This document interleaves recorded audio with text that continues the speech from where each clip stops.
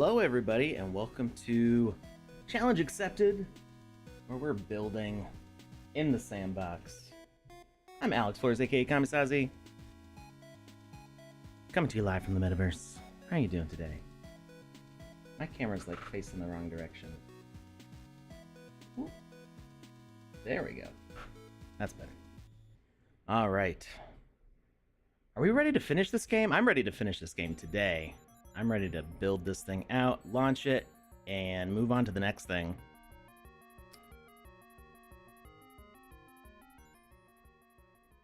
Text-to-speech is not on right now. Hey, VVox. Hi, BitVox. Lurking in the chat. I want to get text-to-speech back on, but I need Panda's help to get that turned on. And she didn't see my message yet. So it's off for the moment. But hopefully we can get it back on at some point in the next 4 hours while we get this game launched. So, what did we do last time? We were working on some quest logic, making sure things count down, making sure that Wizzy the Purple's responses to us make sense. Some things that I remember we needed to fix. We currently do not die when we enter the danger zone in here with all the spiders. It just lets us run around in the cryostasis gas, whatever that is. So we need to fix that. I need to put some sound effects on the lightning. Let's see if we can get like a bzz noise on this effect here. We need to make sure that we have the correct assets to qualify for the boost by having 3 IP assets from a specific list. They do have to be from those collections. And I think that's mostly it. I think everything else, I mean, we'll probably find something along the way to fix. I don't have signs for these doors saying that, the gallery is closed or whatever. But a lot of things, we can update later. I do kind of want to put some sort of mechanic in here to incentivize people to visit. We'll see how much time we have and what we can do with that. Maybe do some NFT sensor stuff, so people who have certain items can unlock things in here. But we're not going to go too nuts with it, because the whole point of this is to just get the stuff out there. This is our starting. We're not. This isn't like a game that Tempest Studio has been working on for a year or two. This is a template. We've put, I don't know, maybe about,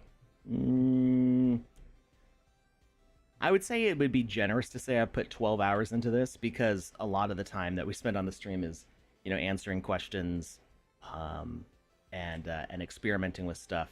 So I wouldn't say that this has been like 12 whole dedicated hours of just working hard on this particular experience. But the idea is that maybe we could get these experiences up in a day or two, assuming we didn't have anything else going on. And just getting out there, getting our feet wet in the Builders Challenge. If you aren't familiar with the Builders Challenge, which I'm guessing most of you are, but you can check out the sandboxes. Oh, that's the wrong.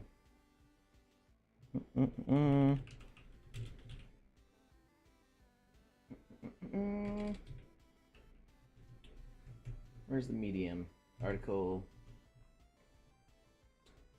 Builders Challenge. Learn more. Is this it? This is the event page. Read the medium. That's not a link. Why is that? Why is that not a link? I got download the Game Maker, read the medium is not a link. There's a learn more. It's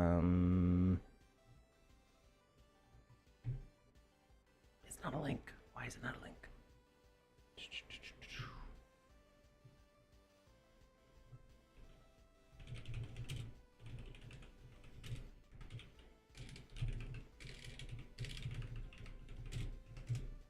Challenge 2.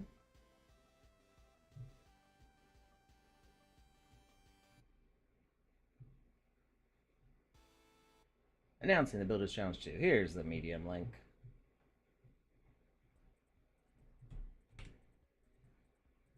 Alright. It's there, and oh, you know, I accidentally just put it in the Twitch chat. I meant to put it in the all chat. Hi, Dr. Luigi. Hey, Andy Ritchie. And hello, user from Twitter. I did not know how to read your name, but welcome. I'm gonna put it. So Twitch, you're gonna see this link in the chat twice, but I just have to send it over to YouTube as well. And if you're on Twitter, well, I'm sorry, I don't have an easy way to share it right to Twitter from here. That is funny that I can't chat with Twitter, but I guess it's just the limitation of the way it works. All right. So, let's dive in here into our game, and let's get some sound effects on this. I'm not sure what sound is going to go best with this, but we'll see. So we're doing this. It turns on with time 2. So basically, anytime time 2 fires, we want to have some sort of sound effect. But I'm not sure which sound is going to go best with this. So let's experiment a little bit. Game Maker volume's turned up. All right. So when they have, oops, I didn't mean to click it. When we've got AMB in the name, that means it's an ambient sound. Hey, 0x Carva, welcome back. So we don't want any of the ambient sounds because that's not the kind of sound effect that we're going for. So we can ignore all the ambience.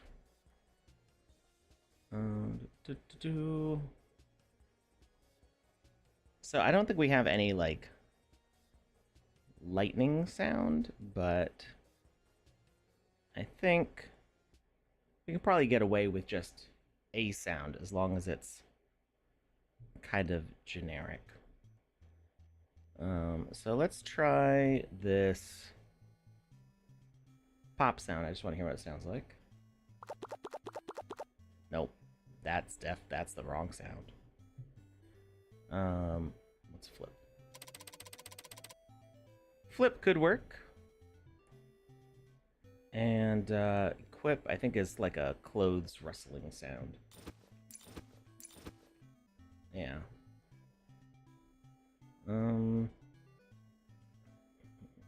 Button. So there's a possibility that we could kind of combine a few of these.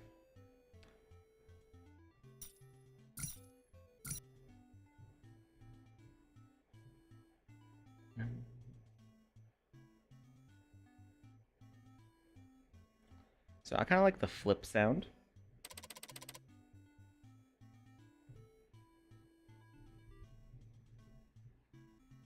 So this should, oh, I forgot to tell it to only happen with the message. So this is going to play on time 2.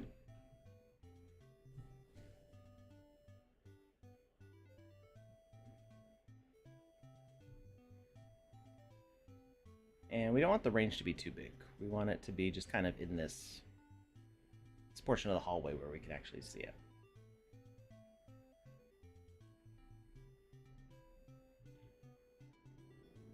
Hey Drakusha, welcome back.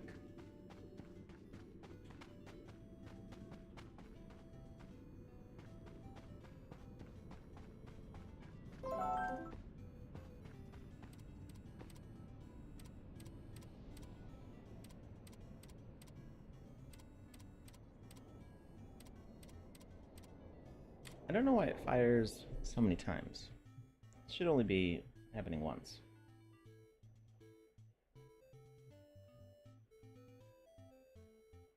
Oh, you know, it's because of because time 2 is getting sent multiple times as it passes through this range here. So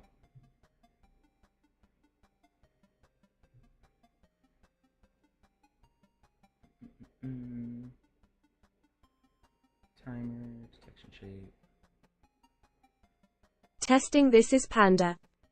Hey! Thank you, Panda, for fixing that.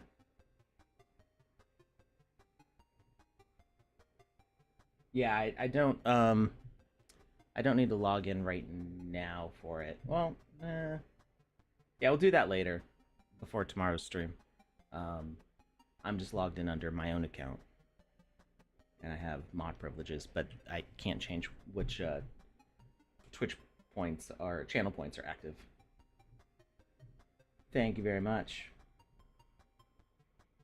Turn up a little bit.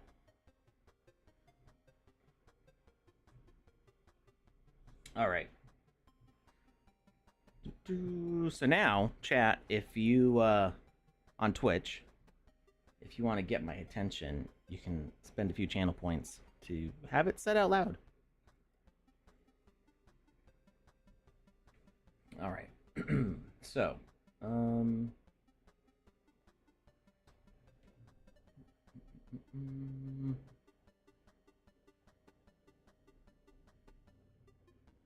don't know if we can change the frequency that it sends out. I guess if display duration was longer.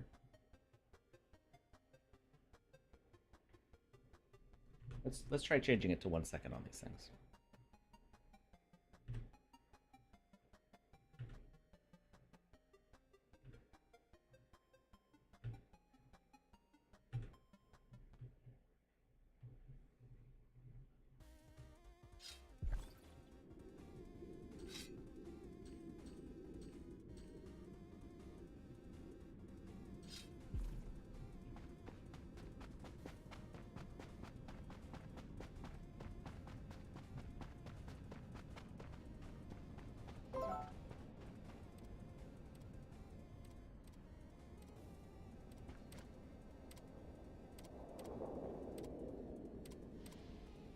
Yeah, it's a little better.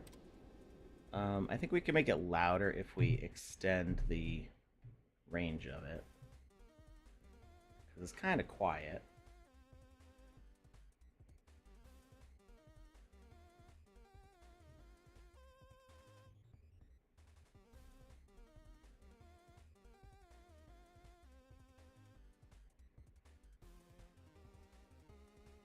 All right, this way we're not hearing it from this room at all. We would barely be able to hear it here if we can hear it at all.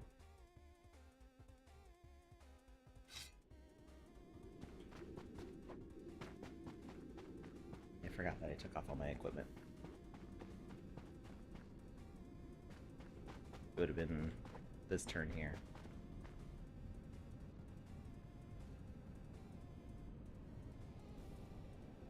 I can't hear it, at least not over the ambient noises.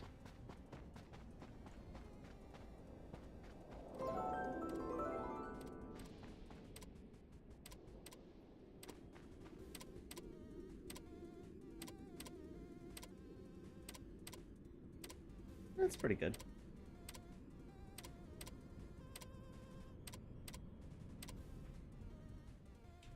You know, I wonder if making these even longer would create more irregularity in the way it passes by. So we put these all as, say, 2 seconds. See, what I think is happening is say it has no weight.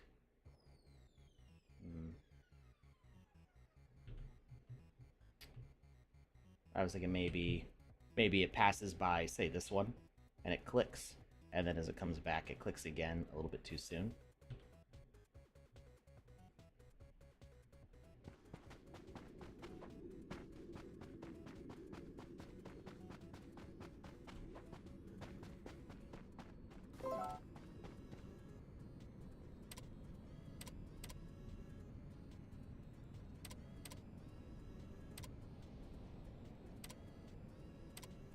It's more irregular now. So by increasing the time before it, or the increasing the duration of the speaker component, it's sending that message less often, but maybe a little more irregularly. It is, I mean, it is deterministic, like it's not random. This is just a repeating pattern, but because we're setting up those time delays, it's happening at a different rate than just the platform moving by it. So it's adding little delays in there that may or may not complete. So it'll just feel a little more random. And I'm okay with that. But let's get another sound effect in there. So we've got generic flip, and I think the other one I liked was button. I can click this. There we go.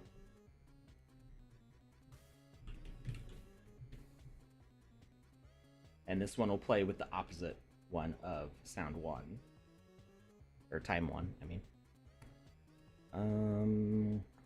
Button? Yeah.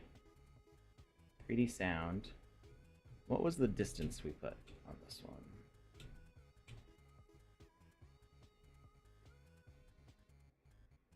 We told it 16 as the range.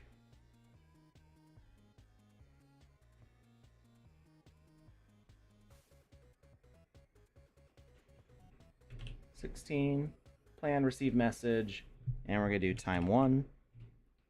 That way it's happening at the opposite message of the other sound effect.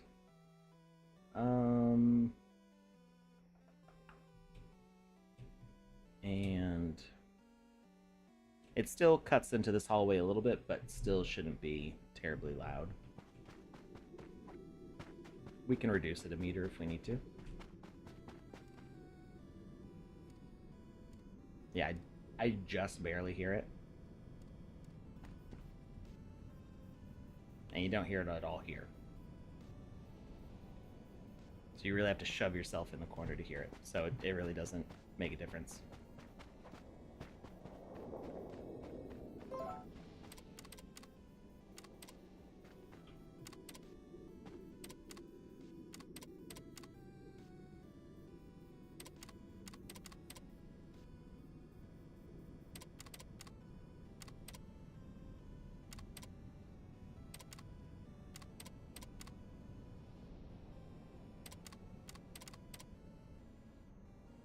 They almost sound like the same sound effect to me now that I hear them right next to each other.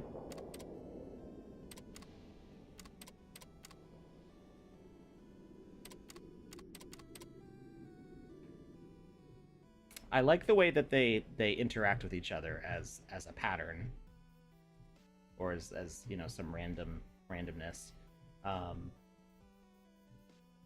Generic button.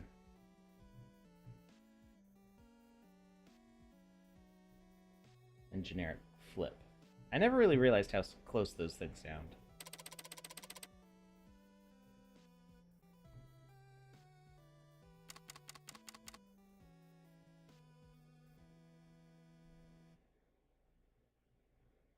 It's like it just has a little extra... The switch has a little extra juice.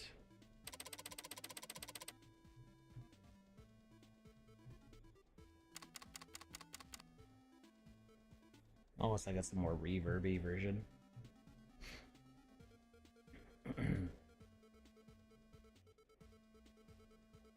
So we're doing time 1 for that, and it should be time 2 for this one.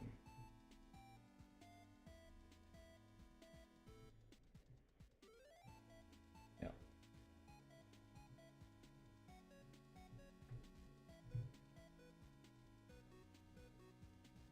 Let's see.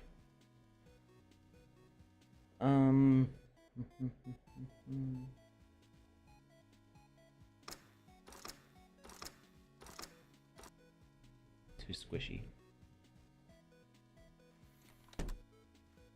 Too definitely a door.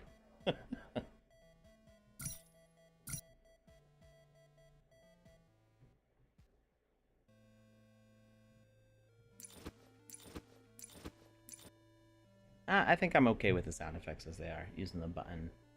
We don't have any like zap lightning sounds for that yet, so I'm excited for more sound effects to do better ambience overall. All right, so let's save.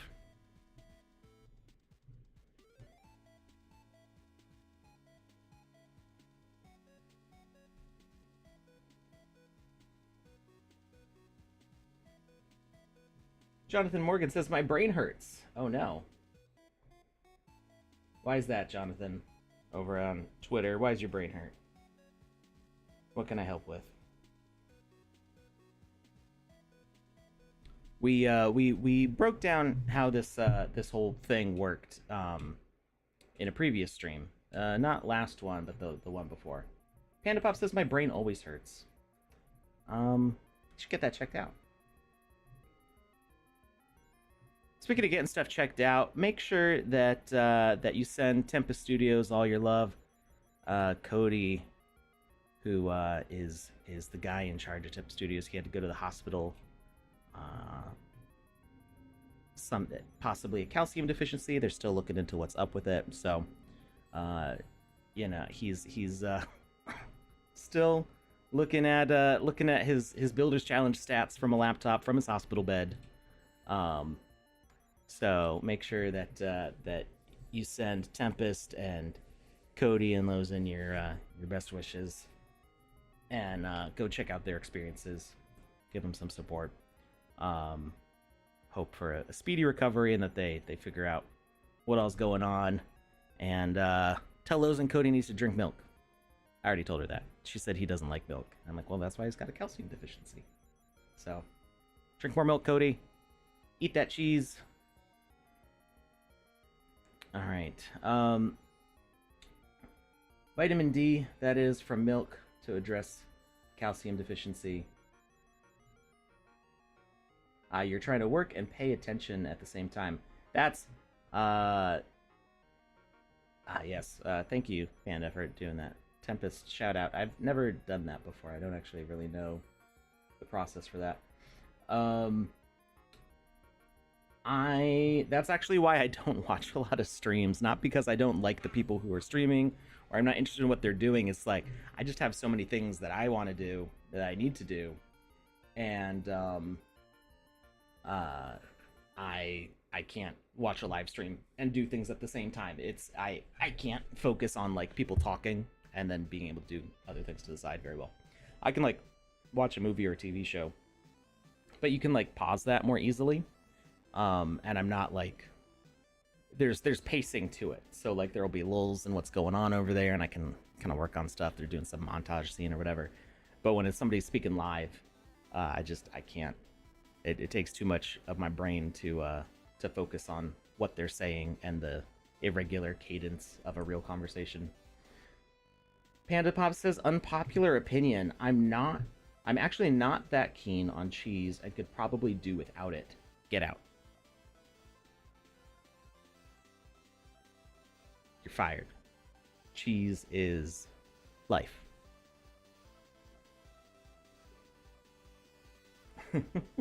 Temio says, good morning, fam. How's it going, Temio?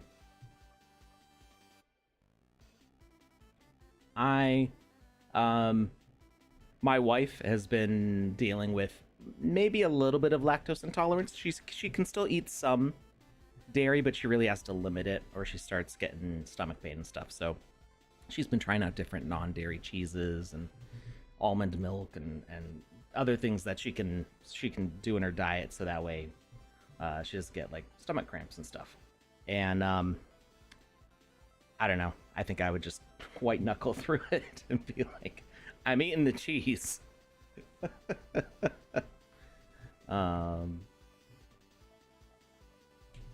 Dairy's too important to me. Dairy is more important than my personal comfort. That's how I am.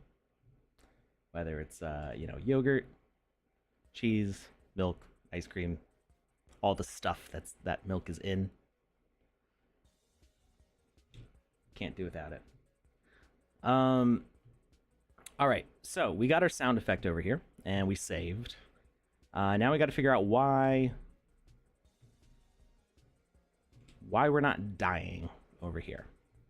So we had this multiplayer asker. It's supposed to send a message of pass out, and it sends that to everyone in range, and that's supposed to be our player's kill message, but it seems like it doesn't work in a multiplayer scenario when we do the multiplayer simulator or when we publish as multiplayer in the gallery. It is not seeming to work, which is weird because it's still a multiplayer health component. But it seems like maybe those things don't mix for some reason.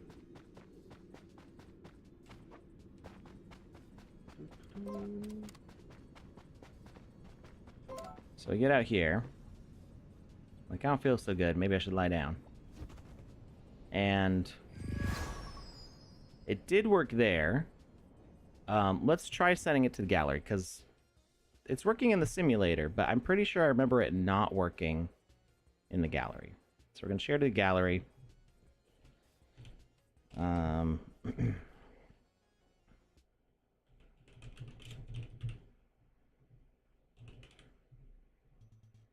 to share it. Go West has a parade of dancing pandas there. How's it going, Go West?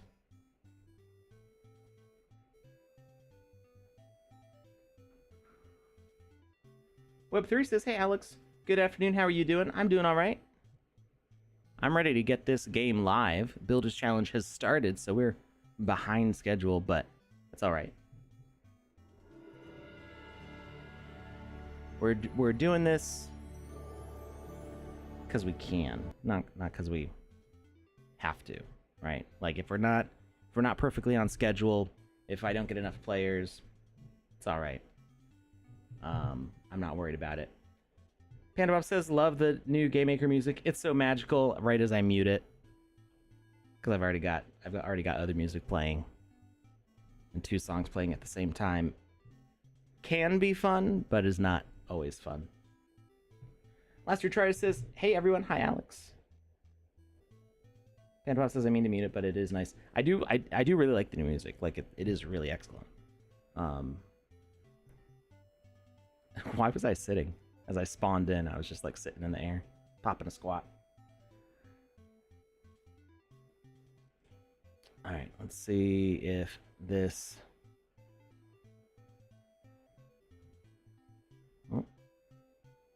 Oh, I muted the Game Maker. I'm like, why am I not getting any clicky noises? So we know that's working in multiplayer, right? I did make this multiplayer, right?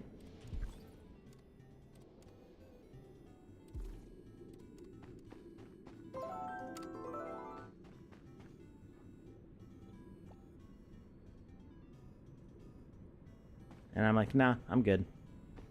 Maybe I should lie down, but I won't. That's me every single night.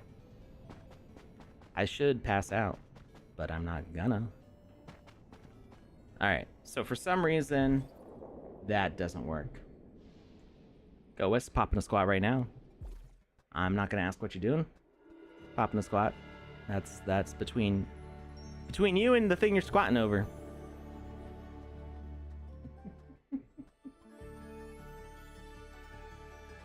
Web3 says, hey Alex, I published battle subs last night. I utilized some of the feedback you gave me. I appreciate your help and your support on these live streams. You make a big difference. Thank you, Web3. I'm happy to help. That's why I do this, because I enjoy helping.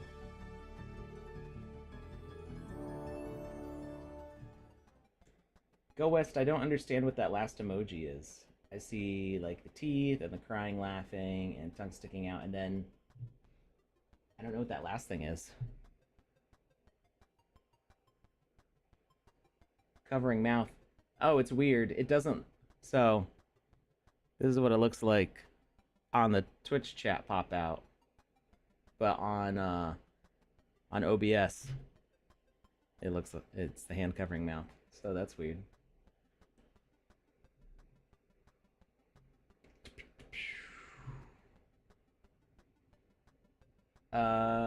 We should check out Battle Subs also. That sounded ominous. Jonathan Morgan, I lost the context of when that sounded ominous. And keeping it between you and the thing you're squatting over. Is that it? All right. So, what's not working here? We've got our health. Instant death messages pass out. And it's a multiplayer health, which is the only option that we have in this context. And then we go over here and edit logic, and it should be broadcasting to everyone in range. All specific tags in range. Maybe we could try specific tags in range, see if that works better. Selected actors, rules, self, team. Let's try specific tags in range. And we'll put avatar as that. Oh, you know, I just realized. Oh, no, it doesn't make a difference because we only have one option there, so.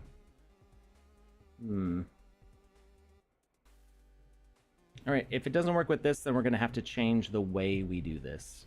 And I have some ideas about that.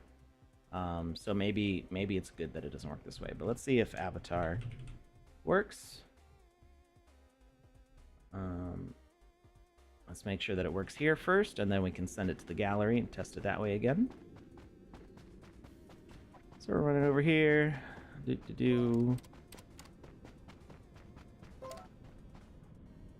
don't feel so good. Maybe I should lie down. Okay, that works as expected. Okay, and then we're going to sharing gallery.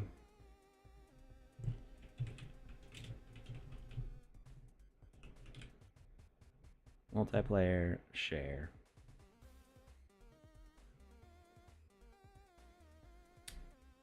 You know, I wonder. I don't know. I don't think this would make a difference. But I wonder if we turn on the PvE, player versus everything, if that would make a difference. We might already have PvE on. Hey Garnican, how's it going?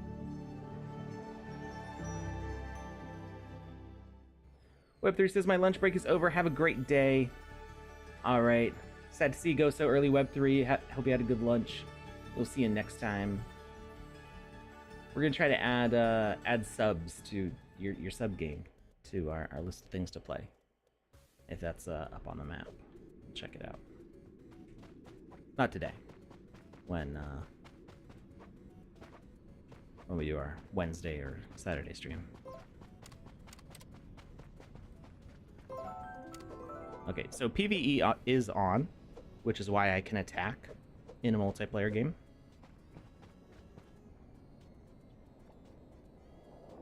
Okay, and sending it to the tag also does not work. So I think what we're going to have to do is do damage in the area.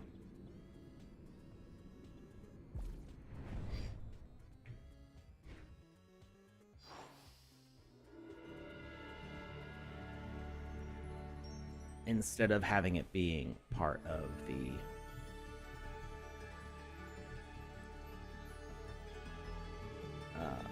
asker behavior. We're just gonna do passive damage in that area constantly.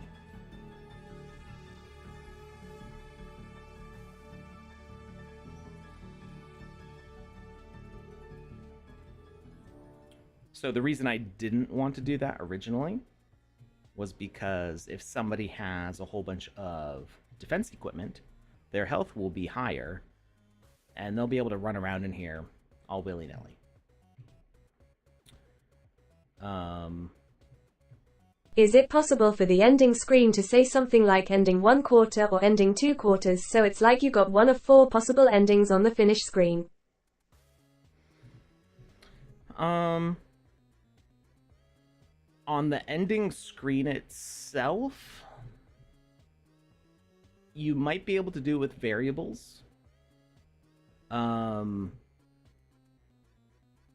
haven't tried that out before.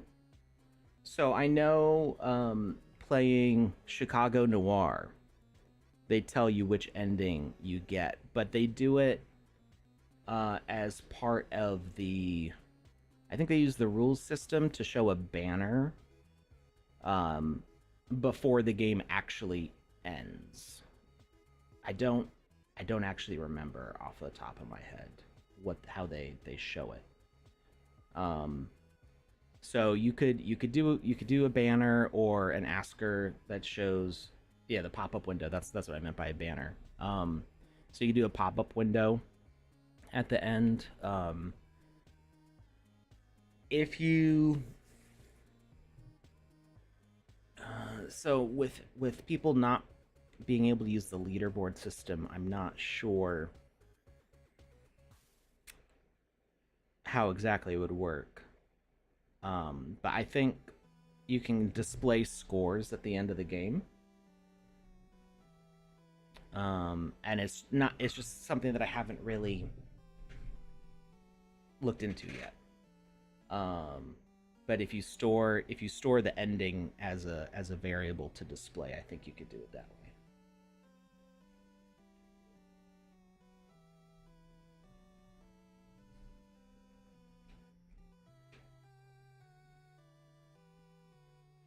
I'm just trying to think of like what other...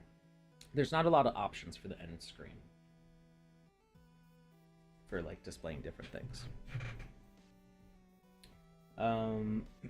Pickaxe Master says, good morning, afternoon, and evening. Howdy, Pickaxe. Alright, so this thing isn't working.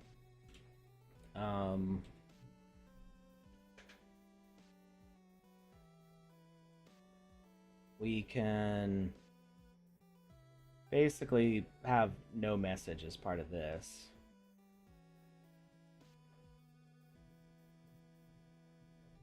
Let's change to what this says. I don't feel so good. Maybe I should leave. And we're gonna edit the spacing of this. So, broadcast type. We're not broadcasting anything, so that's fine. I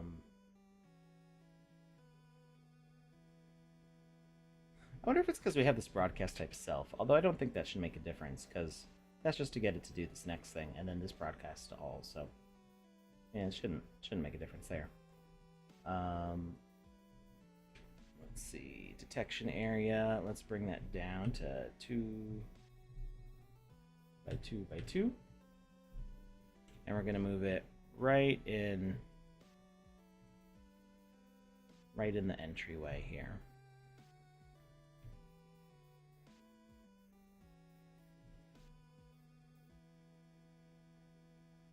But it'll only happen like once you crest that threshold. And we are going to have it send only... Do we want it to send only once?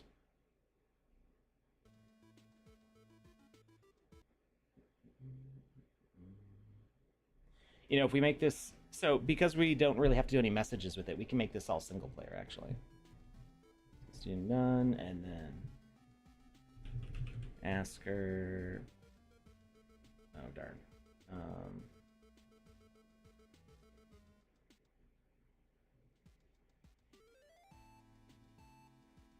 Every avatar in a range box 222 enter message gas cell phones. Okay.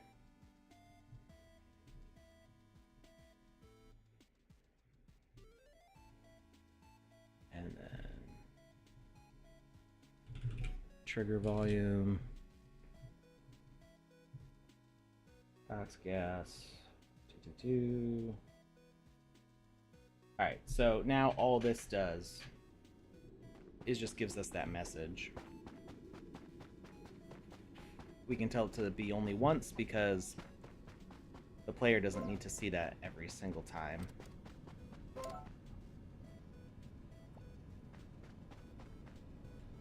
So this is going to change to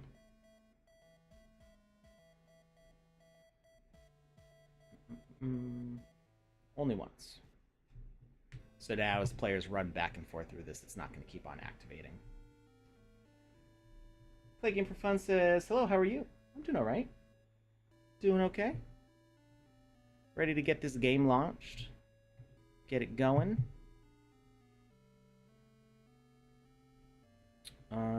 Alright, so now we need to send a damage message in this whole area. So actually, I think we're just going to attach it to our dust here.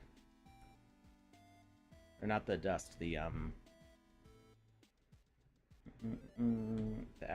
the mist.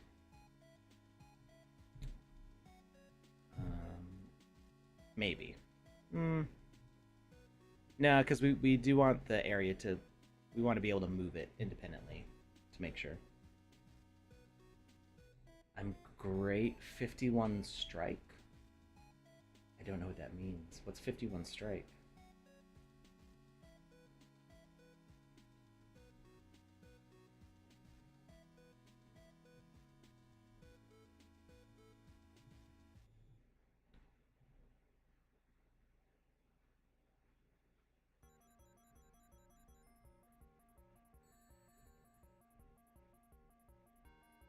Wait, are you talking to somebody named 51 Strike? Oh, Streak. Watch Streak. Got it. Okay. So I think because I'm logged in as myself and not as the sandbox, I don't think it's going to show that for me. I'm not sure, though. I don't think it's going to tell me stuff like that. So I apologize if somebody raids and I don't say anything. Actually, it should announce in the chat if there's a raid. But things like streaks, I'm not sure if it tells me that.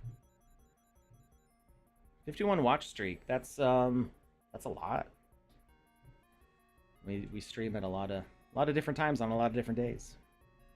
That's some dedication there. All right, so we're gonna do a message broadcaster.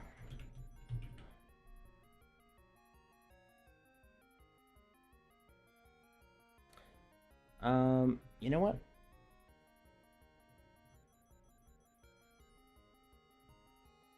I can't do this as a box. But what I could do... if I do it as a trigger volume... the enter message can be health and drop it down by some amount. I will do a box.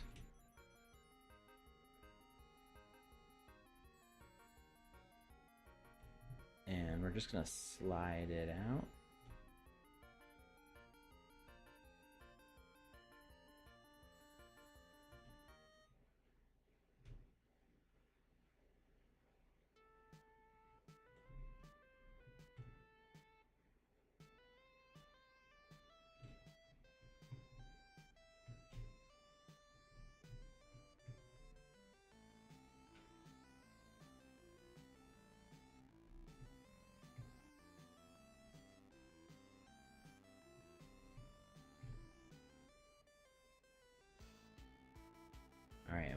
focus longer.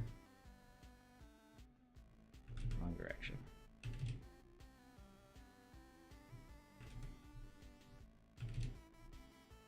There we go. So now it should be reaching... Oh, we still need more.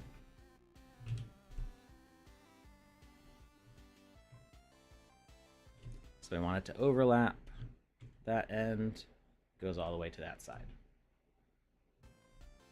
Play Game for Fun says, before, always break around 20. This time I was lucky to join all streams so far. Ah.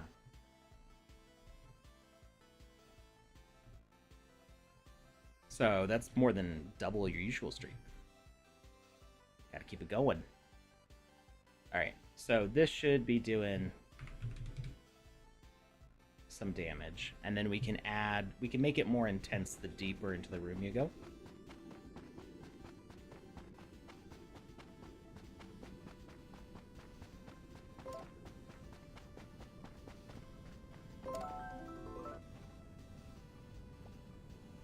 No damage yet.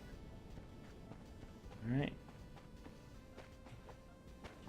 It only sends it the once when we enter in. It doesn't send it on exit. I was hoping I would get a constant tick from it. Where'd it go? Where it is. Broadcast duration. Duration. There we go. Broadcast duration time. Time in seconds the message broadcasting will last. Delay between broadcasts. Do like 1 second.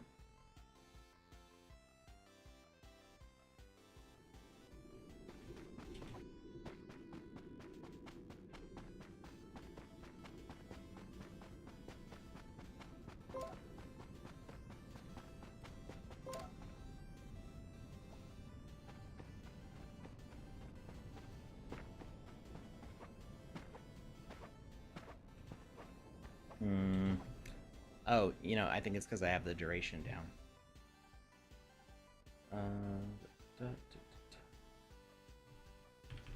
So let's just make it a really big number. So theoretically, you could sit there.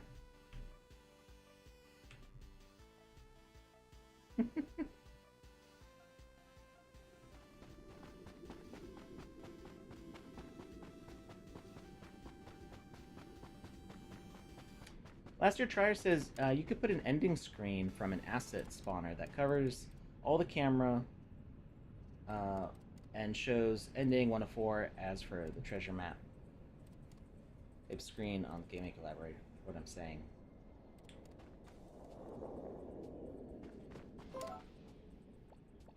Try that in a second. There we go. So now, theoretically, you know, you could try to outlast that duration, but... Oh no! Oh no, it keeps sending the message forever. That's not what I meant to have happen. Okay.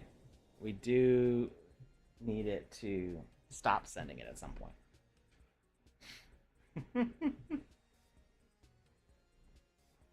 Oh no, permadeath. Yes, and by permadeath, it just means you die over and over and over again.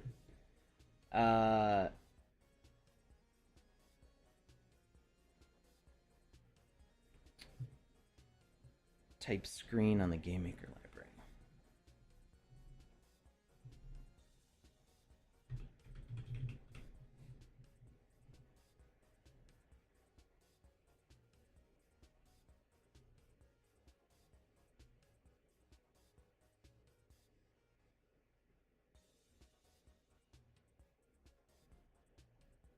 I'm not seeing the screen. I'm not sure. Maybe you have a different asset. There's a bunch of exclusive screens, but not everybody's going to have access to those.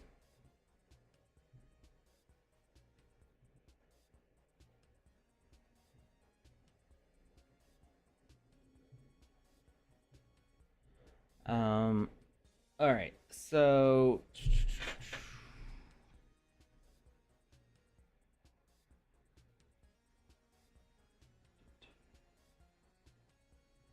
don't need that duration to go on.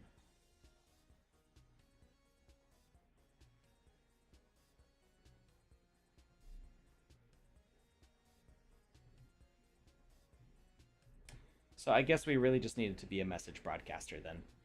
I was hoping we could make it square.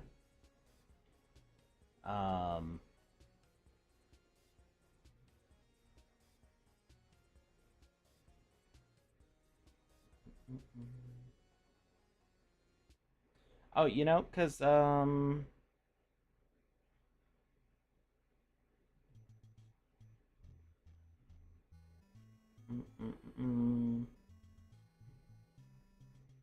yeah, we could just make it round. Broadcast type is set to all.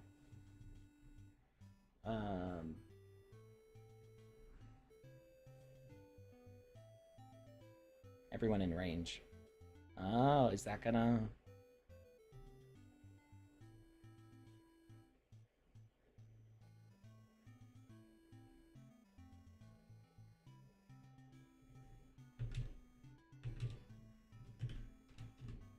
Is that what's gonna do it?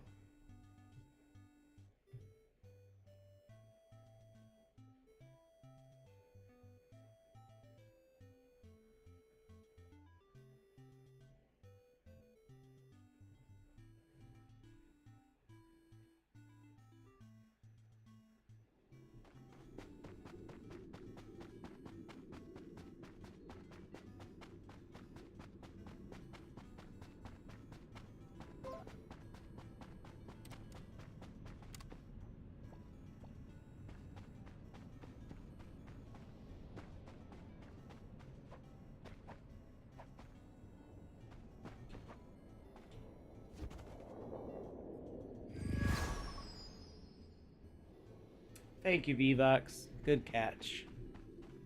That's what I needed.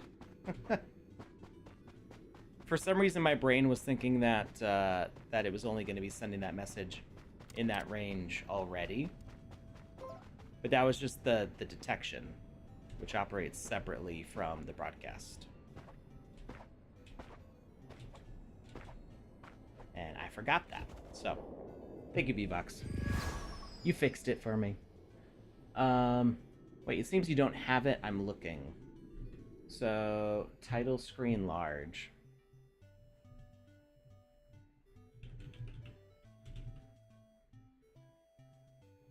Nope. It's probably something that you uploaded. You're seeing it from your workspace? Or did you wishlist it?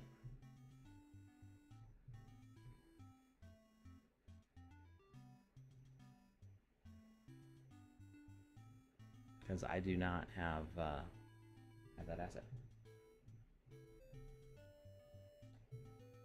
Yeah, so I missed it down here. So when I saw detection type, I thought that was everything, but I missed the broadcast type. So now it's everyone in range, which is exactly what I need. It's from Game Lab, not mine. So, yeah, you would have access to it through, well, likely you wishlisted it? Or was it part of like a,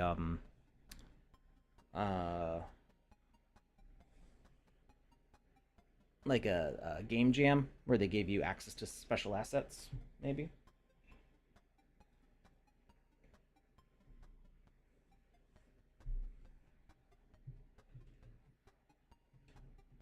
All right. So we've got that one. Maybe we'll set it a bit higher.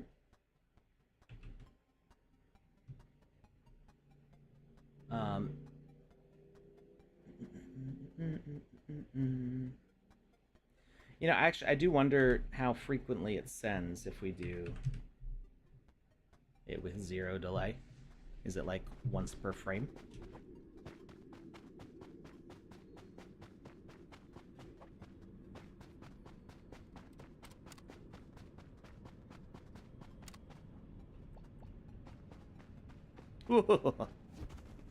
Actually, I kind of like that.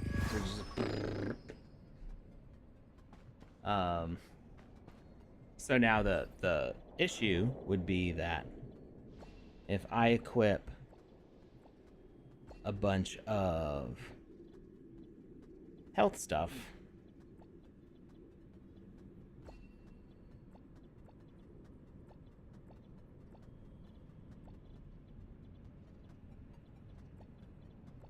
it's gonna take longer for me to die in there.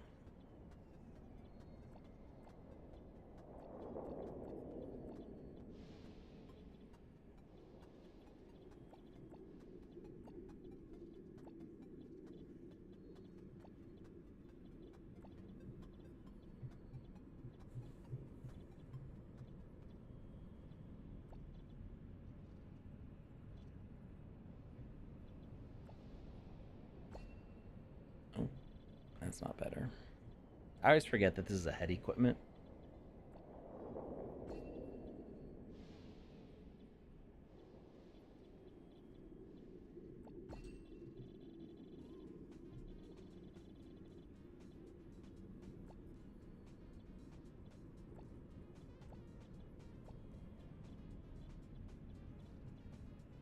I'm lost. Or this one. That's what I wanted. So if I try to buff myself up with a bunch of health equipment, I mean, that still is going to kill me really fast. Oh,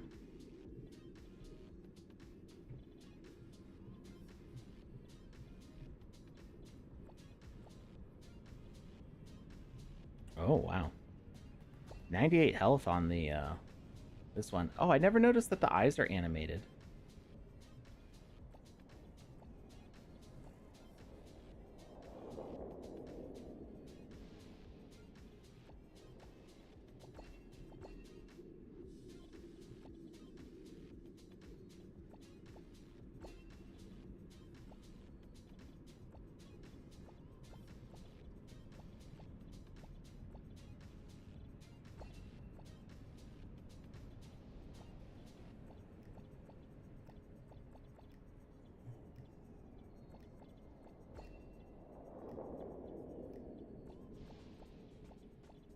It's not too common to put defense on weapons, but it does happen.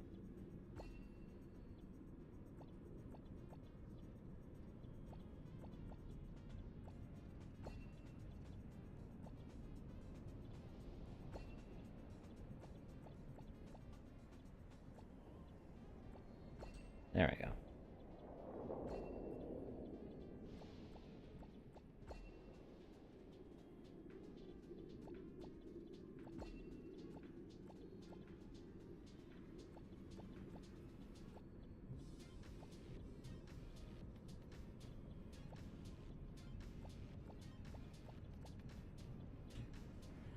All right, so we've got 355 defense points, bringing our HP up to 692. We are very well armored here. I don't really like that turning the camera clips us outside the wall. I think to avoid that, I can add some blocks, some terrain blocks, because it doesn't happen with that. But for whatever reason, it's a little more forgiving with assets.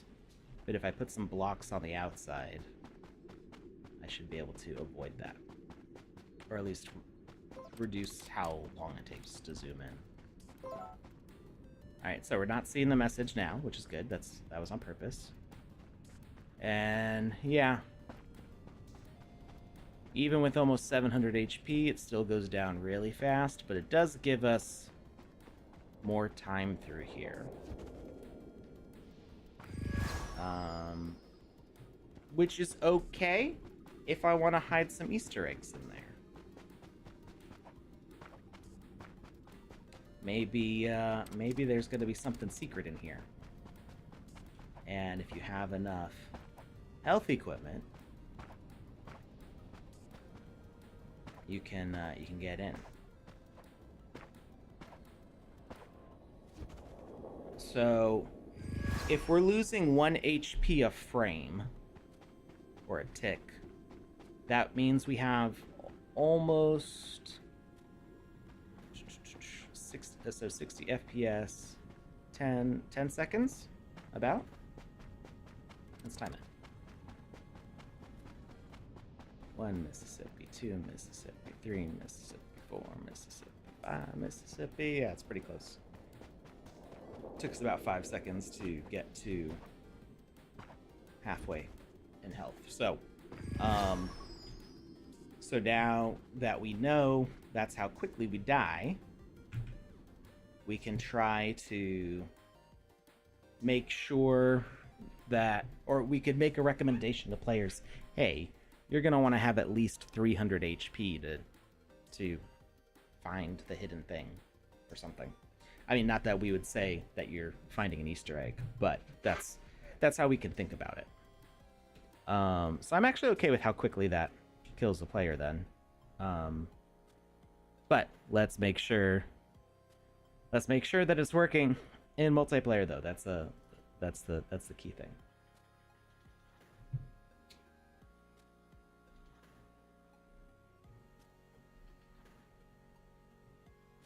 So we're going to share to the gallery.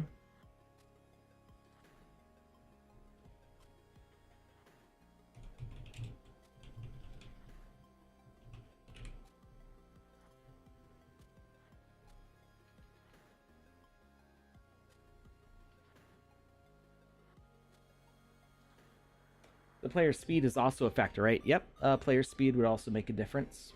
They could run around in there faster. So, I mean, we wouldn't...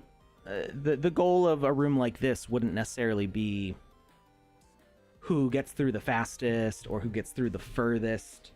You would just kind of want there to be a threshold that they have to pass. They need to have enough health and enough speed to get to, say, the end of the room. So right now, with no equipment, can I get all the way to the end of the room? And if that's the case, I may want to increase the amount of damage. Be like, how far can I actually get through here running? Not very far.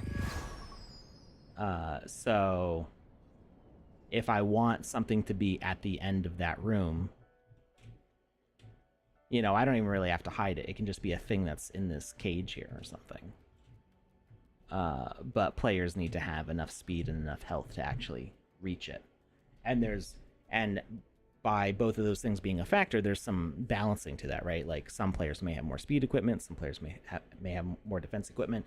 They get more utility out of their defense equipment, maybe even more so than their speed in this situation, because you can run really fast, but do you have enough time to like look around and see what's actually there and try to look through all the fog? So let's go to the gallery and make sure that this is working correctly in multiplayer.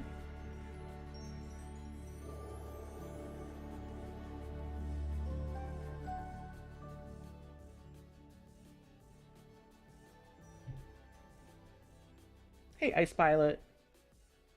How's it going?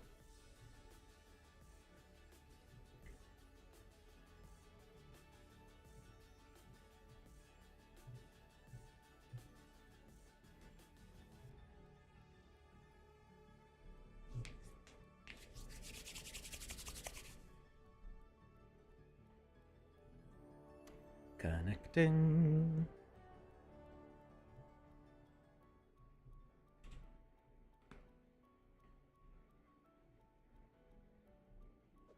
My mouse is doing that thing again, where it's not locked in.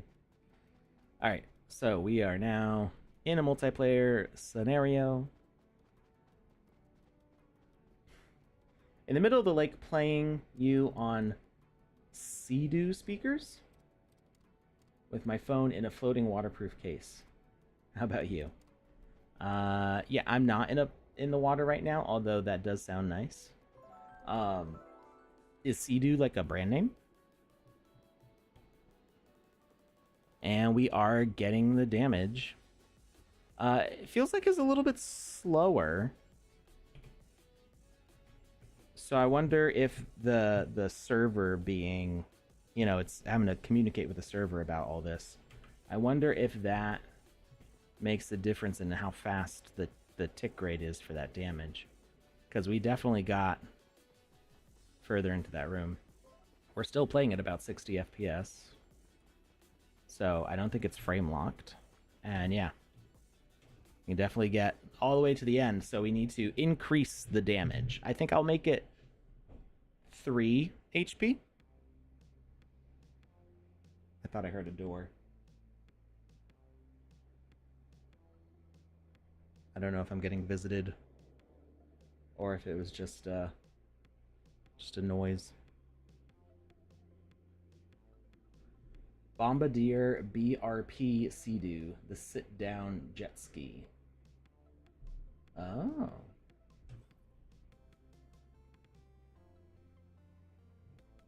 That sounds fun. I've never been jet skiing. I don't like the idea of road rash. I've fallen off of a skateboard going fast enough to draw a good bit of blood from road rash. So motorcycles are not really my thing.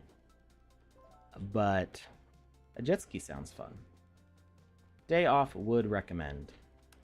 We may, so oftentimes things like jet skis are like a thing you can do when you're like on a cruise. Like when you come into port, there will be like jet ski rentals and stuff.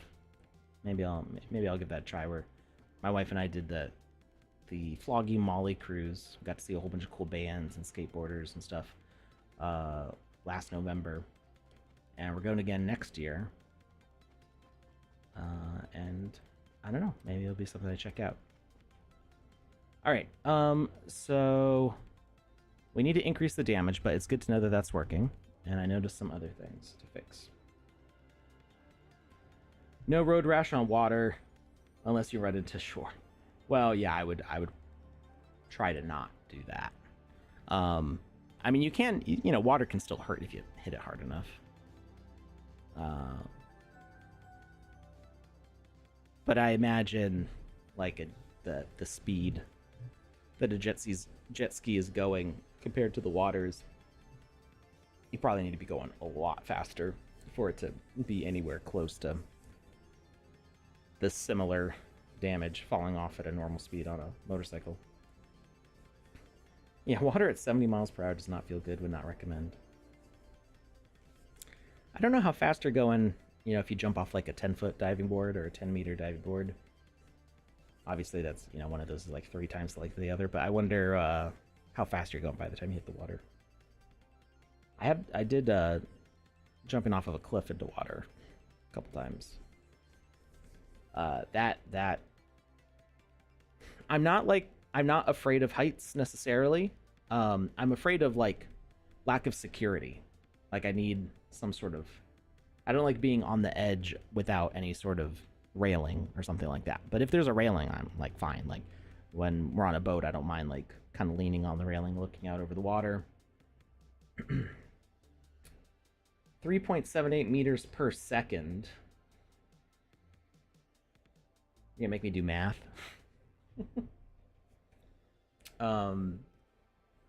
But the issue with cliff diving for me was it feeling like I had to jump out real far to get into the water without running into the side of the cliff, and being not sure what the rock situation was at the bottom of the water.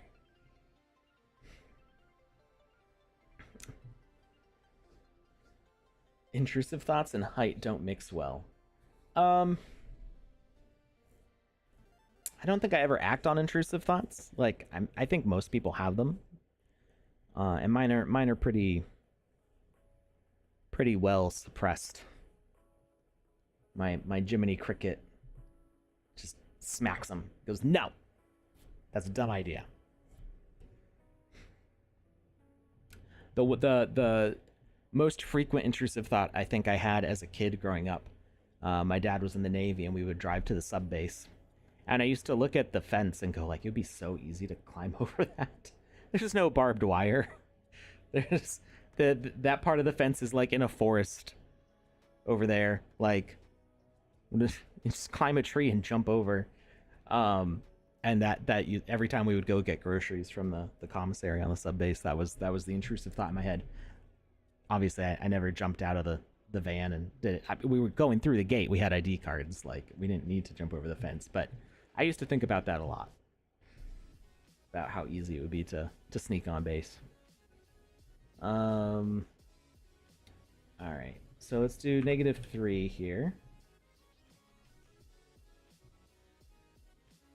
You will fall at a rate of spam E.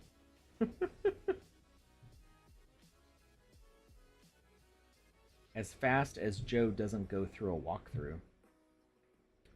Was that so? I had a very busy day during Joe's 24-hour stream. So was he being difficult on the tutorial for Elden Ring? Gravity will accelerate any object at a rate of 32 feet per second. But what do we do with that number? What it means is if we fall 1 second, we'll reach a speed of 32 feet per second. Next machine. Yeah, no, I understand how gravity works. So, but I'm not ready to do the math in my head on stream. What does that mean for falling from 10 meters? How fast do you hit the water if you do a 10-meter jump, 10-meter dive? The rest of the world calls it 9.81 meters per second.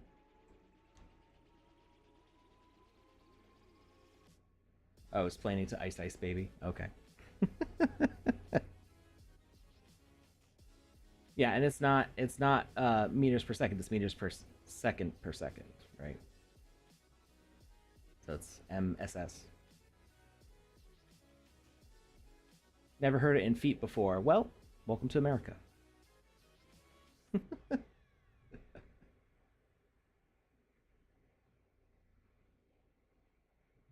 Yeah, meters per second squared. Yeah, that's what I was looking for.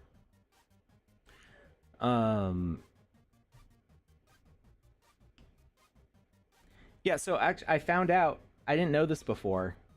I found out that just like everything else in America, it's the British fault. It's the British's fault. The Brits' fault. I think it was Thomas Jefferson. It was either Thomas Jefferson or Benjamin Franklin. One of those founding fathers heard about the French inventing the metric system and was like, we should have that over here. And everybody's like, sounds good. And then the ship that was supposed to bring over the metric standards from France to the United States was captured by a British privateer ship. So we just never got the standards. And obviously we have them now, but that was one factor of several, probably, that delayed us getting into the metric system. And now it's too late. Like, it's there's so much infrastructure, there's so many different things, and then you get some not very smart people going like, we can't do this because reasons. The new standard is now voxels, yes. So actually, I have two inconsistent ways of measuring things for voxels, but they're close enough that it doesn't make a difference. Not practically. Like, the scale is squishy enough that it's fine. So obviously the Sandbox has a standard of 32 voxels per meter. A terrain block is 1 meter, and there's 32 voxels in each dimension on that. But when I'm modeling stuff, just so that way I don't have to do conversions, and sometimes, 1/32 of a meter is just not a very useful unit for me to imagine. I actually do 1 voxel per inch, and for me, like, an inch is a very easy to visualize concept, and even if you think of it as like 2.5 centimeters, it's close enough. But just things around me, I can go like, oh, hey, these little coffee candies, this container's about 3 inches across. So I have like a visual reference. Ice Pilot, I see what you're doing there. Um, so yeah, it's pretty easy to measure things out that way. Now, obviously, this, like I said, the scale is squishy because like an avatar hand is 4 voxels across because we show each finger as a voxel. Obviously, my finger is not an inch thick. That would be enormous. So things are deformed slightly to make sense for visual details, but the sort of the frame of reference that it gives me is that most objects, if I want to display an object, it needs to be over a cubic inch in size, unless it's like an absolutely necessary detail. And then those smaller details end up being larger, like somebody's iris on their eye. Like that's an important detail. You don't want to miss their eye from their avatar figure. So yeah, we have a 3-inch wide eye with an inch wide iris, but it's because those details are kind of like mandatory to make the thing make sense. But for other things around, like when I'm doing like a car, I can use that inch per voxel measurement, or voxel per inch, I guess. And it helps with just estimating the sizes of things. All right, so it's called Imagination. That's a large cigar. That would be a very thick cigar. All right. I mean, actually, how big is how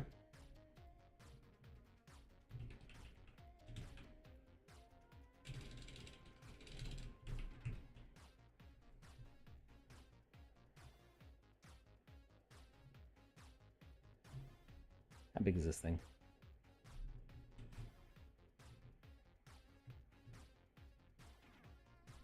Snoop's blunt appears to be 4 voxels long, or maybe 5.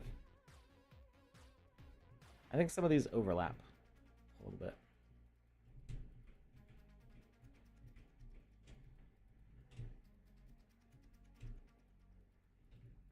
All right, so we've got our sound effects, we've got our damage in here.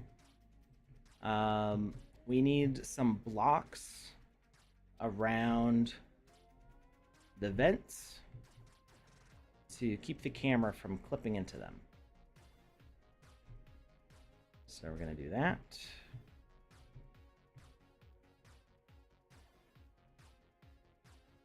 I think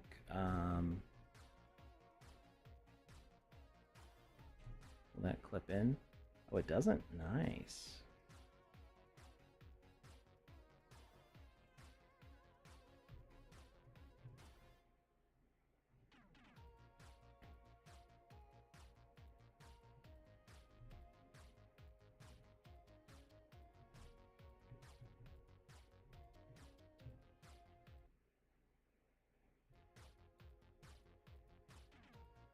Just looks larger in the light rendering.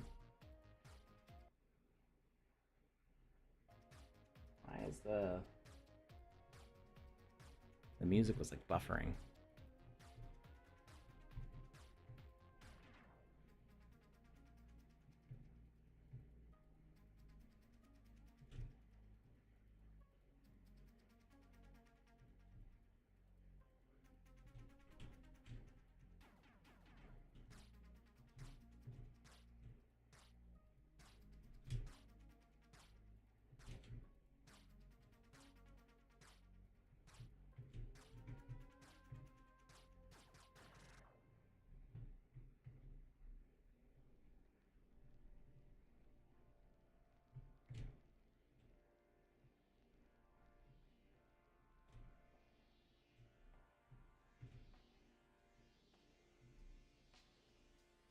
Okay, looks like the terrain blocks are not clipping through the wall at any point.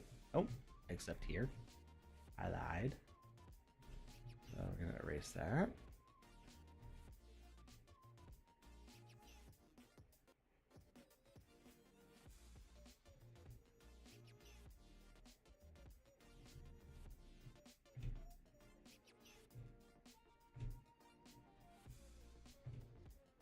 And we'll just put it here.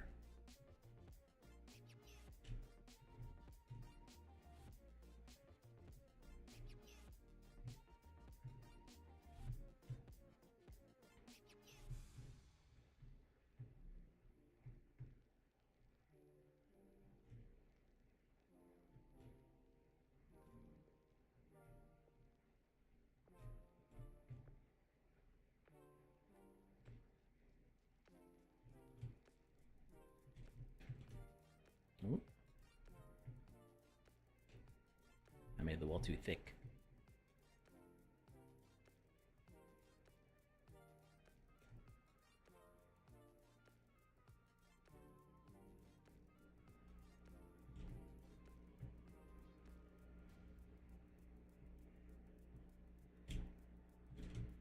All right.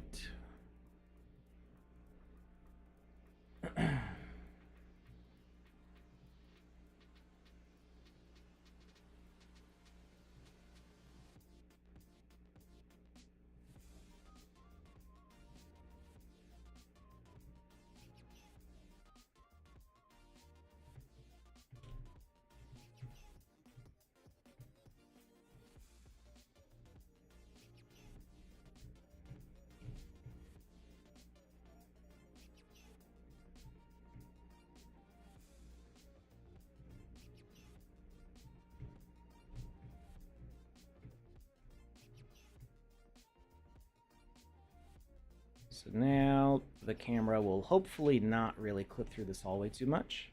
Let's just make sure that it works correctly.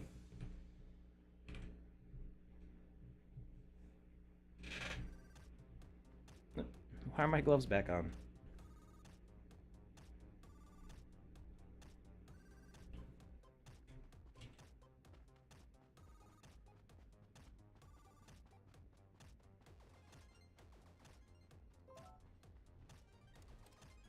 So now when I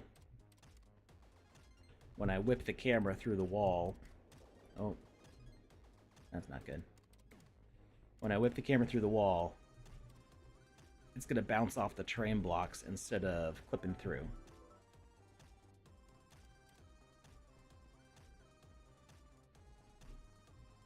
So it still clips through a little bit, but not nearly as much as it did before. But I do need to fix some of these.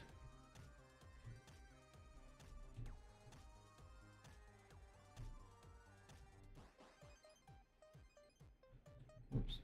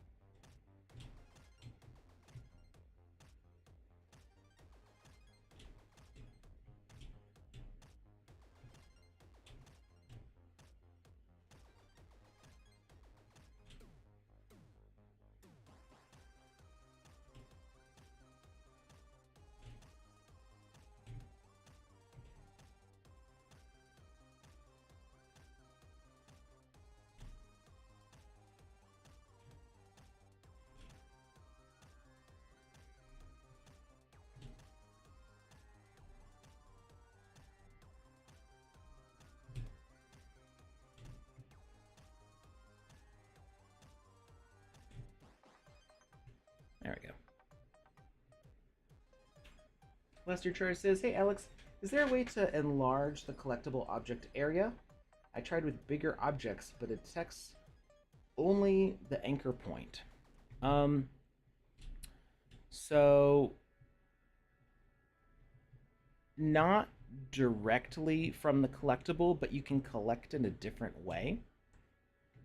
So instead of using, I can like get into a spot here.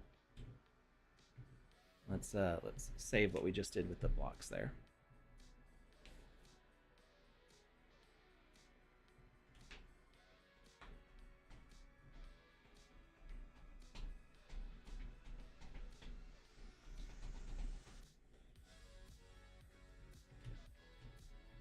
All right.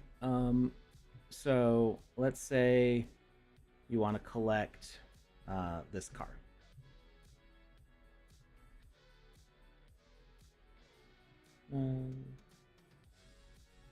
Collect.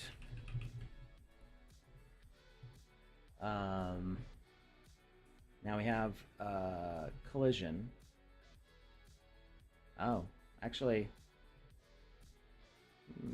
is it because we have it collectible? It's not letting us do collision. Ah, okay.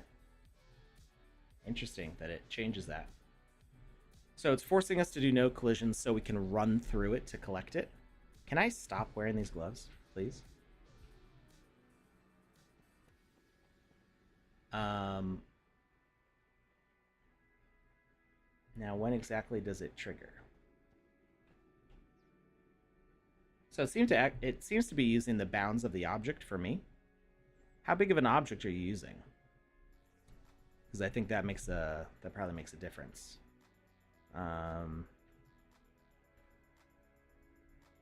Actually, if you want, send. I don't know if it'll let you put the link in the chat. On my tweet about this show, I'll put a link to the tweet. Give me the link to the workspace link to the asset you're trying to use.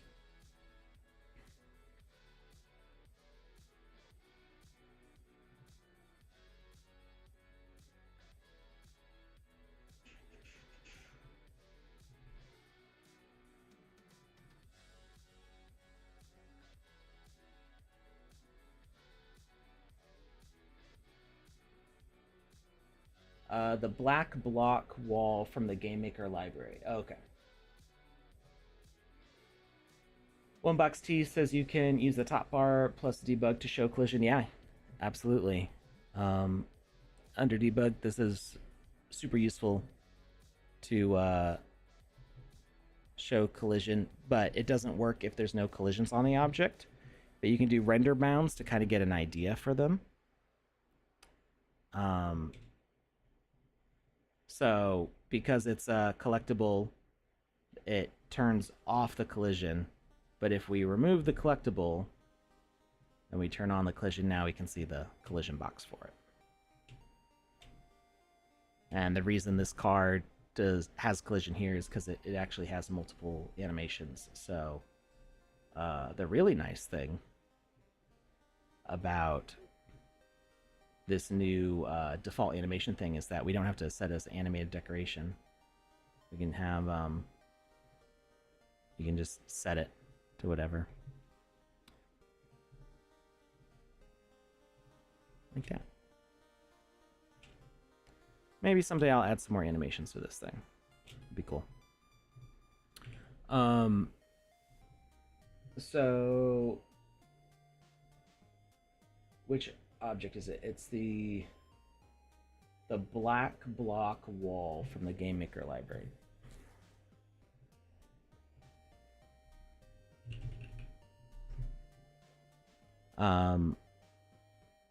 Is it the concrete? You said black. So I don't really see one that is there's the back rooms.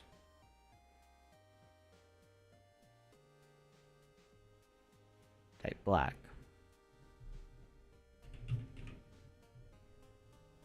The speaker?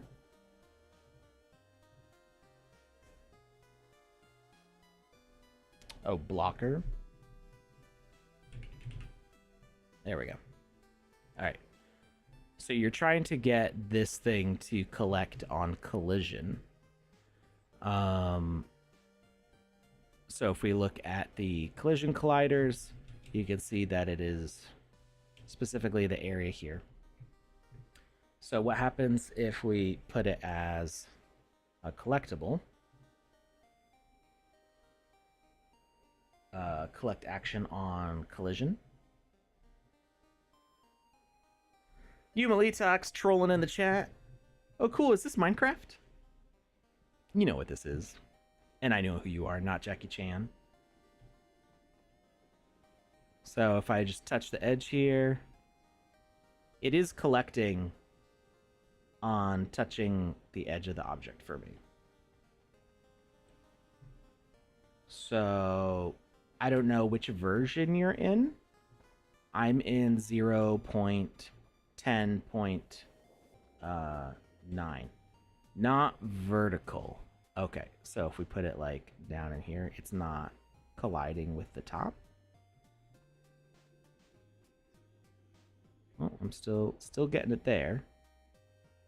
How far down do we have to go?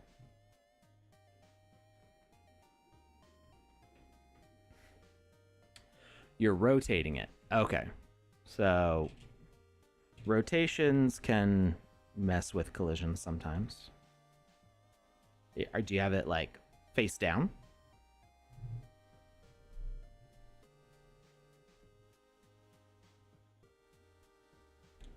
Interesting how... Huh. So here's a little... We were using single player collectible and collision was not allowed, but multiplayer collectible collision is allowed. And I don't know why. That's interesting. So you had it down 90 degrees like this.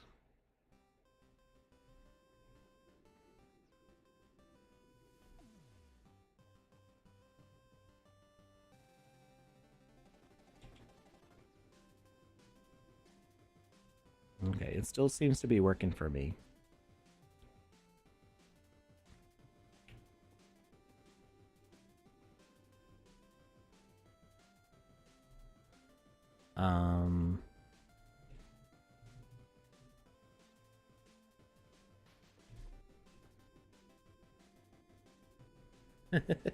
Yeah, sometimes things don't work like in one version and then there's an update and then we like forget to check if it changed, or sometimes this temporary bug, or there's a whole bunch of reasons why it might not be working.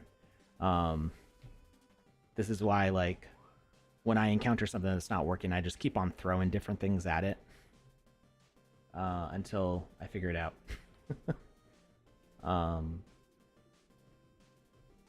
Sometimes it just messes with you, I swear. Yeah, sometimes. But to still answer the question, so in this case, you know, we've got this object here. We can collect it other ways too. We don't have to use collision as the form of collection for it. Let's say, for whatever reason, we want to collect it just within a certain radius. We can have our collect message. So instead of collision, we do an interact, and we put a tag of we'll say pickup, and let's see, behavior. We have collision on. Let's turn collision. Yeah, let's leave collision on. It doesn't really matter because we're going to be picking it up. And then we use a trigger volume. And our enter message is going to be interact. But we're going to have it send to the pickup tag that we put on this guy. So we're going to do broadcast type. specific tags in range, and the broadcast tag is going to be pickup, and we don't need it quite that big. And then our detection range is going to be anytime we get this close to it. And so we hit play,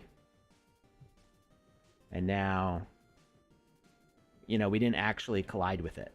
We walked next to it and it still picked it up. We actually spawned on it that time. And it's kind of hard to see because the editor mode thing at the bottom is covering it up. Do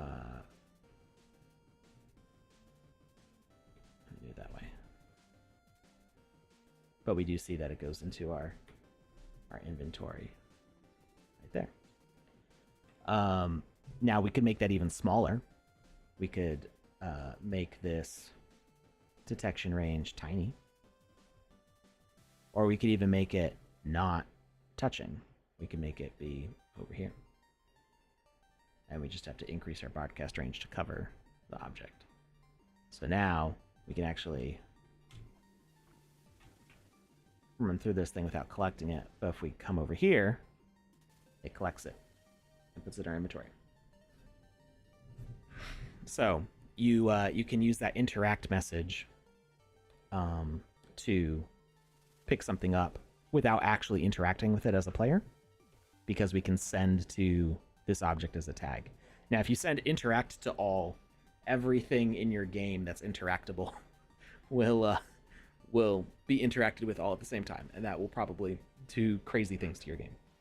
All the doors are going to open at once. All the collectibles will get picked up. All the quests will start. You're gonna have a weird time with that one.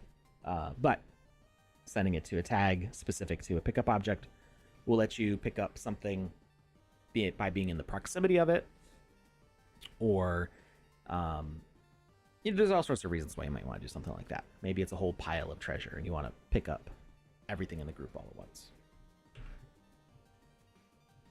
So that's that. Before, when creating blocks in VoxEdit, there was an option to see how the wall of blocks, I'm guessing, placed next to each other would look.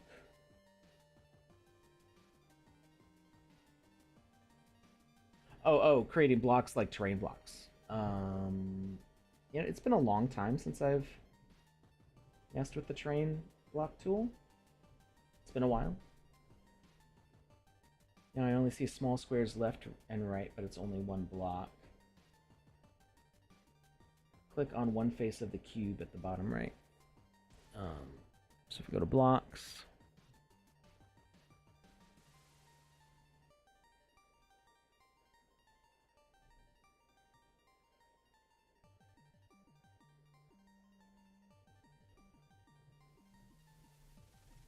so you mean these, the block sides.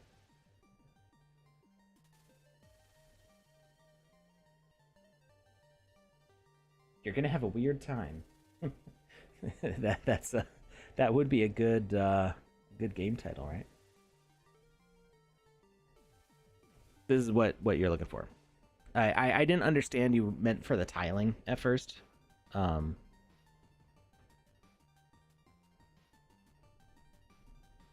it shows up when you click on the faces here. So it got hidden a little bit,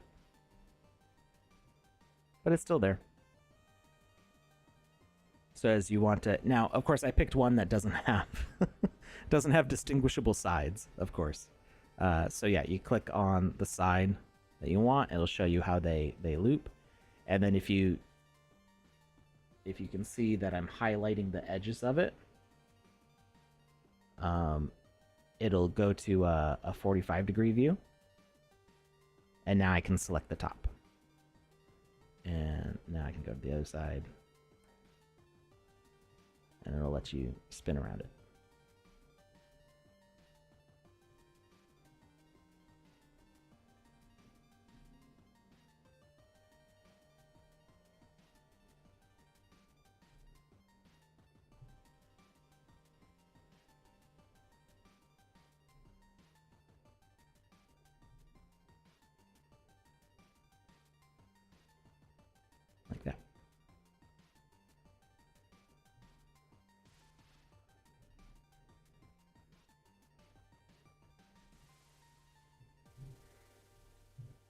Yeah, no, it's perfectly all right. I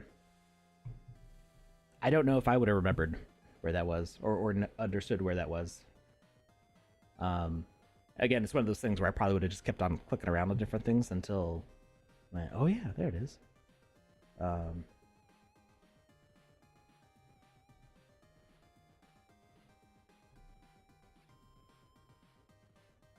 all right, enough messing with that.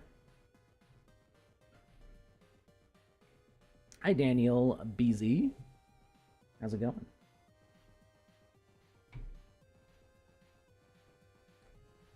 All right, so those blocks. Are we happy with those blocks as we go through the tunnel here? I think so. Still possible for the camera to clip in a little bit, but it's definitely not as bad as it was. Particularly like when you run around this corner. The camera doesn't linger in the wall. So I'm pretty happy with that.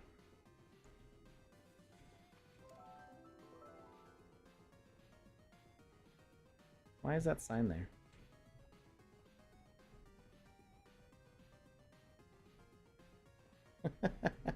That's from me putting the door in. This is the automatic closing timer, but I left the speaker. Did it need to do anything with the speaker besides... Yeah, it doesn't send a message. So, get rid of that. Wow, who did those sparks? That is a VFX. So we spent a good bit of time figuring this one out. This is the lightning VFX. And you can see all my settings right here. If you want to take a screenshot, you're welcome to.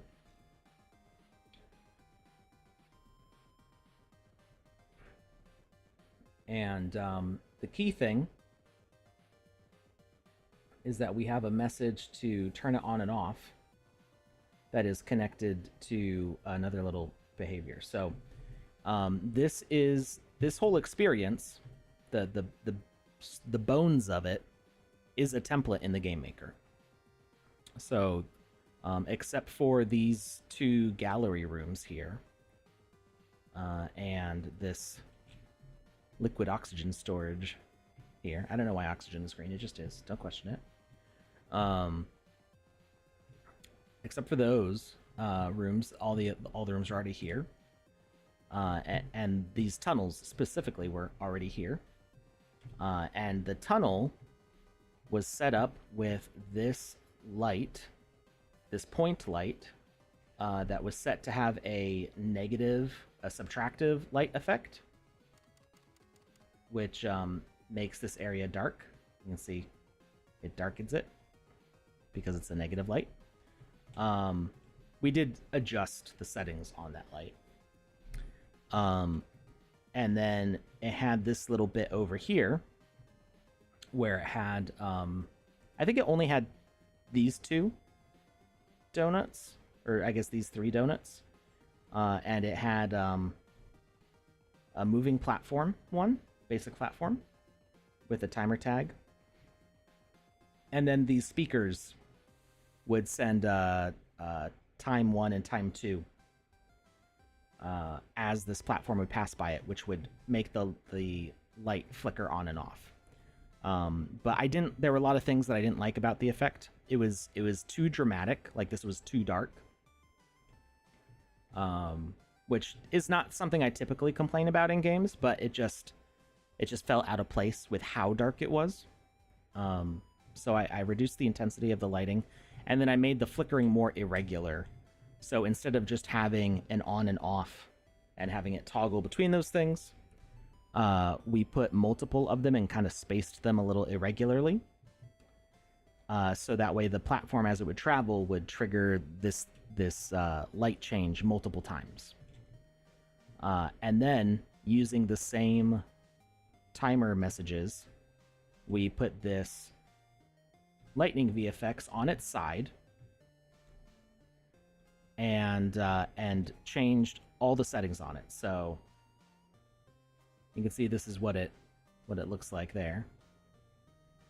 And so it randomizes because of the way the VFX works.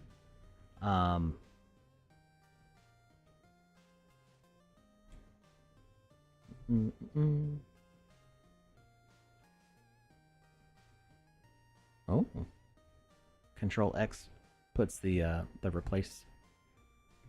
It opens up this. Oh, it's just X.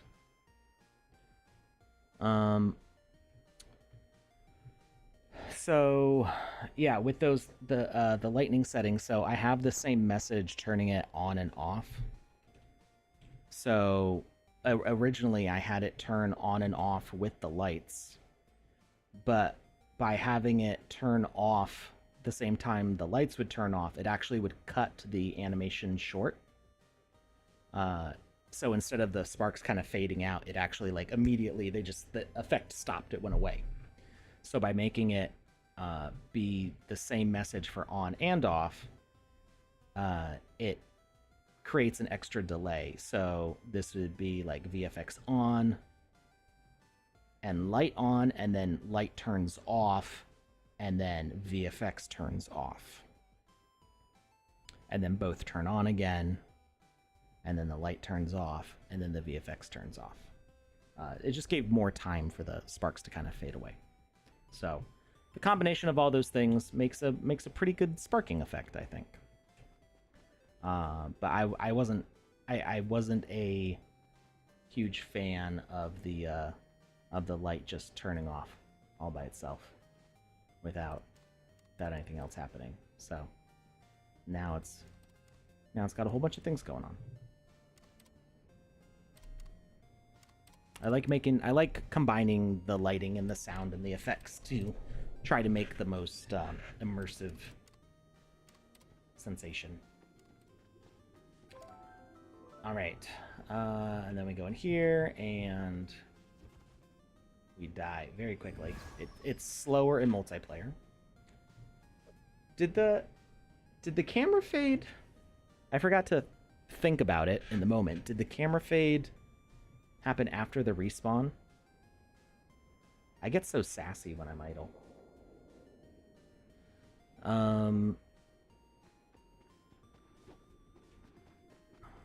And we're good with the blocks. However, we didn't put any over the top. I don't think we need them on the top because it's not the height. Like, you know, we can, if we do that, it does kind of, it does clip through a bit, but it's not as bad.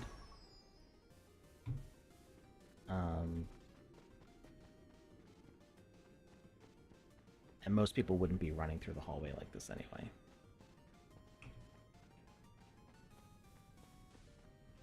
Yeah, I don't think that's a problem. All right, so we need to put the blocks on this hallway also.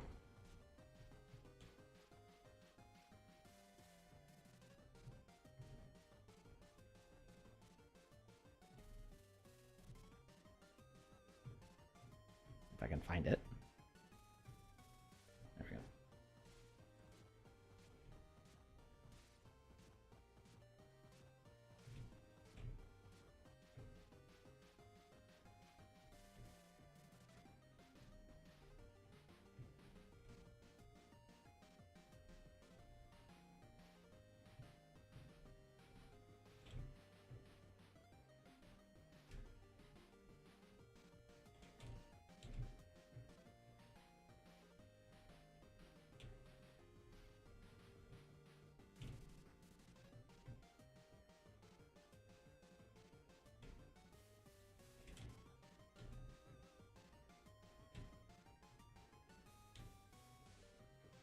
All right, so now those tunnels are all nicely locked up, so our camera doesn't go crazy running through them.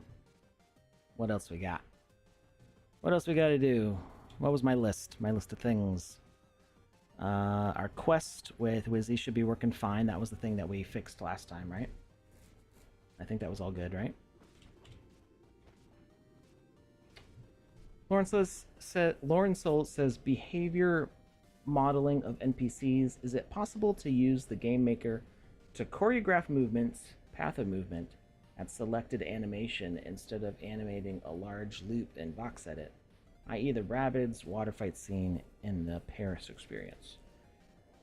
So using the animated decoration behavior, you can link together multiple animations.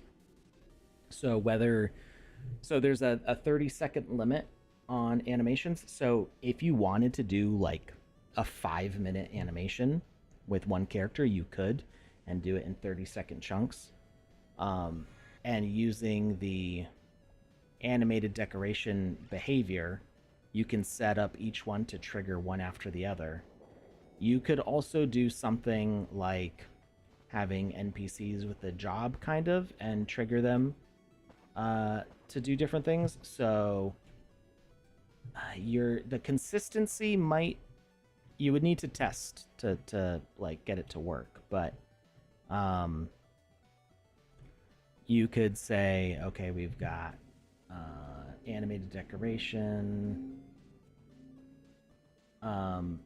You would have the actual character be an animated decoration.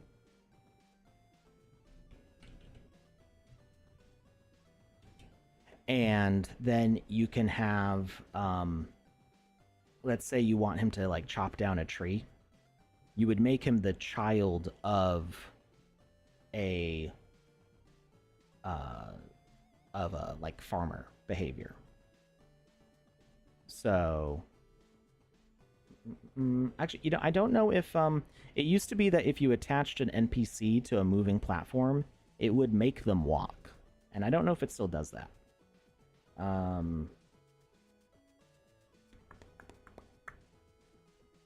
So we do idle, and then let's just put farmer.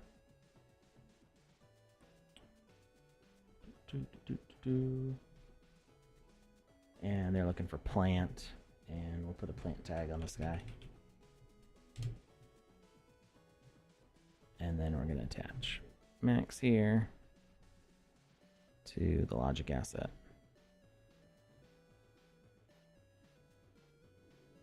Okay, so he doesn't walk. But you could, especially if you're choreographing instead of trying to simulate. It's more complicated to do it as a simulation.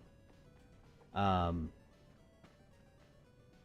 if you are choreographing a whole scene, you can totally chain a bunch of these animations up with each other. So you can say that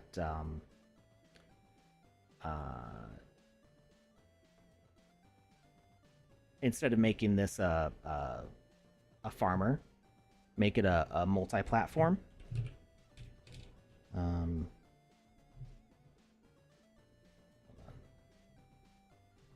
It only works with multiplayer. So use an advanced platform. Tell it to look at its destination. Tell it to loop. And you can say message on arrive. So you can have like a blacksmith go from point A to point B. And say like, okay, he's going to move from here to here, then to here, and do a thing on arrival. So if you synchronize with the wait durations, you can just add a whole bunch of points. So you can say that it's going to play the walking animation on this guy, and then he's going to face the direction of the tree, walk in the direction of the tree. When he arrives, another message gets sent that says pause the advanced platform to toggle it off. And then he does whatever working animation he does at that point. When that animation completes, it sends another message back to the advanced platform to turn it back on, and then he starts moving to the next one. You could do that with timers because like they've got the wait duration, so you could say that he like waits at that spot for so long, he plays the animation, and then it just goes on to the next one. The difficulty with doing it that way is if something got out of sync, you might have some problems. So I don't know how bad the desynchronization would be, but you could end up with like him playing the wrong animation at some point, and like, you know, chopping down a tree while sliding over to the next one. But yeah, you could totally do set up NPCs to have a set number of things that they do in a space, and to walk around to all those different spots. So yeah, I would use an advanced platform and attach a character to it with an animated decoration, and then just use all those animation triggers, all the messages that play on platform arrival and animation being done to choreograph, which was I think the best word for it, a whole scene. And you can also do that with asker behaviors. You can do that with speaker components. So you can have them walk to a spot, have a speech bubble pop above their head when they say something, walk to another spot. You can trigger sound effects, you can trigger VFX, you can trigger lights. You could do a whole rock show, right? You could have a guitar playing character do, you know, a 30-second animation of playing their instrument along with a song, and, you know, have all those different bits of the song or have the different parts of the animation trigger one after the other for the length of the song, and then have them walk to the other side of the stage and play some more. Like, you can do all that sort of stuff.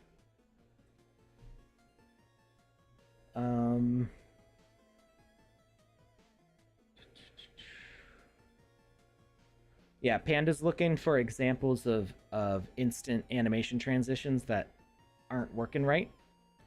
So if you've got an animation where, say, you've got like an object hidden inside of another object to keep it there for a different animation, and then it pops out.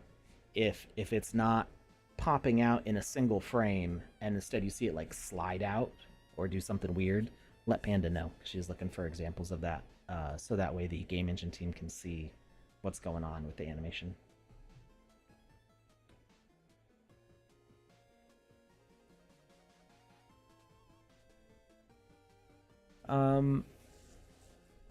All right. So we did the brick blocks.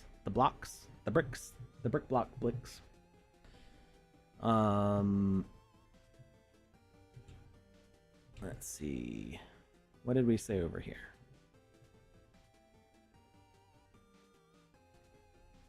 Let's copy this over.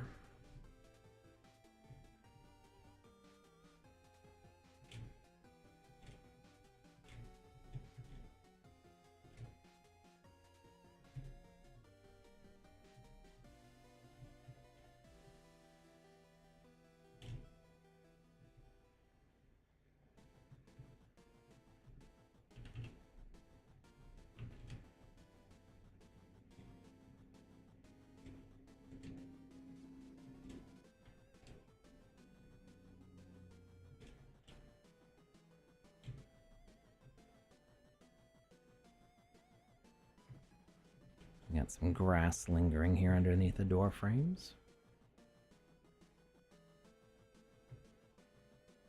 And we need that red block.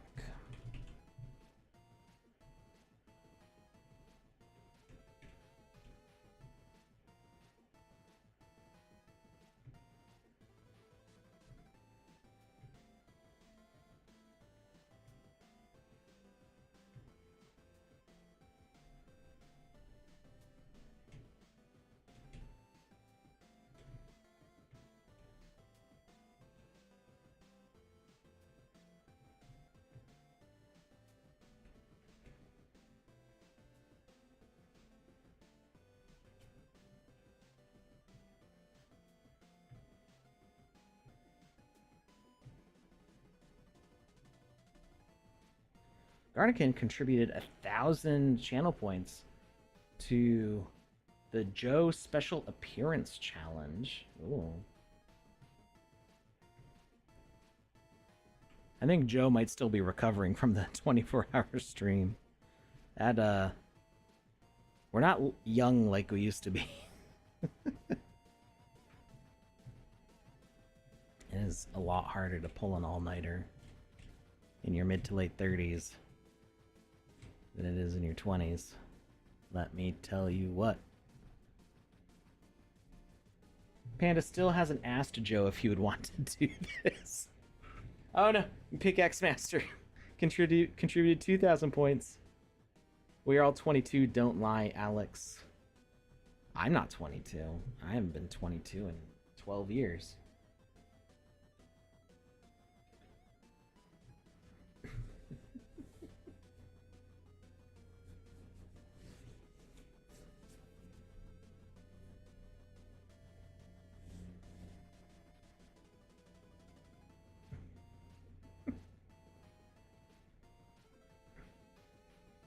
Don't know how you did the 24-hour stream back in Alpha Season 2.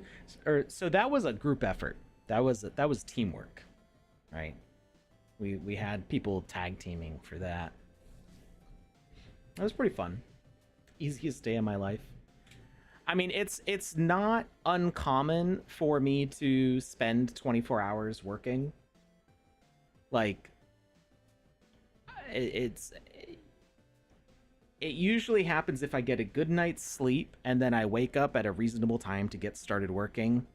And so I'm like at my desk at like 7:30 or 8 a.m., which is way earlier than I would normally be at my desk working. And then 12 hours have gone by and it's dinner time and I'm like, I'm still good. And then I just keep going. And then the sun is rising the next day and I'm like, why did I do this? Like, what? Why did I put myself through that? I should have just gone to bed. But there's a part of my brain that goes, you're being productive right now. Don't stop. Don't stop. Keep going. Keep going. And I'm like, oh, okay. Yeah, that tracks. Obviously. I will not be able to be productive tomorrow if I go to bed now because it makes the day end. Like, why ruin a productive day by letting it end? And it's not healthy. It's not good. But it's just the way my brain tricks me.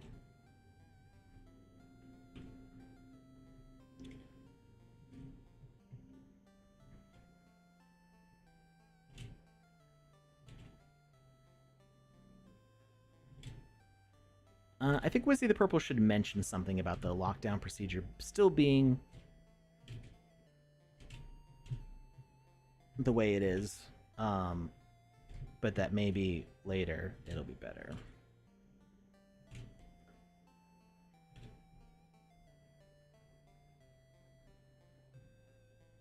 It's better to loop and reset. Jet lag, focus lag.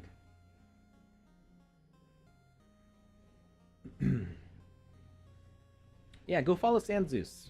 Sandzeus builds cool stuff. All right. Let's see. Yeah, it's just sometimes it takes a little while for my brain to like get up to speed. I say that my I have like a high inertia personality or work ethic, where it's like it can take a while to get motivated to do something, and once I'm motivated to do it, like don't let it go. You gotta hold on to it.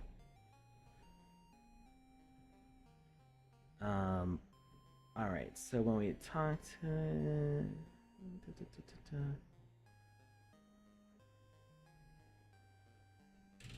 okay. Thank you, player. This should keep the spiders' bellies full for a little while.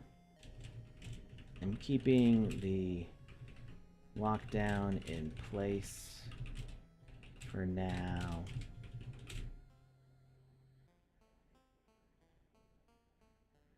Maybe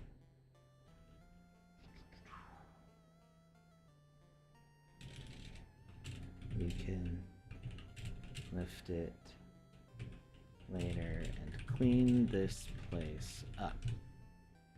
Some foreshadowing to what we might do in the future.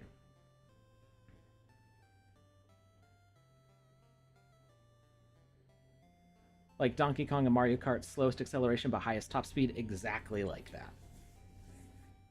That's how my brain works. Which is why these are 4-hour streams instead of 2-hour streams, because sometimes we're just talking about stuff for the first hour, the news and just getting warmed up, and then the stream's halfway over, and I haven't gotten anything done yet. Never heard it explained that way. I am that way too, says the escape room artist. Like a locomotive, slow to go, but get out of the way. PandaPops says, that reminds me, Newsweek video is ready. All right. Well, we still got about half an hour until the halfway point.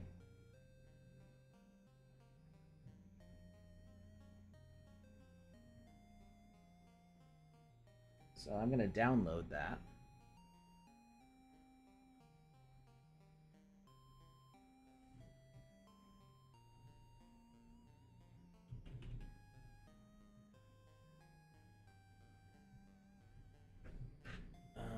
Where is it? TSB updates.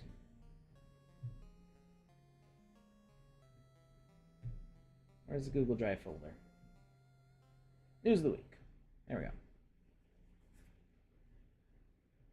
25th of June. How is it already the 25th of June? I hate this. It's going by too fast. Too fast.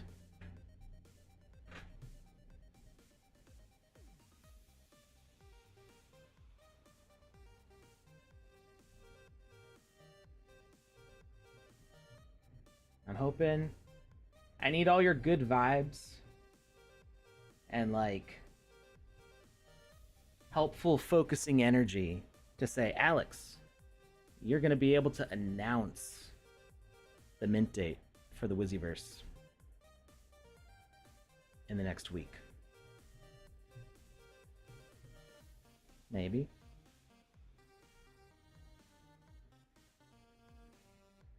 Maybe. That might not be true. That might be overambitious. But I want to really, really bad. So yeah. But it's me and Joe. We both got to focus on this. Cause Joe's rerunning all the numbers for Wizzyverse. New lower mint price on Polygon. It's going to be more affordable. You'll be able to mint more Wizzies, maybe. But I got to get everything in there solid. Just rip off the Band-Aid. It's if only it was so simple. If it was just ripping off the Band-Aid. I'm at the part where I have to do neurosurgery. The Band-Aid is in the middle of my brain, and I got to rip it off. That's what I got to rip it off of. Just rip out the stitches. Oof. Oh. Ow. Getting the news of the week thing set up here.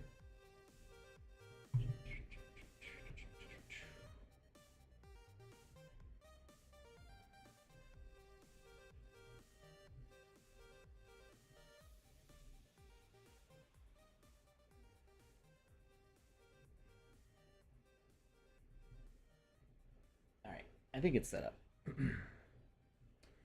All right, so let's see. We got our little warning signs in place.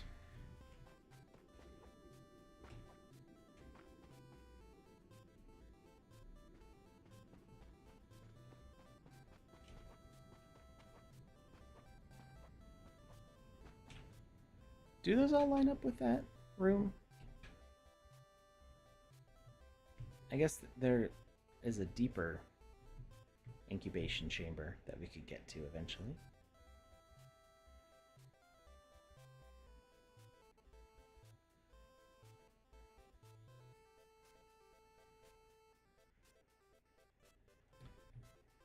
All right. What's left? What are we missing? We got the quest. Oh, did we finish what was the Purple was gonna say. Maybe we can lift it later and clean this place up. Yeah, that's fine. Are all of our pictures still working here? I was talking about maybe changing some of these artworks. So this is by Lozen. For a chamber not found. Let's find some different ones that are. I mean, keep the one from Lozen, but some of these are like profile pic ones. And I was hoping for this to be more just focused on artwork that I've collected from people that I actually talk to. Let's see.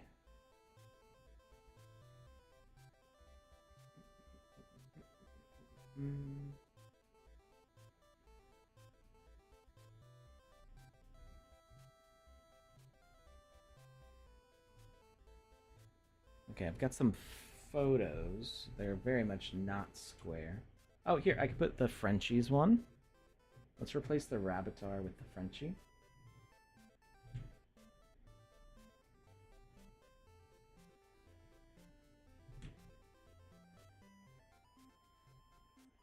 Continue. Right. What else we got? I don't know if this one will work.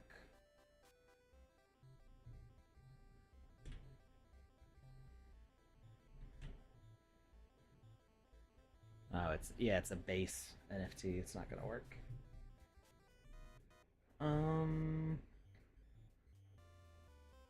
Oh yeah, the Underwatch. I'll do that.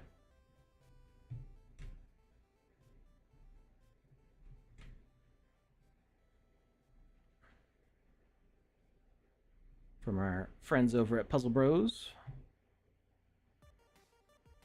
It's taking a long time to validate, though.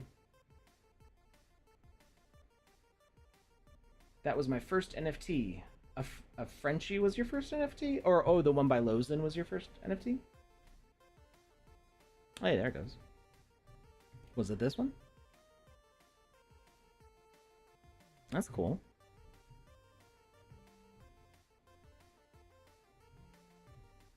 All right. This one's by, oh, gosh. I can't remember the name. I'm bad with names. If I ever forget your name, I'm sorry. My brain is bad at remembering names quickly. And I'm better at remembering things that people have done or things that they like. And I'm not so good at remembering their names. But these are the skull. What are these things called?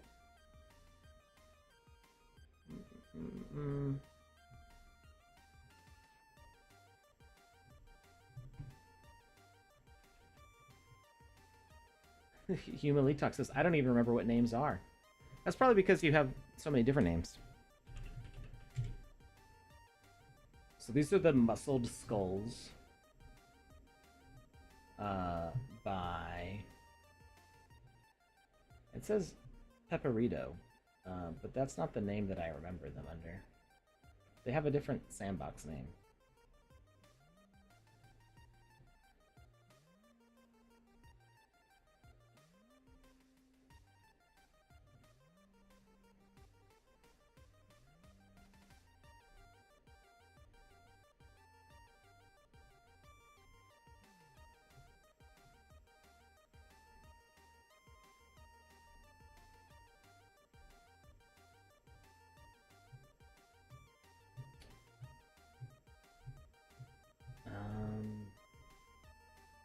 I want to say it's like Asterion or something like that.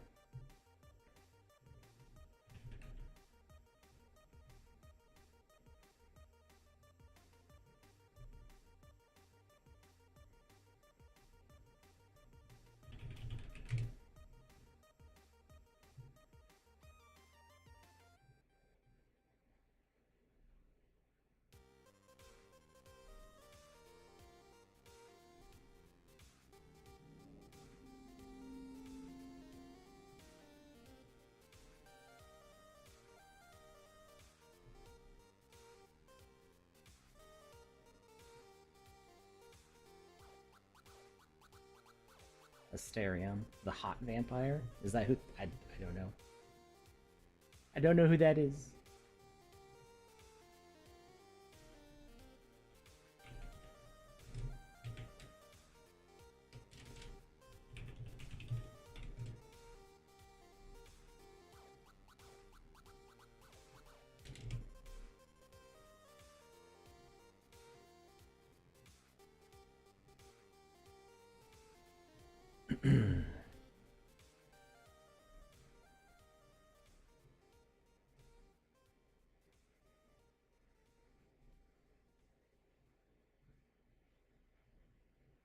All right. Well, it's not super important. I just I just remember there's somebody that I've talked to before, which is the main reason for me doing that.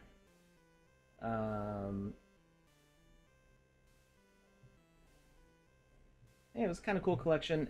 I don't think much ever came of it, but they were neat. They were kind of cool, and I grabbed a bunch of them at a really cheap price. But they were neato.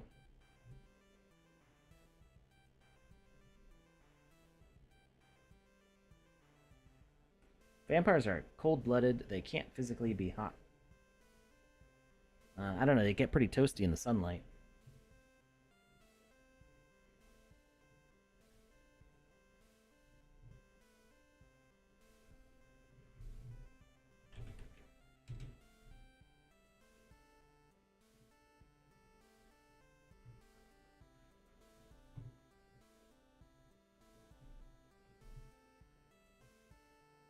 You know, speaking of vampires, I think they also did a vampire thing. Gosh, I have too many NFTs. There's just too much to scroll through. um, Good problems, right?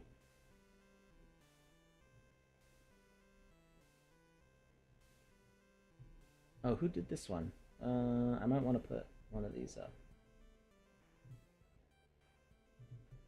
This one was kind of cool.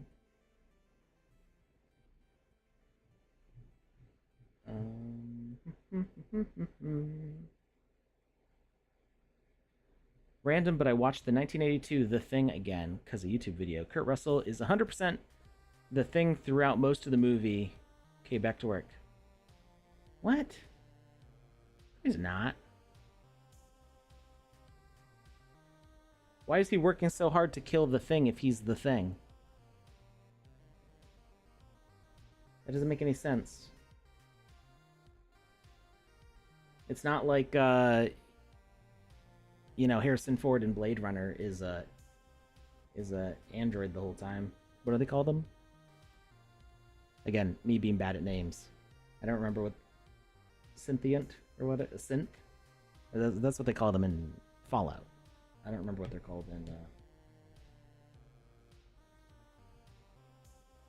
in Blade Runner.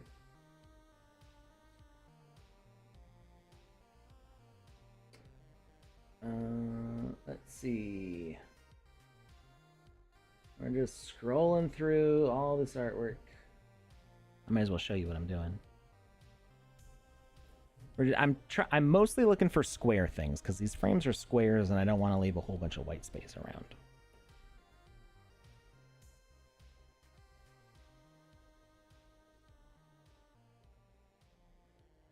And I'm trying to not do things that are bigger parts of collections. So like the creepy claims, I might do that all as a gallery of its own.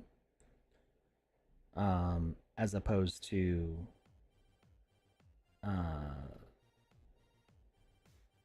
like more like one-off kind of things. Ooh, I don't know. This one's a video, I think. I don't know if it'll work, but we could try it.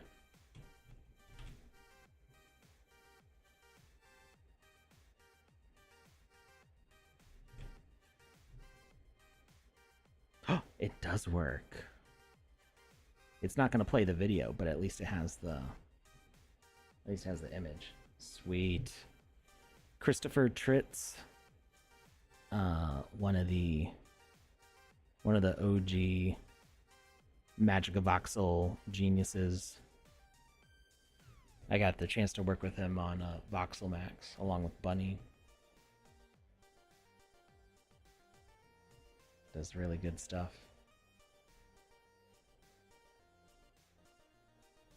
I think I already have this one in here, don't I? Oops. Pressing the wrong button. Okay, I already have that in there. So we got not animated, Siren Spear. I don't remember how to say his name. Edwale? I'm not sure if I'm saying it right. But he does all this with like pen point. They're like little dots. I kind of want to have a Crypto Kaiju thing by itself. Like its own gallery.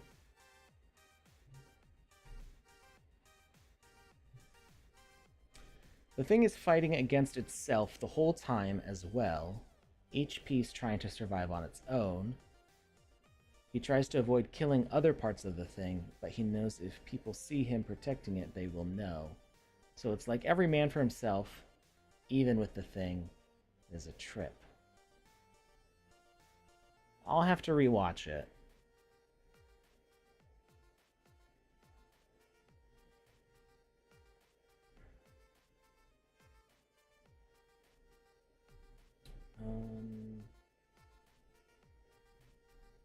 Alright, this one's not as square as I thought it was.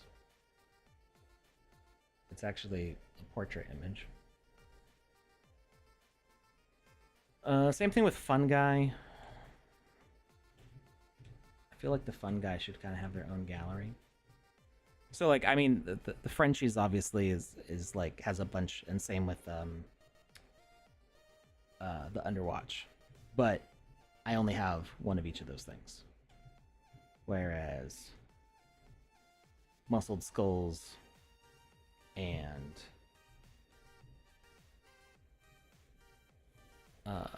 this I only have, or I have a bunch of. Hey, Andy Graga. Definitely missing a Mineral Monarch in your collection. Is that related to the Misty Mountain? I haven't been collecting as much. Money's been tight, but I get what I can when I can.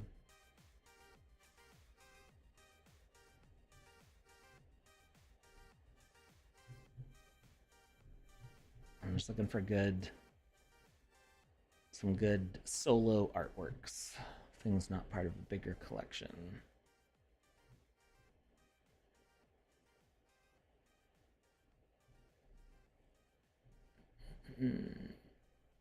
It'd be nice if I could filter out certain collections.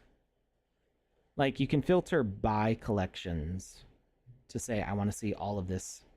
But I don't think there's a way that you can say, hide all the Sandbox assets, because I'm not looking to put Sandbox assets in the gallery. It would make it a lot easier to scroll through if I could do that.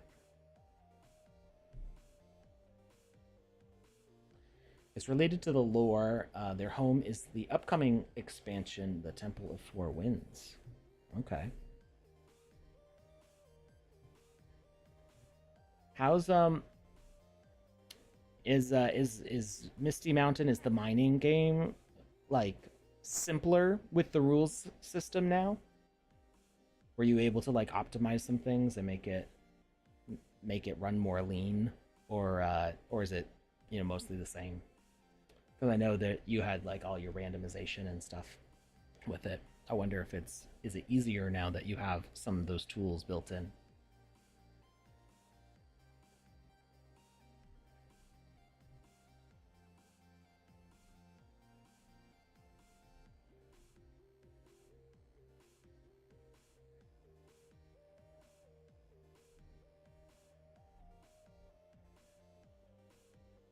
Wouldn't call it simpler. It has a lot of new mechanics.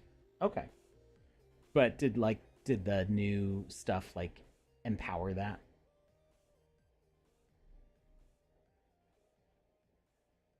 Is Metalcore still around? I picked up some of these Metalcore things forever ago, and I never actually saw anything come of it, but sometimes I don't know if that's just because I'm not paying attention.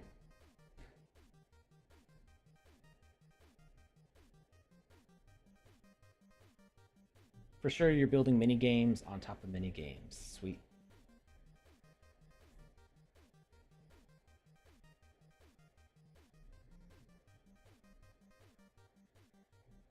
Oh, will Day Electronics coin work in here? It might even be animated.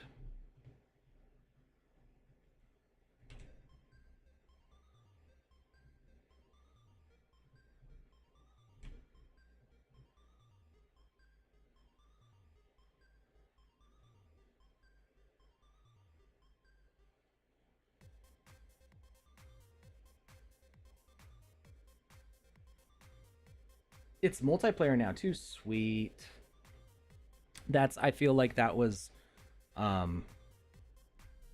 feel that's a really good thing for that game because it's such a big area to explore inside that mountain that it could be a little maybe isolating to have it just be single player, but now having other people run around and it can help you find other areas too. I think that's really good. It's taken a long time to retrieve this one, which makes me hopeful that it'll actually work.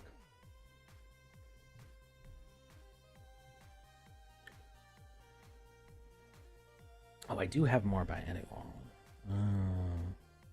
Maybe I'll replace that one.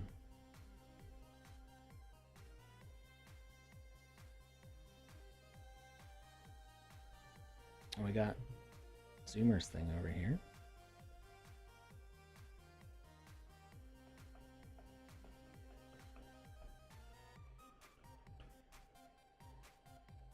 I need to make more NFT frames in like varied sizes.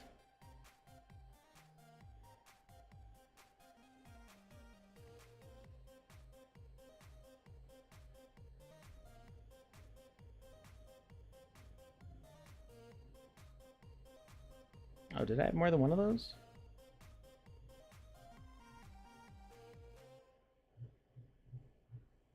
I didn't remember having more than one.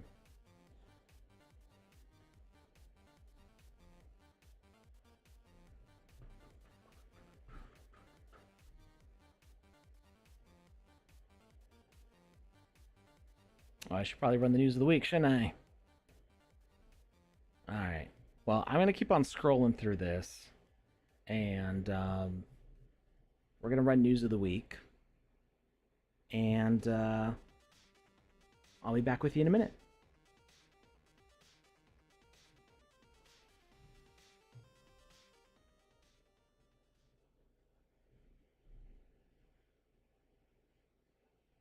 Welcome to the news of the week. Kicking off the news of the week, we have the Game Maker Fund Builders Challenge number 2. This one has some differences compared to the first Builders Challenge that we did. So make sure to click Learn More to be eligible for the Builders Challenge. There is a reward pool of 1.5 million sand. Next up, we have the Belonging Week. This has a prize pool of 15k sand, and it is open to absolutely everyone. That is right, you do not need any upfront investment to start earning within the sandbox. Just play the experiences and those EPs, and you will be eligible to receive part of that 15k sand prize pool. We then have the Biogen Art Museum by Agoria, also with a 15k sand prize pool, which is also shared between all the players, and this ends on July 1st. So make sure to hop in here. Absolutely beautiful experience. You can also go over to the events page and see all of the amazing events happening. Make sure to jump over there and take a look at the events page. Don't forget to hop on over to the experiences page. This is where you can find so many amazing experiences. We have the featured experiences. We have experiences that are currently trending. We have top rated experiences, which does remind me, please make sure that you are going back and rating those experiences that you like or maybe not like so much. And you can also leave comments. We also have a VoxEdit contest happening right now. and it has participation prize. As long as you meet the theme and our guidelines, then you are going to be eligible for that participation reward. These are the sand prizes, so there's 20,000 sand up for grabs. First place, 5,000, second, 3,000, third, 1,750, fourth to 10th place each receive 750 sand, and participation is up to 50 sand, and it is limited to the first 100 eligible participants that didn't place in the top 10. It is also important to note that top 10 winning assets submitted for this contest will be used as landowner rewards. The winners will also receive a copy of their winning asset even if they don't own land. Note that by participating, you are giving consent for your assets to be utilised by the sandbox for landowner rewards. This contest finishes on July 11th, 3 p.m. UTC. Please convert that to your local time.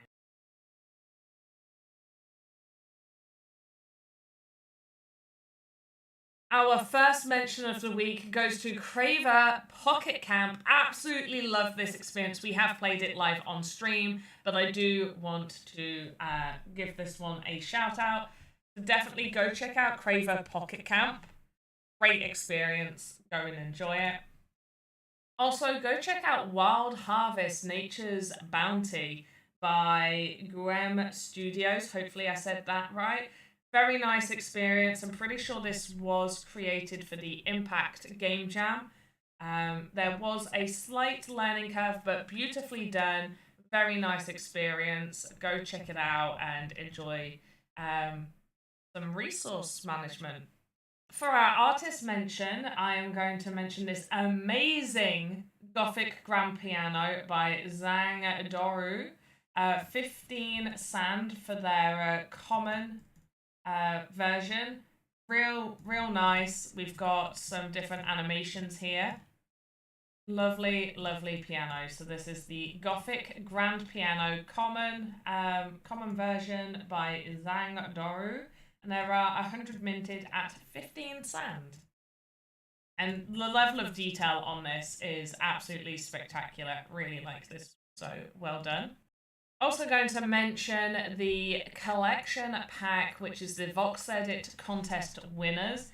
There will be some more VoxEdit contest winner assets added in here from some of the more recent winners. Their assets will be added to this collection. As you can see, there are some still here. So the Golden Dragon Head, 25 sand. And make sure, and we got some up here, the Gold Dragon, also 25. So make sure to go check out that collection and try and follow as many of these amazing artists as you can.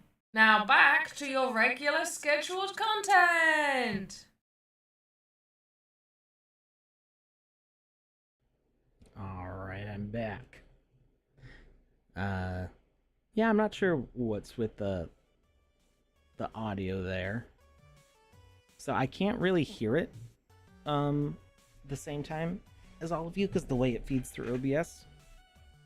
Like when I can hear it, I get told that it's echoey. And so if I disable it for me hearing it, it seems better, but also in a deep tunnel, so I don't know.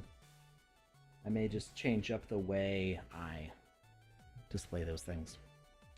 Or feed them through. Alright. So, we got a few things changing up here. Sounded a bit like it was slowed a little after the recording. I don't know. It's still validating this. What is taking so long?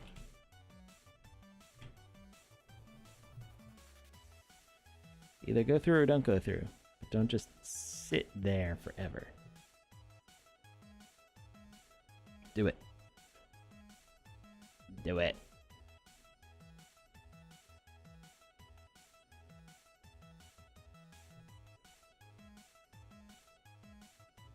Actually, I don't know what's the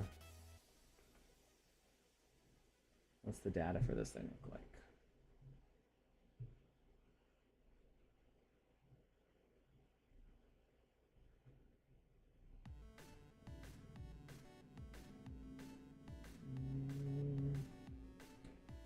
JPEG?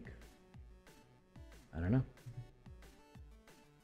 Alright, well, it's not like in the Day Electronics one. I'm not sure why. But we will try something different. Let's try this one. Hey, that works.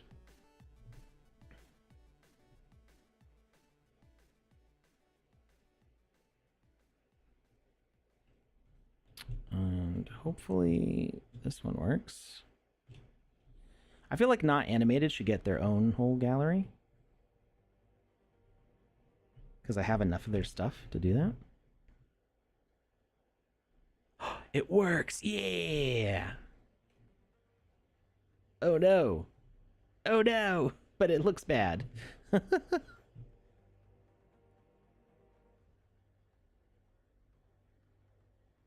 that's weird. Why does it look like that? Is there like transparency on it?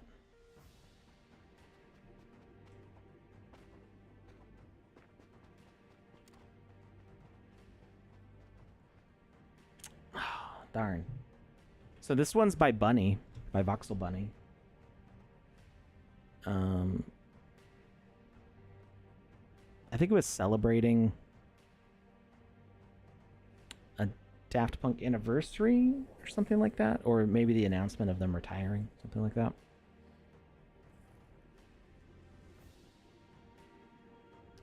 But unfortunately, it's playing as a very bad GIF instead of the original video file. So we will skip that one for now. And instead we'll go maybe with this.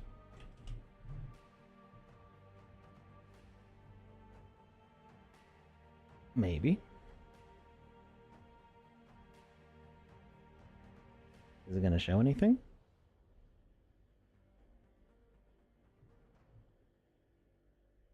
Oh, it's an SVG.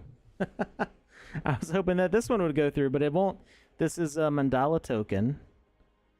This collection is by the guy who, our original blockchain engineer at the Sandbox.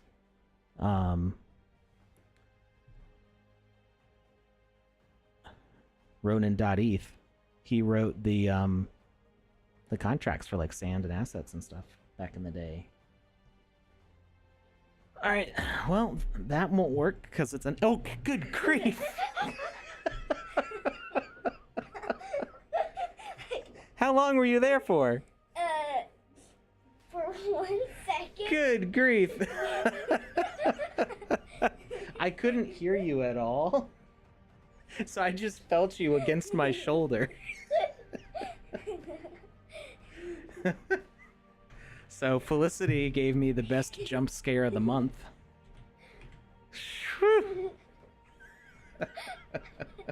Wait, you've been jump scared by me? Just now! Yeah, but I haven't jump scared you for the whole entire month. No, you gave me my best jump scare. Oh. Like, I was watching a horror movie last night that gave me a little jump. But you gave me a way bigger one. I was just standing there for 1 second. I've been inside the office for more than 1 second, though. Oh. I've been playing with Legos for a very long time. I see. I heard the door earlier. Everybody watching might probably heard me like look around and go, I think I heard a door a while ago. All right. You having fun? Yeah. Okay. All right. So this one Joe made in response to somebody on Twitter being really, really weird. They were arguing with us about something. I don't even remember what it was. They said something about like, oh, the Sandbox had scammed them or something. But it wasn't, it didn't make any sense what they were saying. And then they switched voices from being like, hey, this is me, to like, oh, why are you harassing my son? And it's like, did your mom take over your Twitter account or something? It was very weird. And at one point they said that they had built equipment that is on 19 moons, like implying that they had like sent probes to space or something. And we just thought, like, that's absolutely ridiculous. We don't know if this person's like schizophrenic or what, but they were being very weird. And Joe commemorated how much the 19 moons claim made us laugh by making this rare piece of artwork. Okay, so we got some Lozen, we got some Underwatch, we got Andy Ritchie, we got Christopher Tritz, we got Joe. I have other stuff by Joe, but it's not like this necessarily. I do actually really like this piece of artwork though. It's very pleasing to me. I don't remember exactly how I got this. This was from some artist on, I think, Super Rare or Rareable, and it was just some like low cost. You okay, Felicity? Yeah. What you doing over there? Oh yeah, don't. You're running over a cable. It's not gonna fit because there's all this stuff in the way. What? Well, you'd have to move the fan and the light and stuff. Are you trying to sit next to me and watch what I'm doing? Yeah, okay, so there's a handle on the top of the fan, you see it? You can move it over by the window. Except, watch out for the cable. You ran over it with the chair. So yeah, move the chair.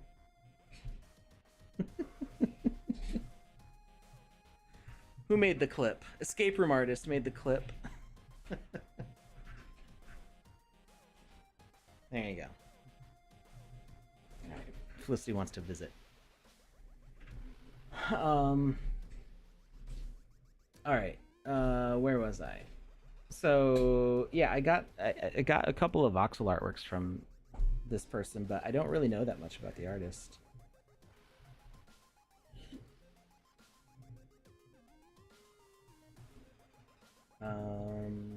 Let's see. Any other like solo artworks that I got lingering around here? So many things I've gotten like in series, like, you know, I grabbed like a bunch of pieces from a person. And some of the solo things that I have are not for, this is called the Friends Gallery because it's like people that I've actually had conversations with. So I guess this one doesn't really count.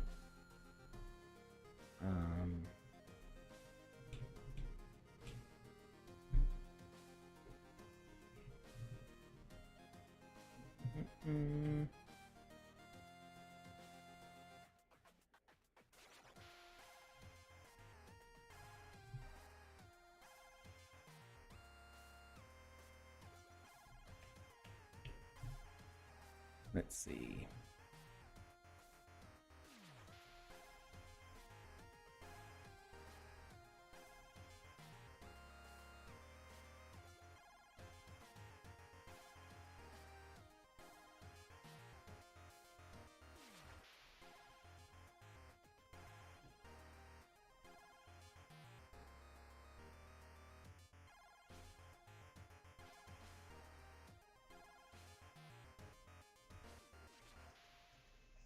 I feel like the other galleries are going to be easier to put together. What I might actually do is just reduce the number of frames in the room, because I'm having a hard time finding other pieces that just kind of stand on their own and are not part of like a larger collection.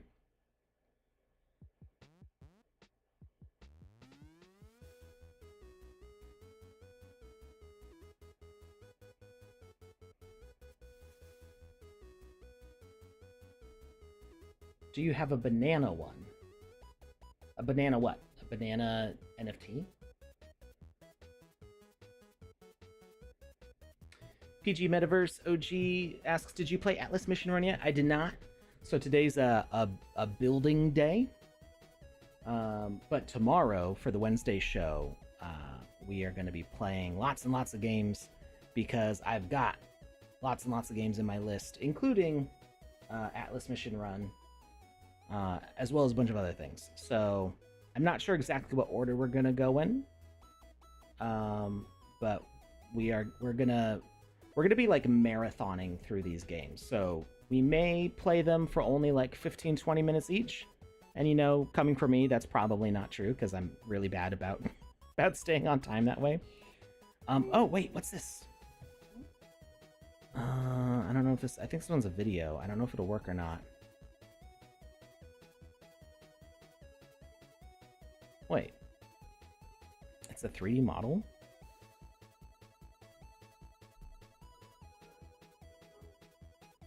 It's really cute. This is from Iratos. It's really cute. You know, I didn't remember this being animated. I think I might have just seen this thumbnail and went, oh, cute. I don't know if I ever actually opened it up to see the whole thing. So let's try this one.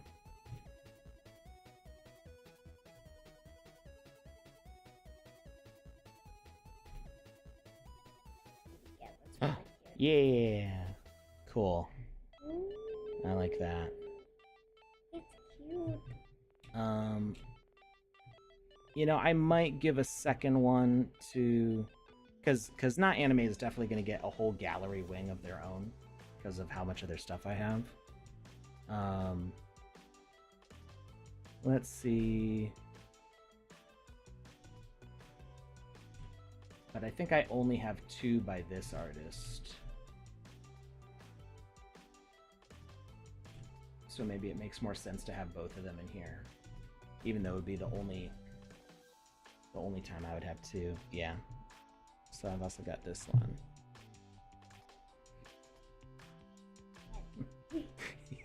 You're leaning in very close.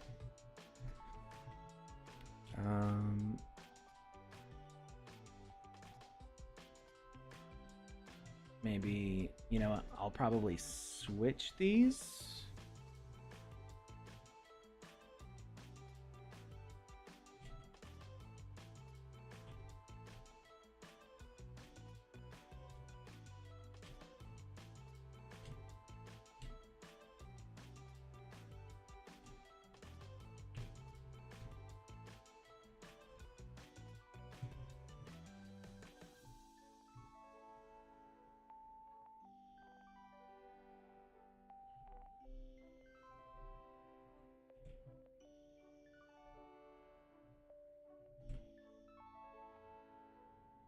Oops. I hit Control C again instead of Control V. What's up? What's that thing? This? A picture. It's a spray paint can, but he's got eyes and a mouth. But that one is by an artist who I have a whole bunch of stuff of, so he's gonna get his own gallery somewhere else.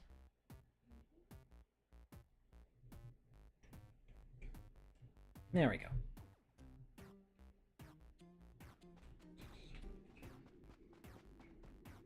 So I got the Friends collection.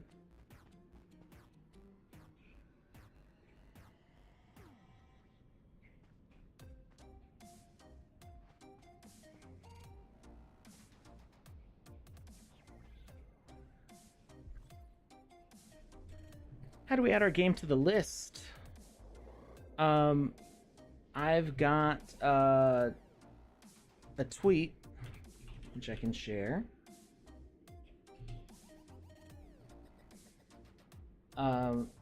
So I check back on these to see if people have been replying, but you can reply to other ones. There is the possible chance that I'll miss it.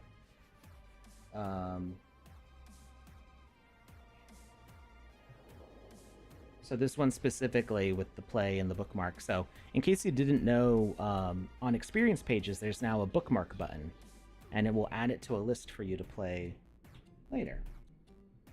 So I'm gonna pop this in the chat, and you can let me know there. And I've already got quite a few on there, but you know, the builders challenge is going to keep going on, so we're just going to keep on playing. So if you go to experiences, and you scroll down a little bit, it says my list, and you can scroll through it. Now, unfortunately, there's no button to see these all in a stack. Like the discover more button, there isn't a button like that for this one. I'm going to ask that we do something like that, because I don't really like scrolling through lists like this. I like being able to hit a button like this and having a big stack like that. I find that easier to look through. Oh, Stash has got something going on too. Let's add that. So you click on the experience page, and then there's this little bookmark button next to the play button, and it will add it to your list.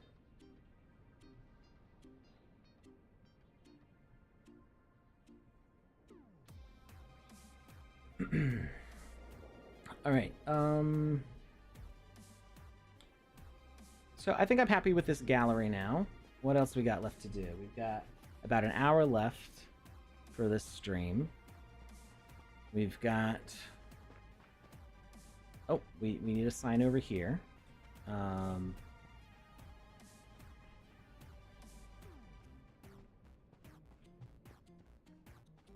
feel it, so this is the opposite side from the incubation chambers. I kind of feel like this should be like a port to leave from, almost. So what if we hollow this out?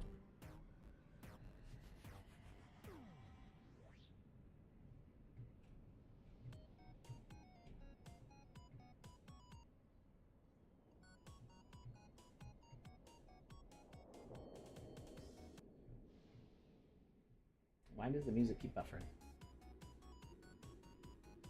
Come on, YouTube. I can't hear the music. You can or can't? I can't hear the music. Oh, it's on my headphones. If I did it through the speakers, then people would hear it through my computer and through the microphone, and it wouldn't sound so good.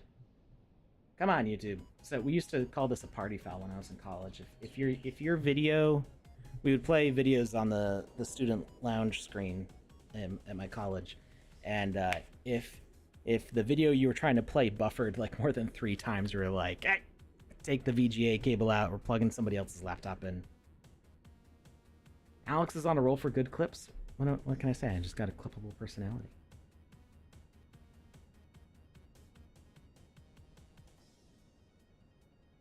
We're gonna reduce the... It's already playing at 360p.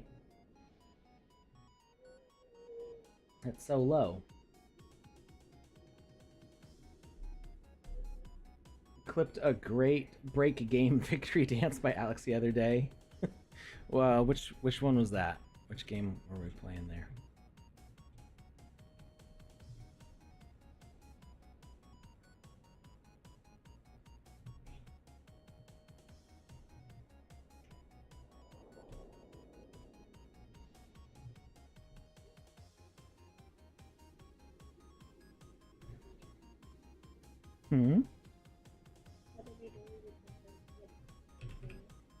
What are we doing with what? Building the top. Well, this is a spaceship, and we're gonna build a little docking port so we can leave. That's why the stars look like that. Mm-hmm.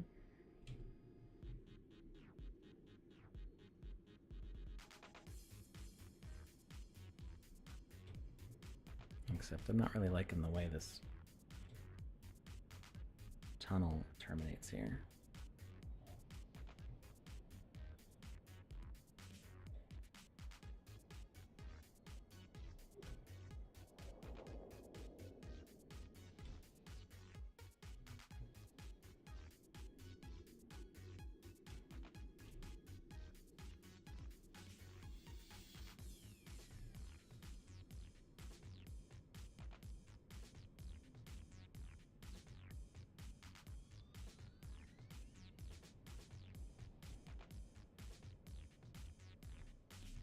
tunnel's kind of awkward.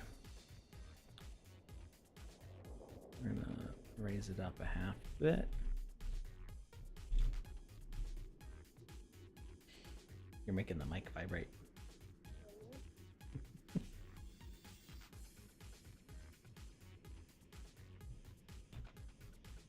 All right, so we got this doorway.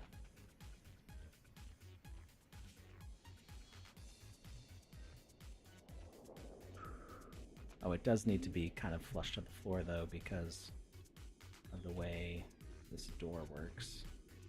Actually, it's okay if the door descends a little bit below the floor level. As long as we have a platform.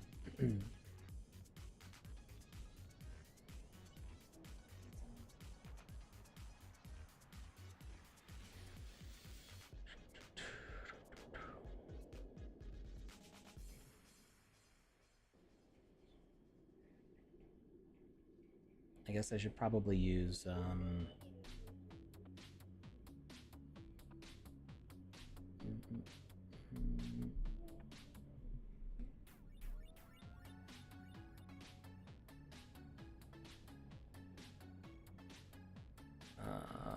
maybe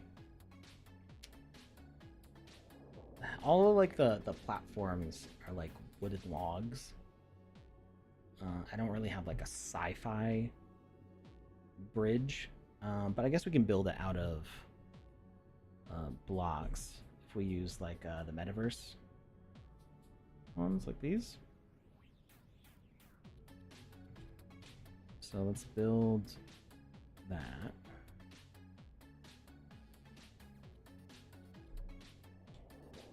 The Pet's Kitchen. Oh yeah, that was a fun one.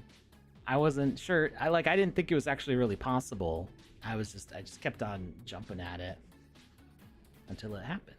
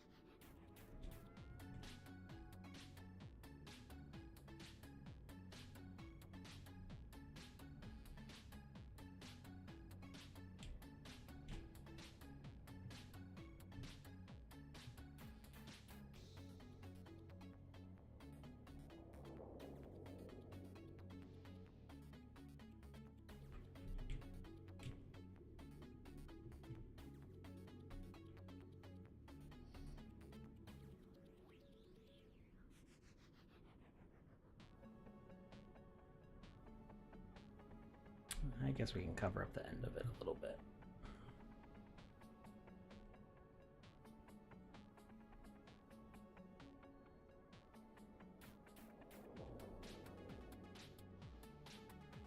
Still doesn't really make sense though.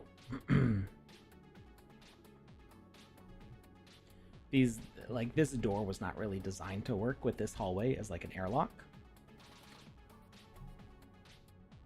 What we really need is a leaderboard in game. Yeah, it exists. It's just not available for everybody yet. But I agree that that needs to be a top priority for a feature going out to everybody ASAP. I think it would really benefit the Builders Challenge to have that. I don't know if that feature might be available during the course of the Builders Challenge, but I'm hoping at the very least, maybe if for Builders Challenge 3 or whatever comes next, it would be good to have leaderboard features in there. I'm trying to remember what we did in the other room. I think we just sunk it, right? We dropped it down in like that.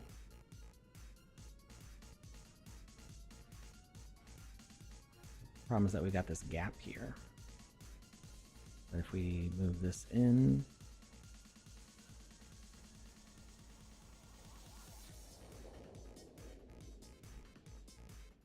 that works. What's this though? What is that? Piece of plywood. I see. It's to cover up that.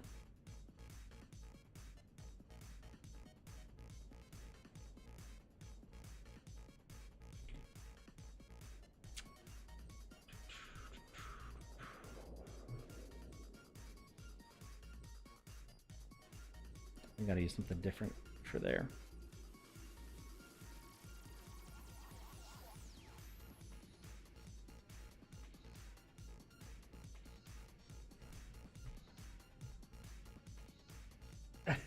I'm sorry, you don't have to read that. What? What? But now I want to. Don't tell me that. If people rewatch the thing, it clearly shows you the dog at the beginning licking the guy's glove. Then Kurt hands that guy his bottle of JB. What's JB? That's where it starts. Later, Doc even explains to Kurt Russell how the thing could be spread through saliva, so we shouldn't share food or drinks. But before the Doc can explain that to the others, he mysteriously gets thinged. You see Kurt handing people bottles throughout the movie. This is the main way he turns people. I will reserve my judgment until I've rewatched it.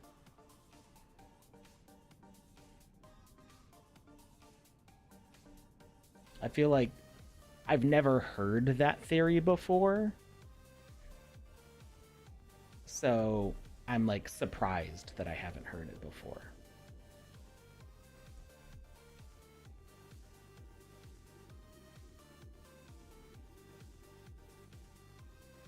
Did they ever test his blood? Because I remember they were trying to test people's blood. I don't remember if they ever got Kurt Russell.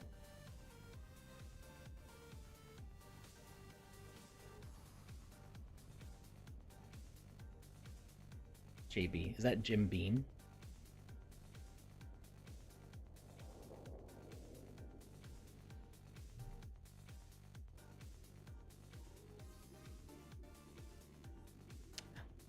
Did you notice that there's more basic assets now?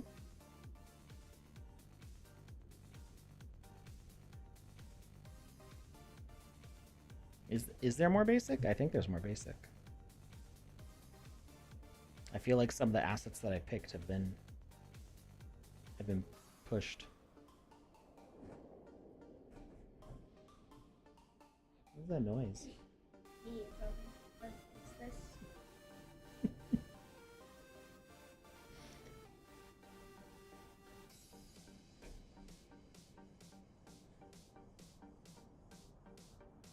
It makes me sad that the travel backpack is not actually equipment, because it's very cute. I wonder if I could update that easily.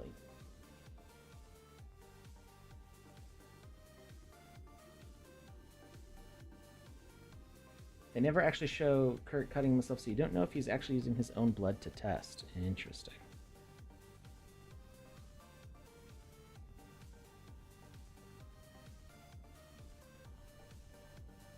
Woo.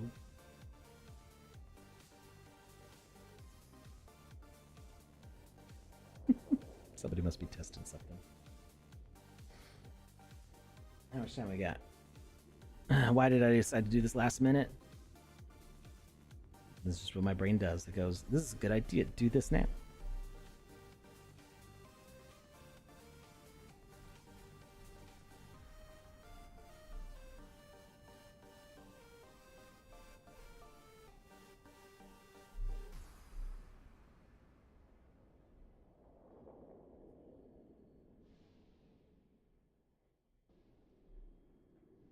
There's definitely things that I don't remember being in the basic set, but I think some of it was added as part of the game jam stuff.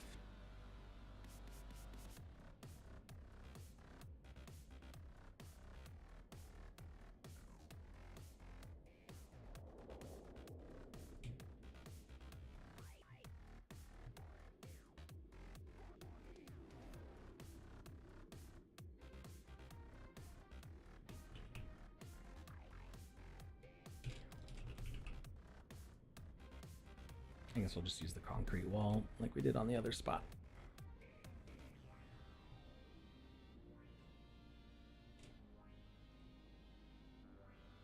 Was it the concrete wall or was it something else? It was the small concrete wall.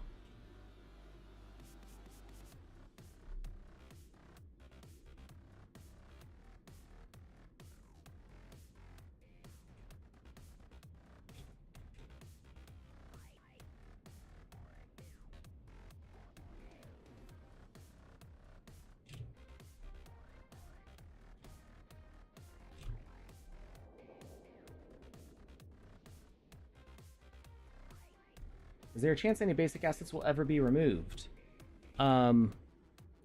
Theoretically, it's possible, but we know that we don't want to do that because the basic assets are very important for making your games work. So we might update some slightly. So like the case of this door, I did an update so that way it fits blocks better and the animations work better.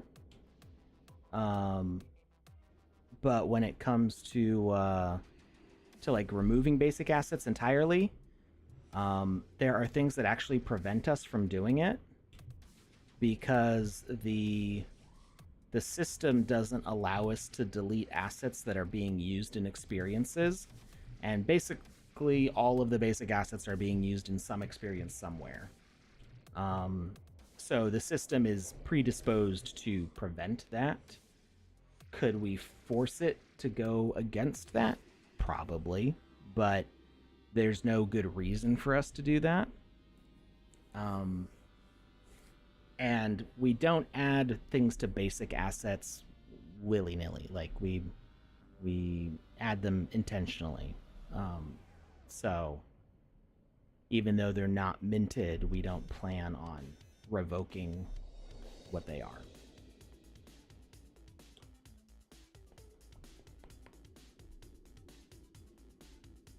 Oh, what if I put like an AC motor here?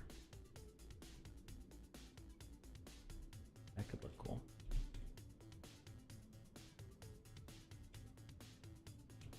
I like that better.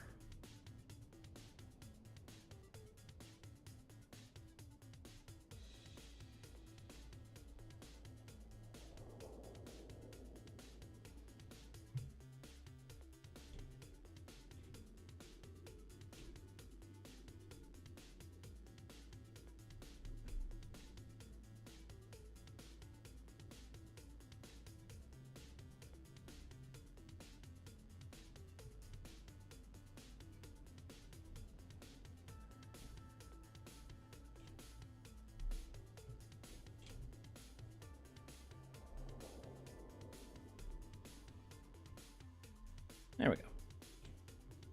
Now it looks kind of functional.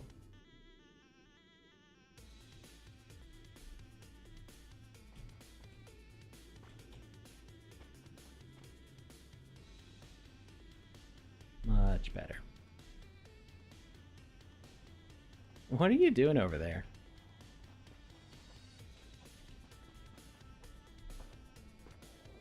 Felicity? I'm hearing loud thumping like she's doing like cartwheels or something. Alright, so I think... I was thinking maybe this door would only open if you've completed the quests, but because doors can only be multiplayer, it doesn't work that way.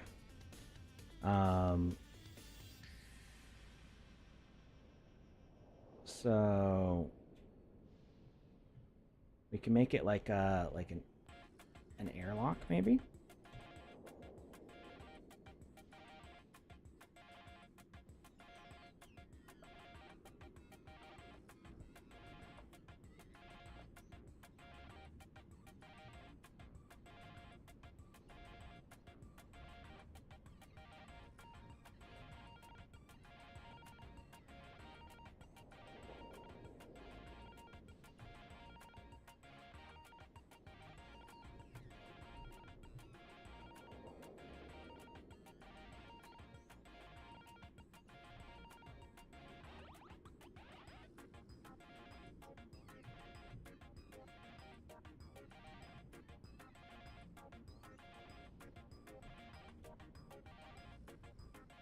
Do we have any sort of spaceship? That's what we need. We need category, vehicles, spaceships.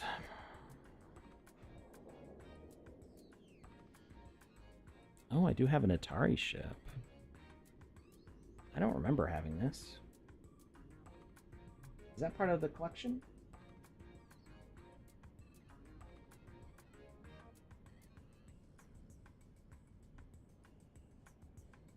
Dang, it's not. That's okay. We can still use it.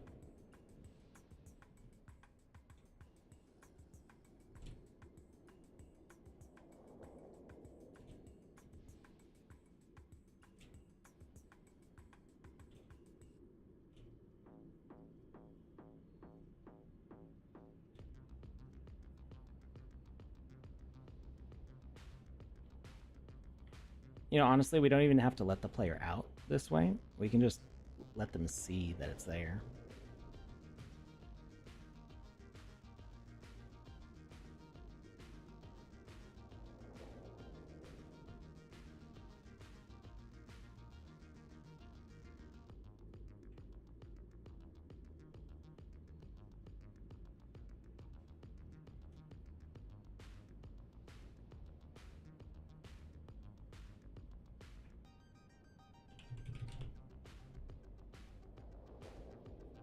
I think this is what I had used here. Yep.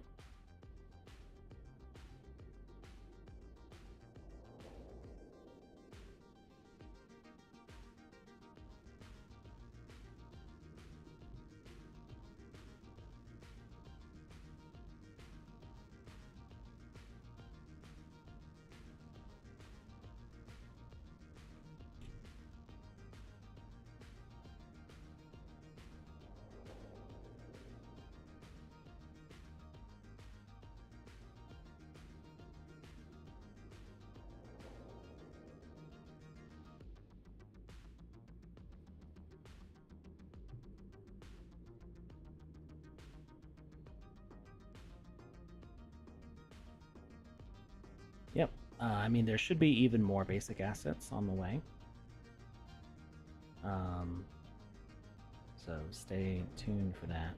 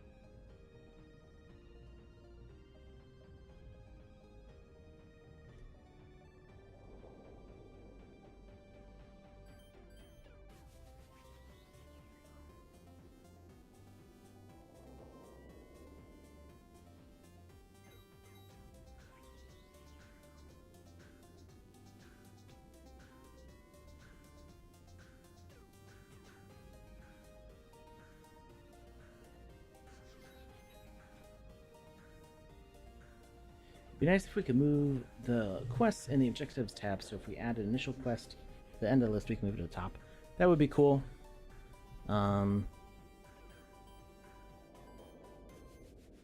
it would be nice if we could move them around. No way to do that right now. Yeah, definitely a thing to add to our like recommendation form. I'm trying to think of where the easiest way to get to it is. Go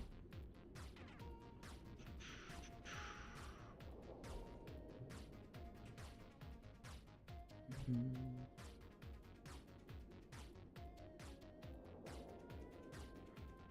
not sure if there's an easy link to it in the Game Maker anymore, but there has been a form in the past to make suggestions like that, and I think it's a good one.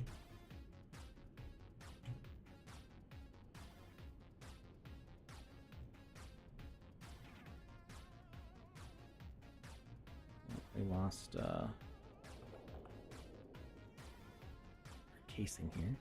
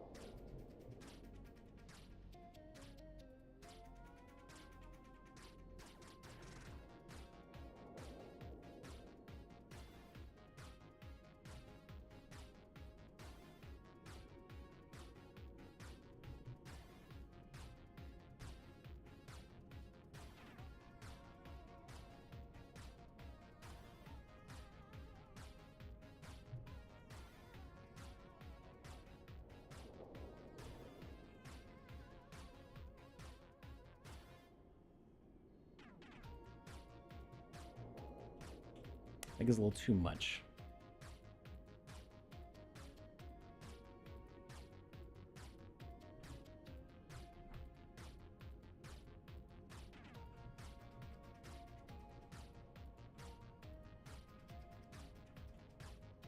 Yeah, I like that better. Otherwise, it's just like really too loud.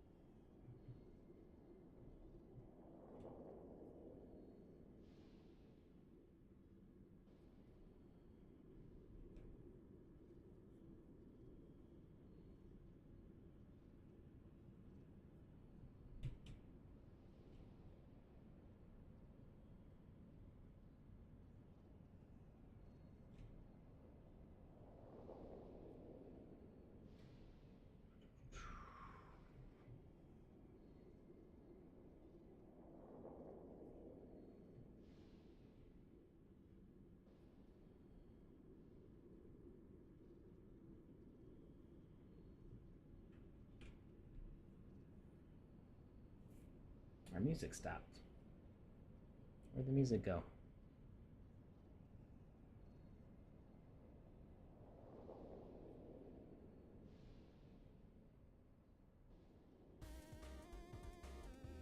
There we go.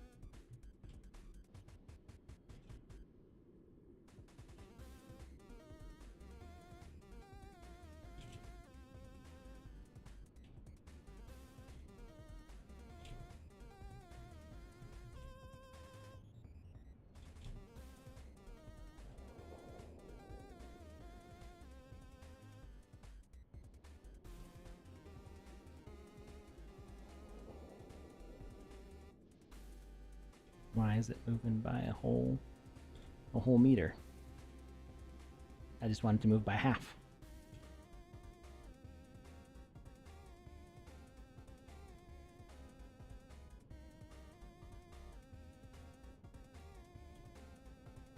There we go.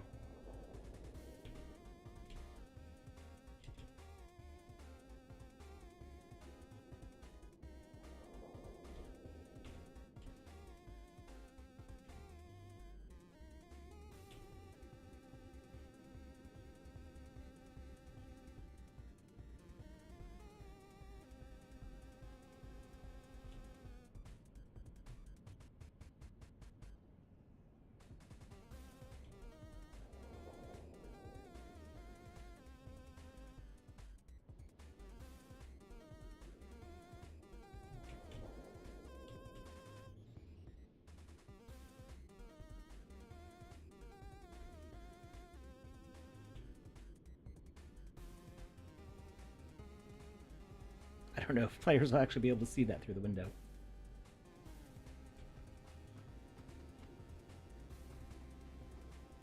Yeah, you can see it a little bit.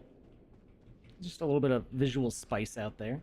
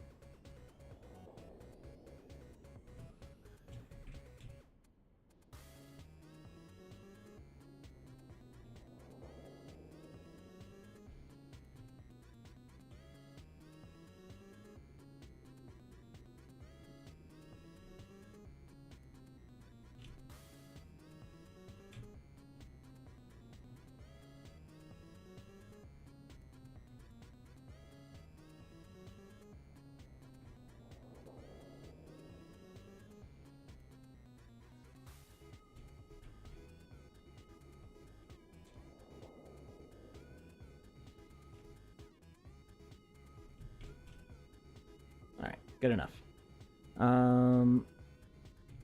Let's just make the window a little bit bigger on this side.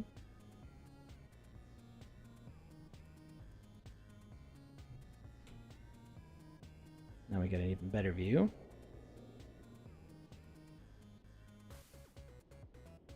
I don't like that it's not even, but it's too inconvenient to move everything over.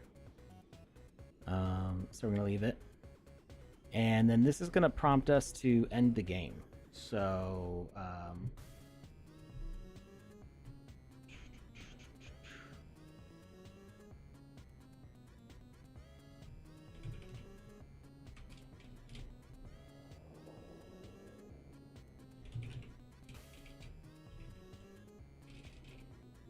wasn't there a behavior for that before?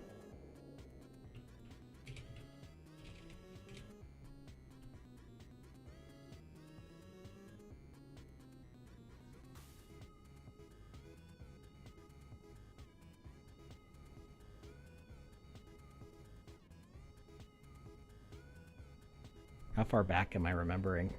How to end the game. If you just want to leave... Oh, defeat. That's what it is. Why would you need 400 defeat conditions?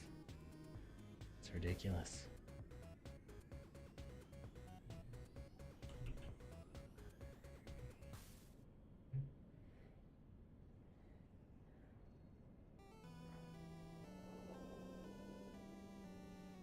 Okay, we're gonna do an asker.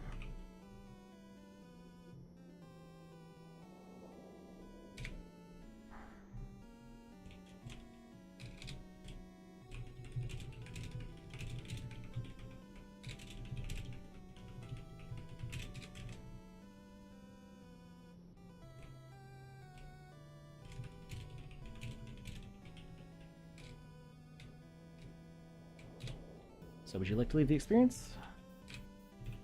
I think I can put up with the spiders a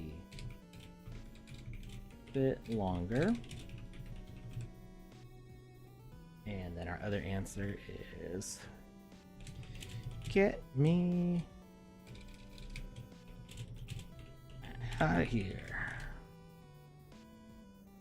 Alright, nothing's gonna happen with the first one, but the second one, we'll say game over.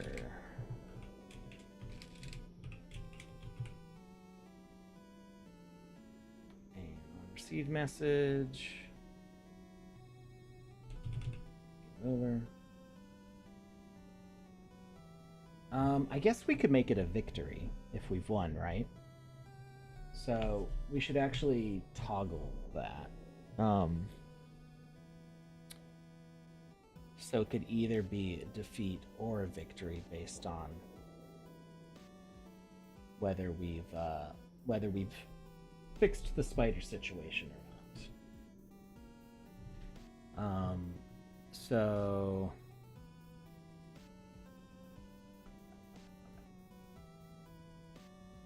we'll send the message game over, but that won't necessarily send defeat. So we're gonna take the defeat off of there. Game over. We're gonna do an indicator.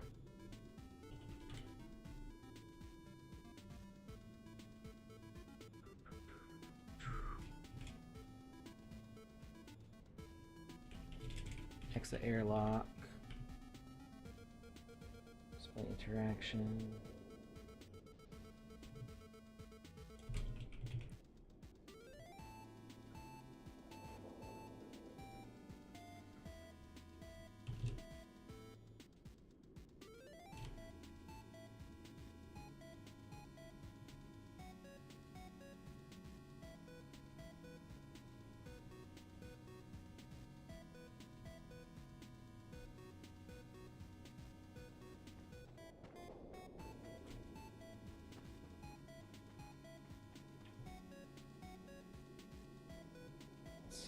Bring that down. We go -2 meters. Okay, and so we've got 2 logics, and we're going to toggle them.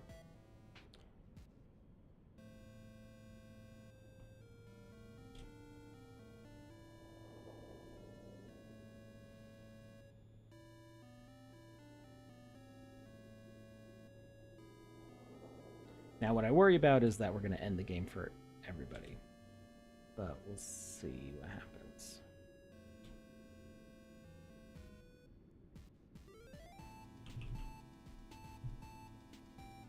We may just not use this if it doesn't work.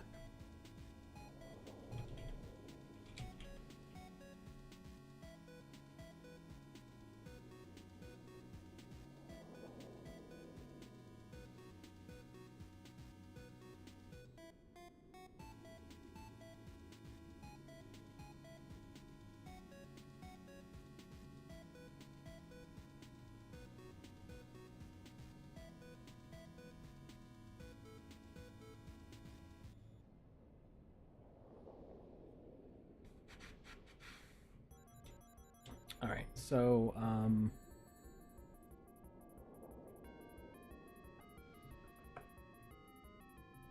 all of our logic is single player for the quest. So I get the feeling it's not actually going to work.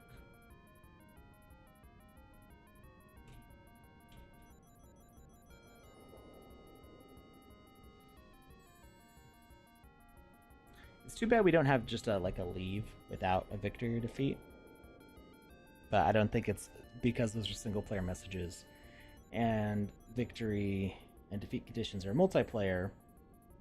I don't think we're going to get to use it that way. So I think we'll just do that. I mean, I could potentially do it as a portal, maybe?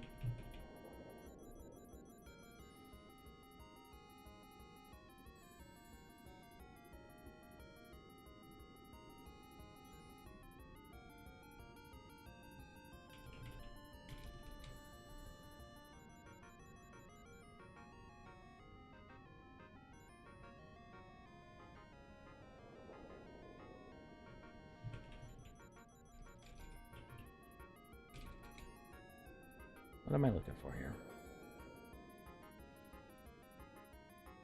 Waygate.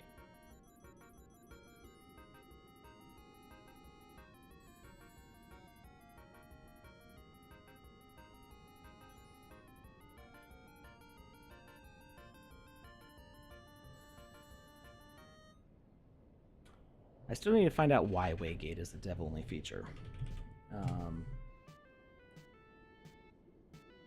But we can see if I can get it to work. So let's, we're just gonna put it to the central hub for now.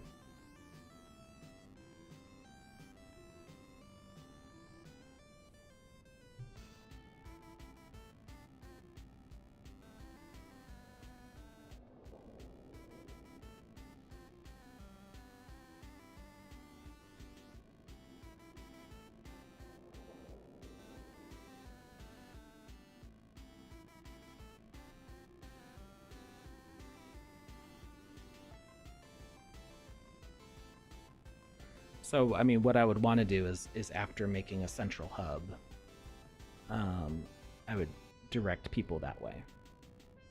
But I've never set this up before, so we can just see if it works.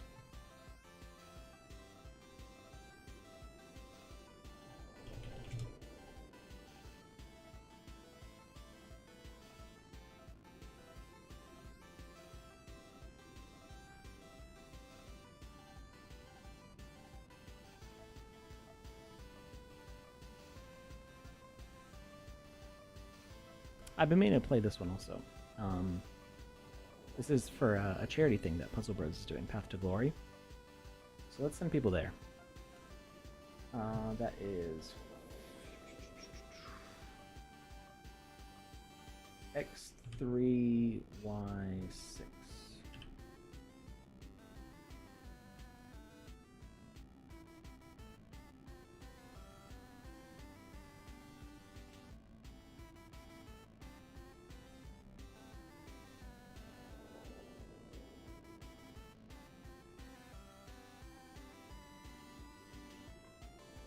Oh, you know what? You can't activate it with a message. It's literally just the interaction.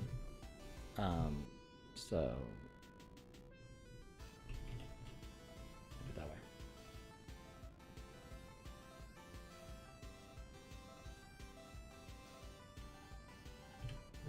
6.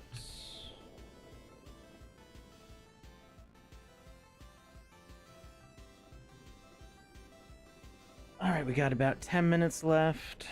Let's see if we can get this on the map and have you all test it with me. And then I'll have to make the experience page all fancy and stuff.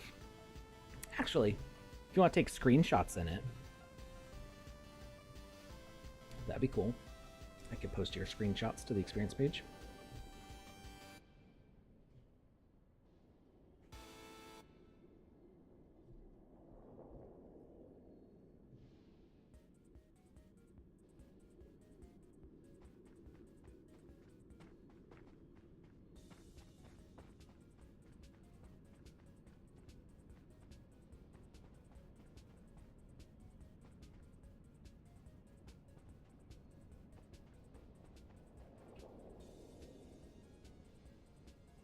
Okay, well, it does recognize it as Pathway to Glory. It's not going to work because we are in the Game Maker. All right, any last things I'm not thinking of? We've got the quest working. We've got the hat. We've got Death from the Spiders. We've got the effects. I think we're good.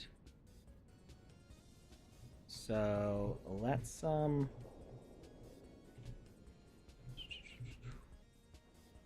take a screenshot here.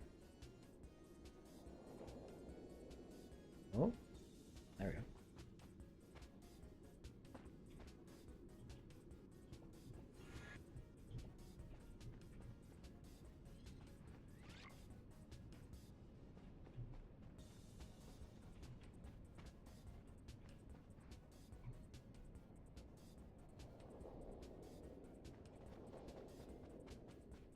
If we take it from back here.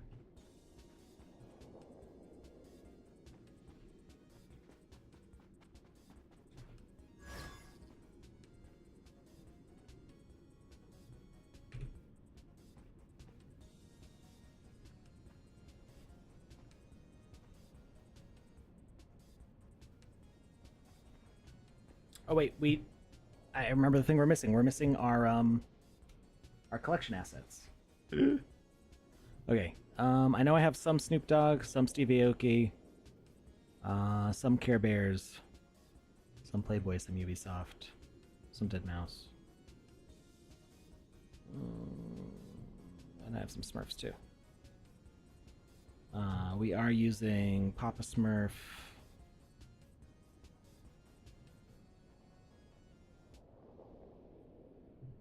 What? Papa Smurf's not? I'm gonna need to talk to the team about this. There are a bunch of Smurf assets not on here, the ones that I made from the original collection for premium landowners. So I'm gonna see if we can get that fixed, because that seems silly to not include the premium landowner assets in the collection.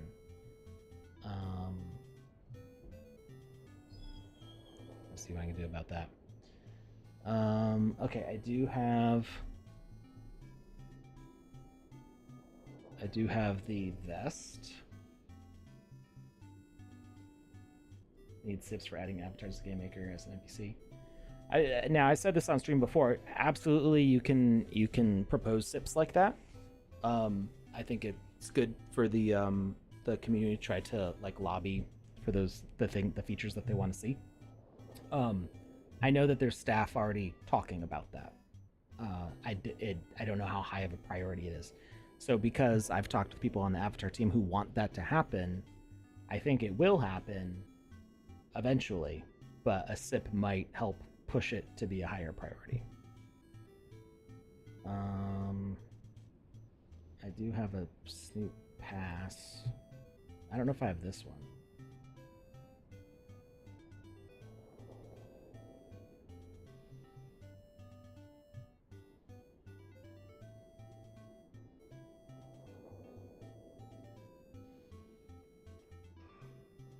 I don't know if I have any of these Aoki assets.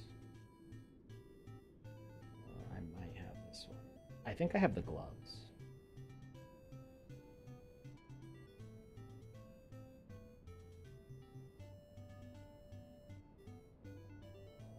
I do not have this one. This is legendary? What? Oh, he is pretty cool though. I don't have the gloves? I could have sworn I had these gloves.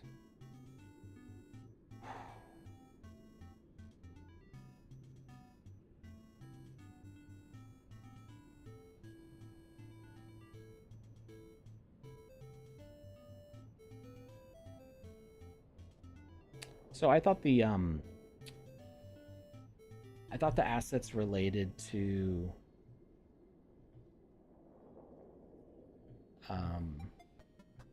the premium lands, I thought those were included.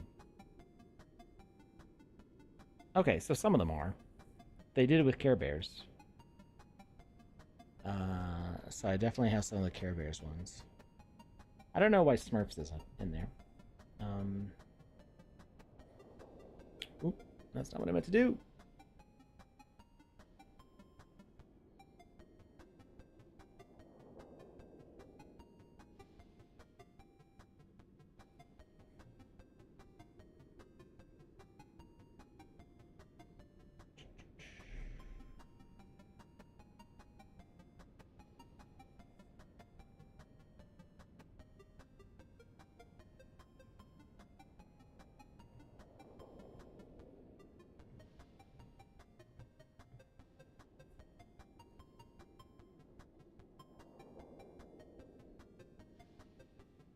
I think I have the bow.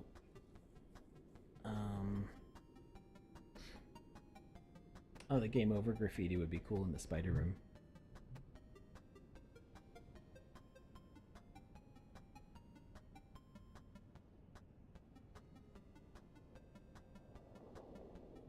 If you weren't too worried about foxes, you'd camp outside. I think you're a little too big for a fox to eat.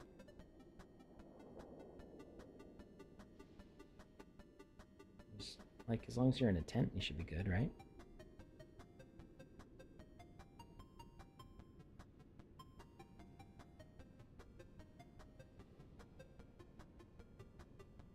It could nip at your toes. See, You're selling me on it. Nip at your toes. That sounds endearing. Or poo on your head. Well, that that okay. Yeah, you've sold me off of it. I'm no longer interested.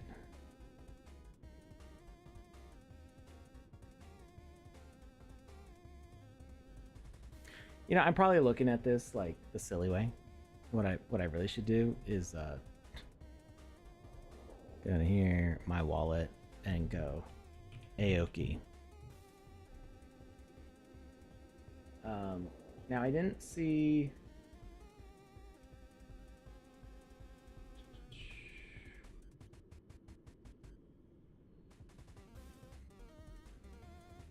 Oh, yeah, why aren't all the things?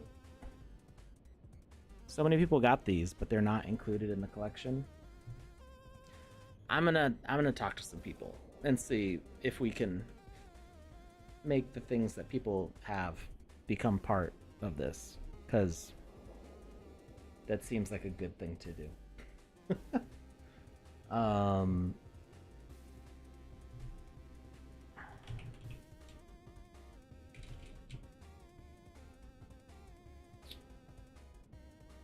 Let's see. Care Bears. I have Baby Yorg. I have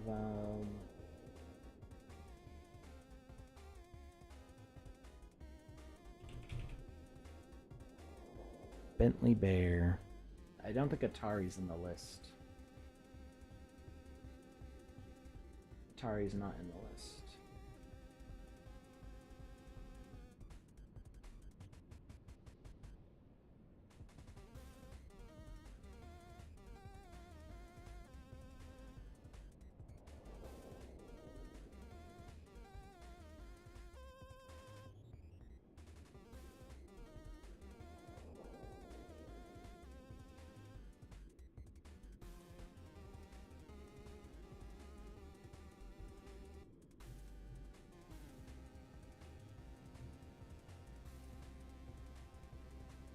You know what we could do? What would make it easier, I think, is to make a collection that is all the assets that are part of the event. Like, because an asset can be in more than one collection. So why not just make a collection that lists all the assets? I feel like it'd be easier to check and shop that way. I'm going to ask about that too. Let me write that down before I forget.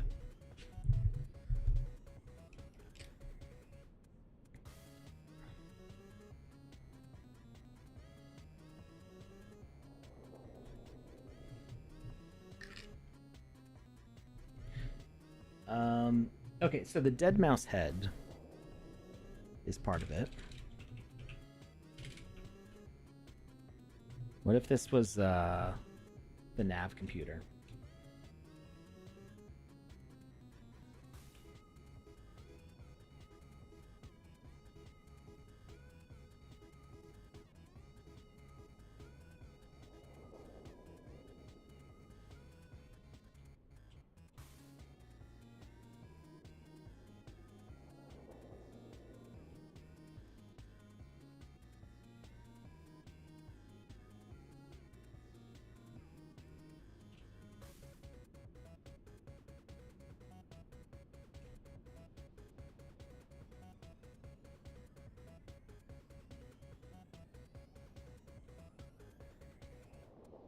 First, now I can't click it.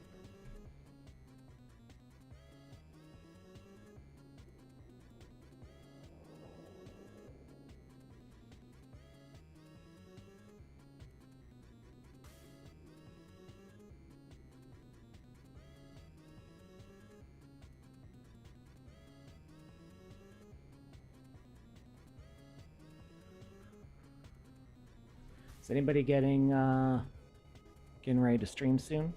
I can give you a raid.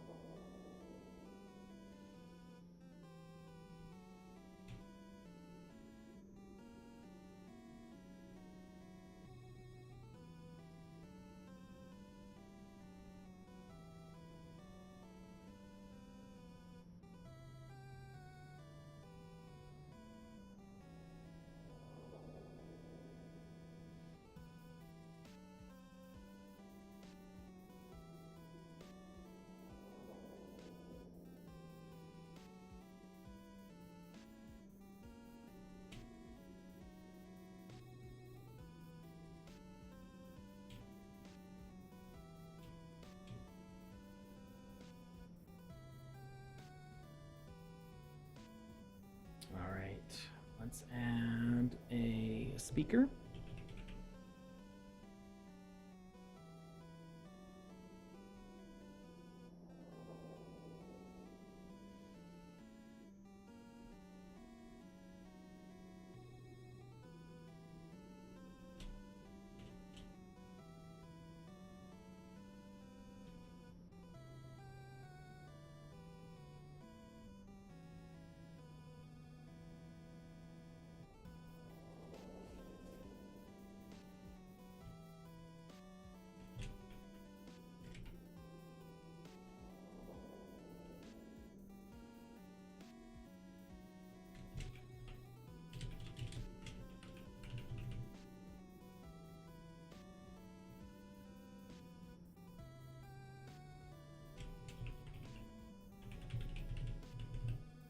Recalculating.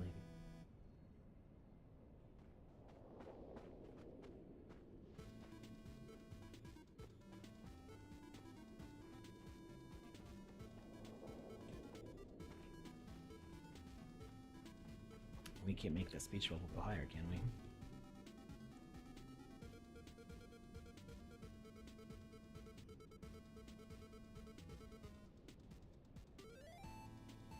We can do it always on top.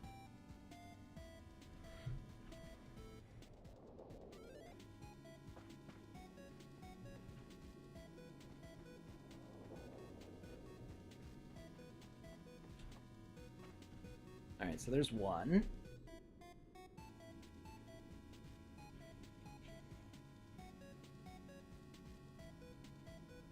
Do I have the party helmet? I do.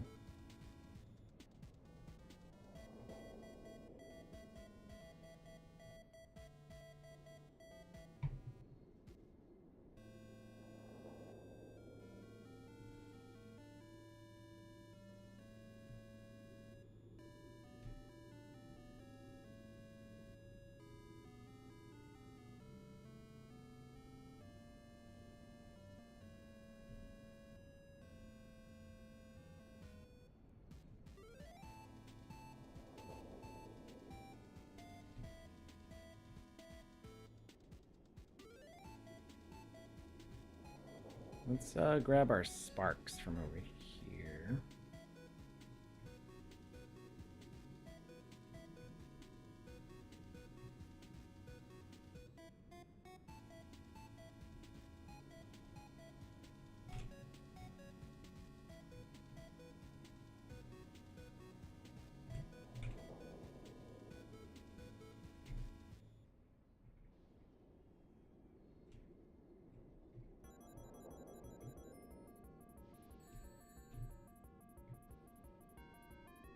And this one will trigger when it tries to look at us.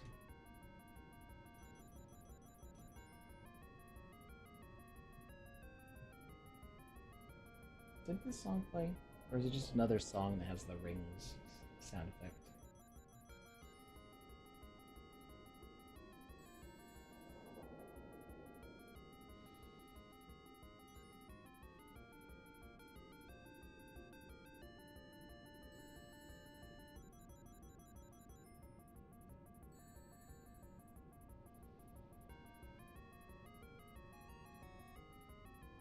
Oh, it was looping video instead of looping playlist.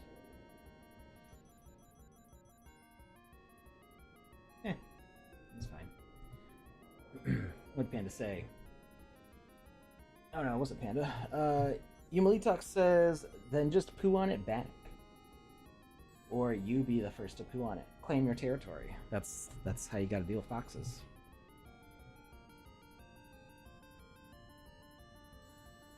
Marshall from YouTube asks, anyone still making Paris City Jam?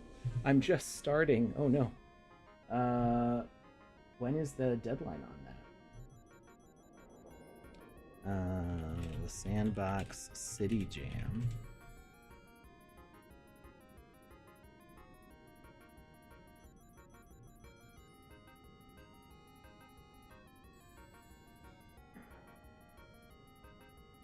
June 27th. At 4 p.m. UTC. So go, go, go. I believe in you. You can do it. You got this, Marshall.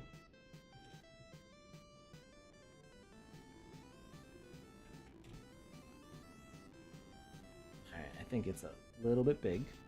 So we can't spawn it any smaller. It's as small as we can go with that one. But if we like bury it a little bit.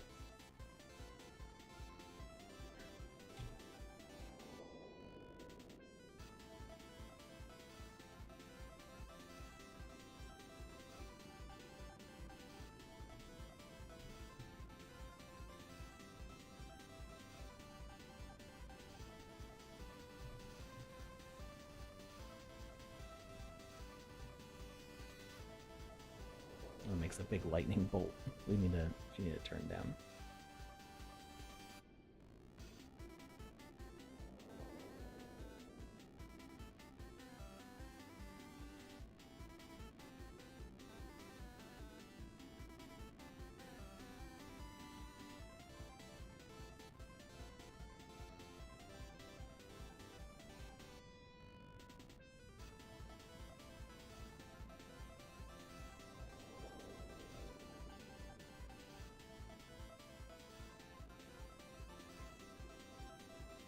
Nah, I feel like it's too much for there, and I'm not really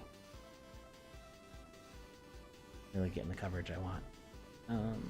So let's actually duplicate this one, and we're gonna replace it with a party helmet. Replace. Party helmet, replace, and this one's going to be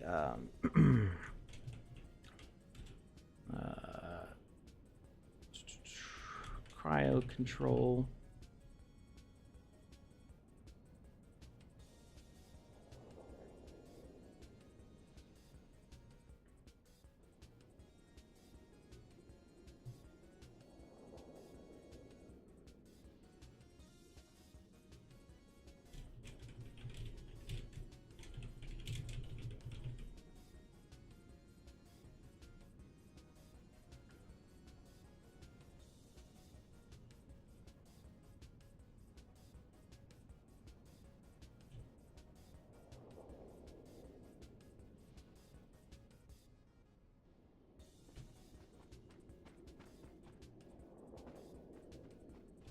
It just, the way it sits upright.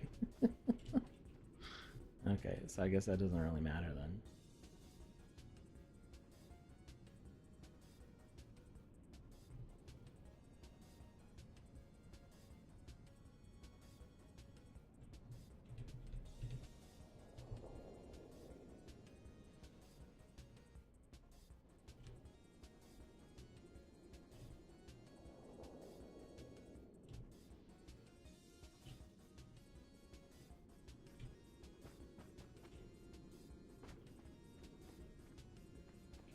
Why is that one so high up? And this one's so low? Why?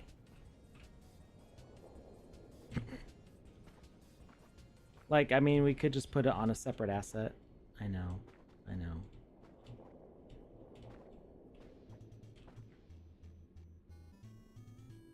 It's fine. It's not that important. Marsh says, thank you, Alex. Yesterday was too busy with the Builder Challenge. Yep. Yep. It's the start of everything. There's so much more I wish I could do for the Builders Challenge for this event, but I think, like, for this one, just having something in it at all is a win in my book. I'm trying to, you know, get the Wizzyverse stuff ready to go. I've got my day job in the sandbox. You know, there's a lot going on. So we're just getting something out there. If I have time to add on cool incentives and stuff, like, I would love to do that. Even figuring some of them out on stream, figuring out, you know, ways we can do this even better. But right now is just a time to, like, immerse myself more in the Game Maker, get my skills back up to speed. 0.7, 0.8, 0.9, I didn't have a lot of time to build in any of those versions. So, and it just keeps on getting more and more advanced. I feel myself like falling behind in like what I know how to do in these tools. So just getting back to where I feel like I should be, and brushing my skills up for when I've got to build some Wizzyverse games, because those avatars mint out, we're gonna be building like nine experiences. At least that's the plan. So I gotta get good. That's what I gotta do. All right, we need one more asset. We're going a little bit over. There's no Sandbox streams after mine, are there? This analog console would be great in this spaceship. It would look so good.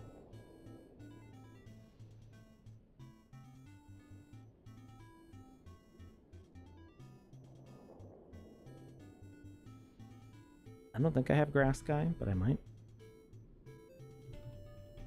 Nope.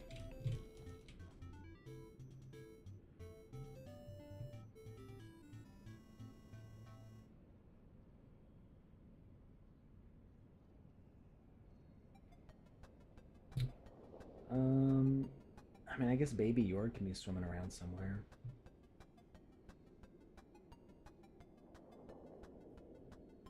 Do I have? I don't know if I have any Fist of the North Star ones.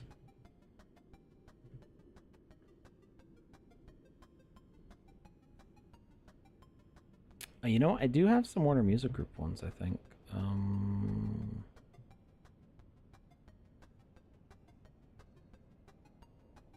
From Swaco.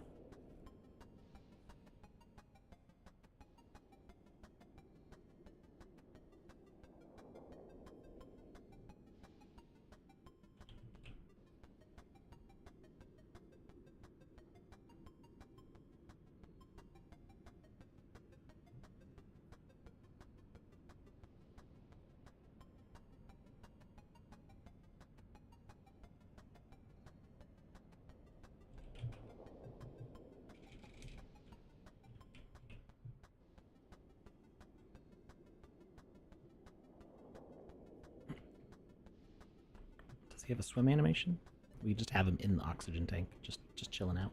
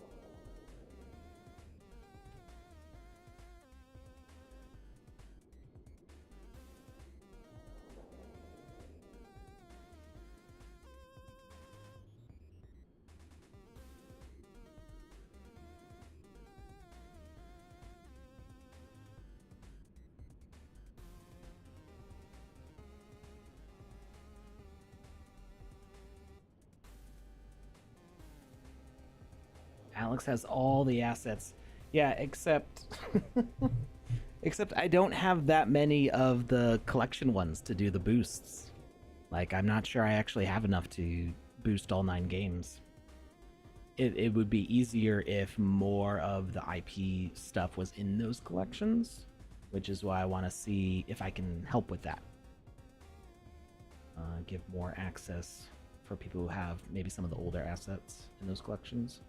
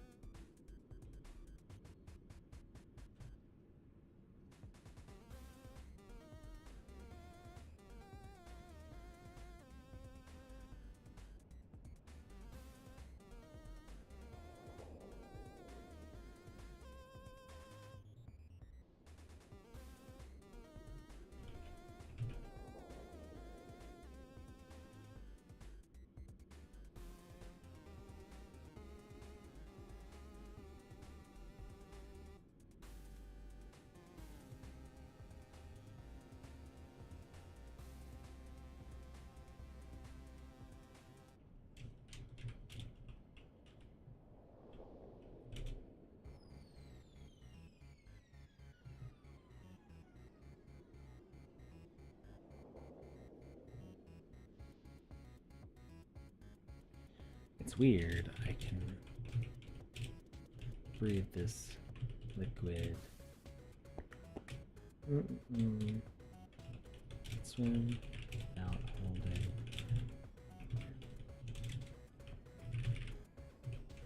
That's the character limit.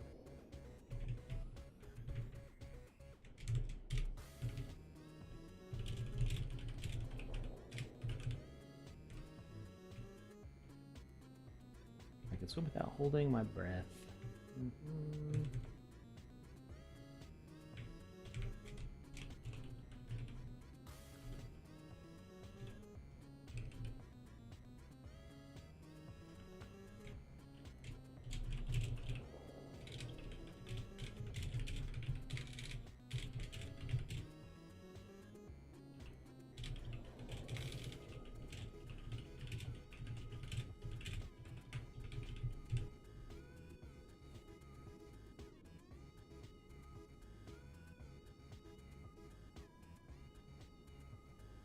If going by comic book standards, I think 0.7 was the golden age of Game Maker. Now would be considered Silver Age, I think. Doesn't mean worse, just like nostalgia or whatever. I can see that. Like, there's definitely better features now. But there was stuff we were able to do in 0.7. Well, it wasn't so much that... I mean, there was stuff back then that we definitely couldn't do. But the way you went about doing some of the things that now are really simple, you had to do some silly, convoluted things that was actually kind of fun.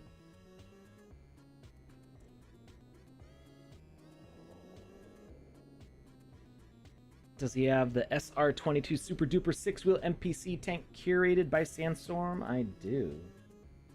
If it's what I think you're talking about.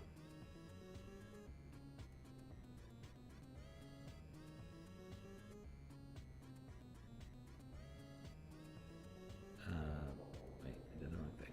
Wallet. I just bought 2 no regrets.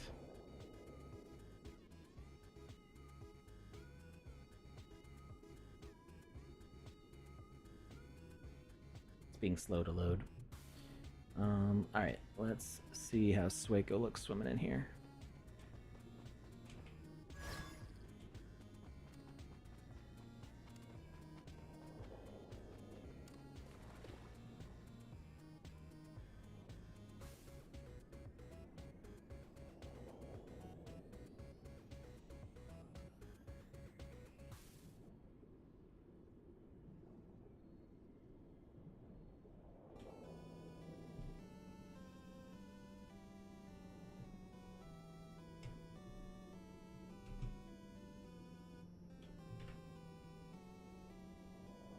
He's like swimming sideways. How high is he gonna go? Is he gonna turn?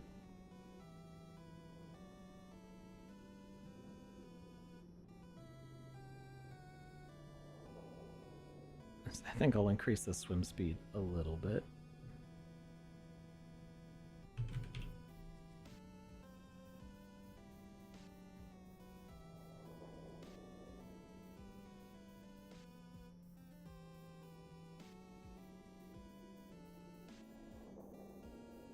What? It's like you have none. Where'd they all go? Where are all my assets? Just find in here. What did you call it? SR22?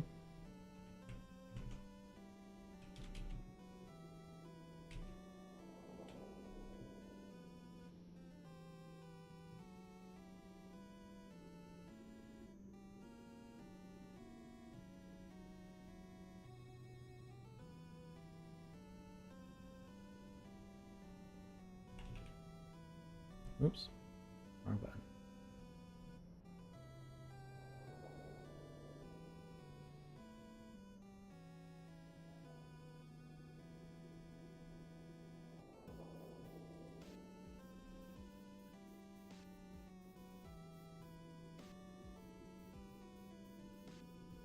Oh, S22. Sort by badass. It is pretty awesome. This was like an instant buy for me too. As soon as I saw it, I was like, yes. Yes.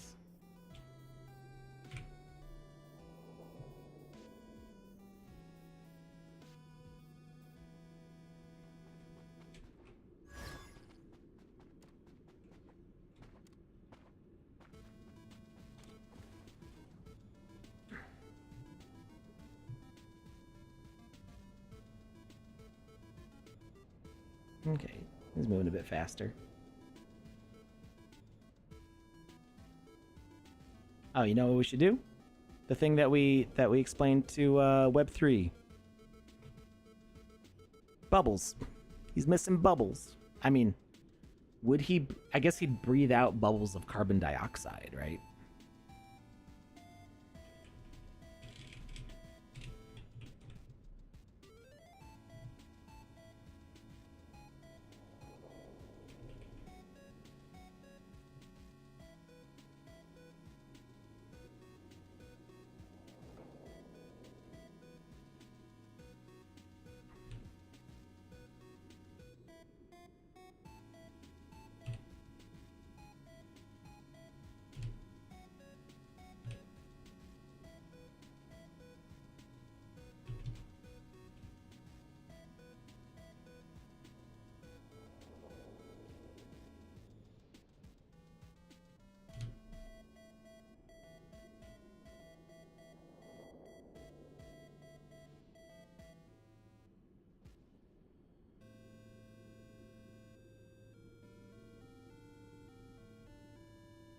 Price is too low though on the vehicle.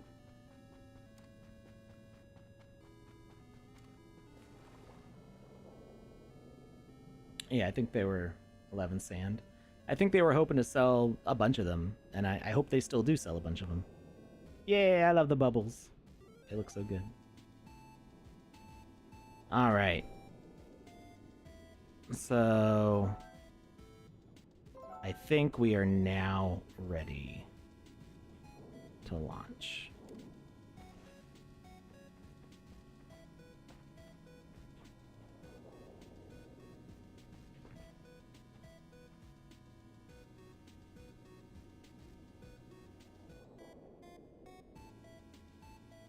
I like taking first-person screenshots, though.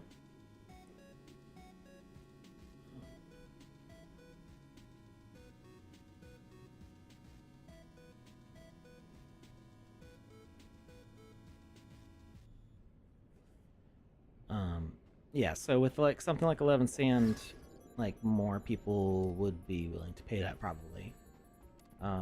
But then there's some people who go like, oh, well, is this a good investment? And it's like, I don't buy Sandbox assets to be an investment typically. I buy them to have cool assets to build games with. That's what I buy them for.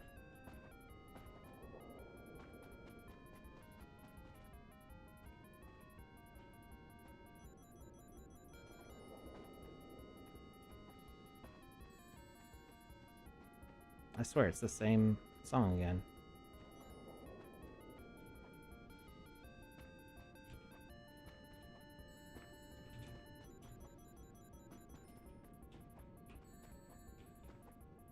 Can I jump on top of this? Jump on the chair, jump on this. Lay down.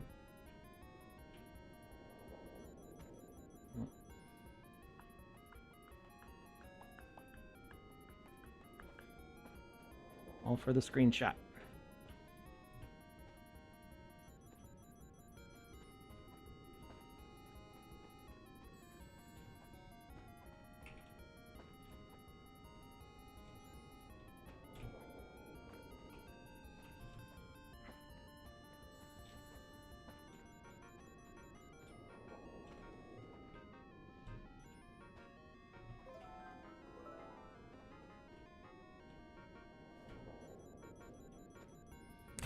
I fell off the edge again. Come on.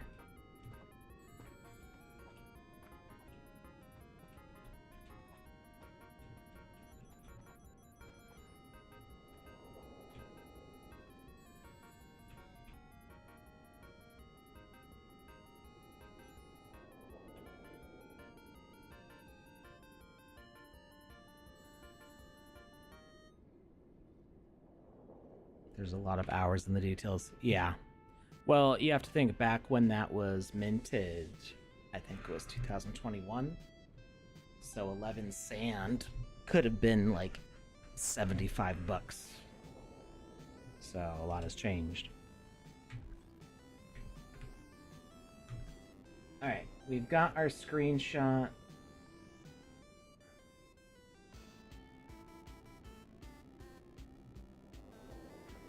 I'm gonna put it in MS Paint over here.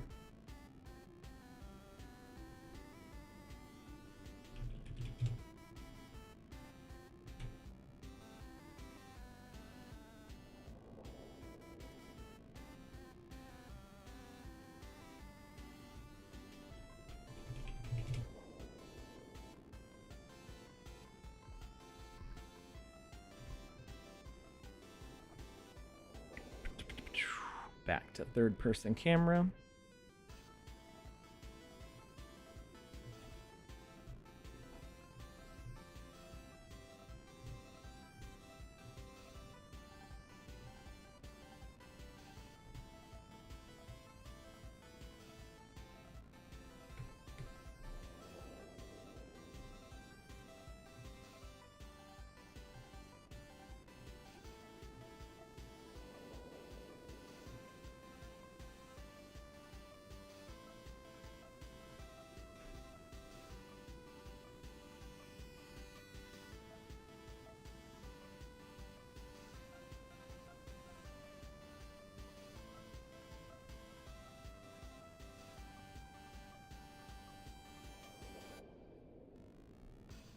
All right, and great experience page.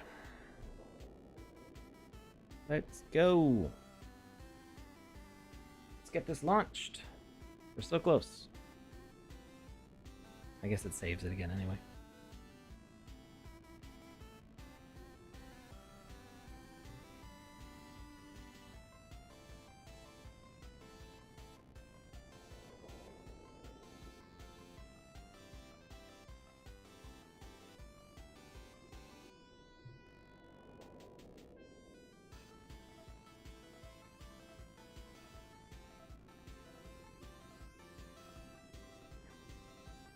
Hey, it's a pretty good crop in there.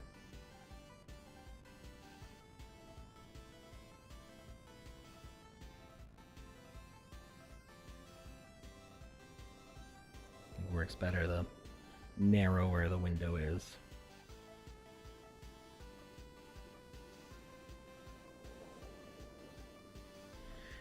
Was the Purple's spider arc? Theme.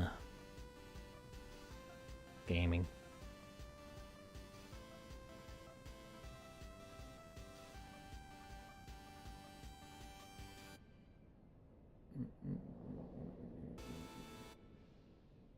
What happens if we click other? Yeah. Categories.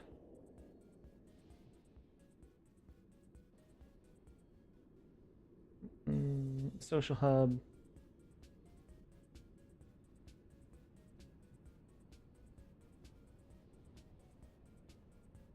I think just social hub.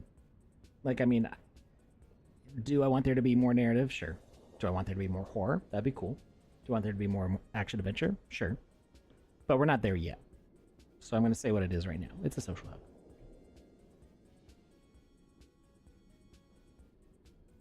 What do you think would be a fair price for my cool chameleon asset? I minted 37 of them.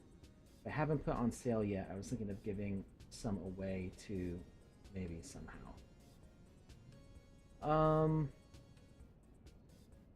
Let's see.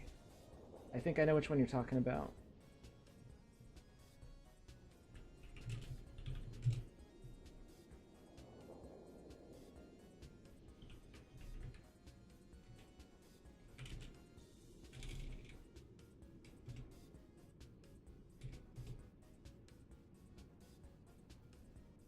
Is it this one? Nope, that's not you. That's by Jim Bastion.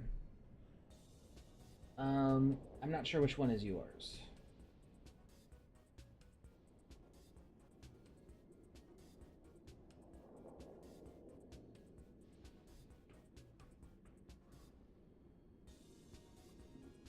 Oops.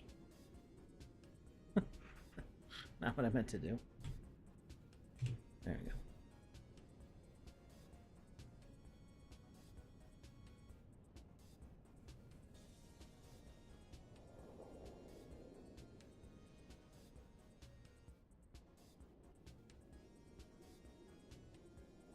If I want to do a quest where player picks item and has to drop in a set location to unlock a door, how do that?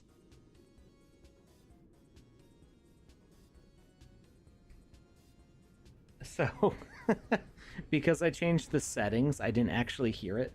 Like you, the audience, heard it, but I didn't hear it. If you want to do a quest where a player picks items and has to drop in a set location to unlock a door, how do you do that? Panda, why did you pick when we're 30 minutes over the end time of the show? To ask that question.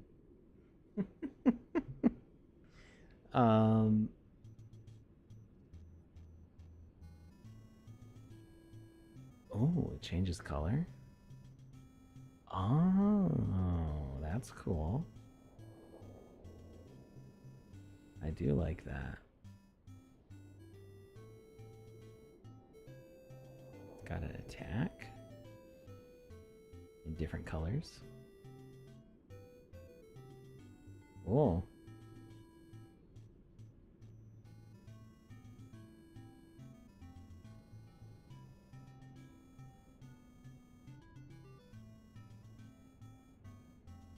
That is pretty neat.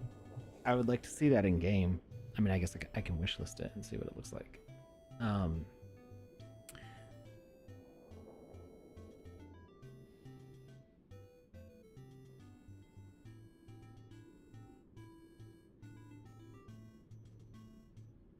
The run is just a little wiggle.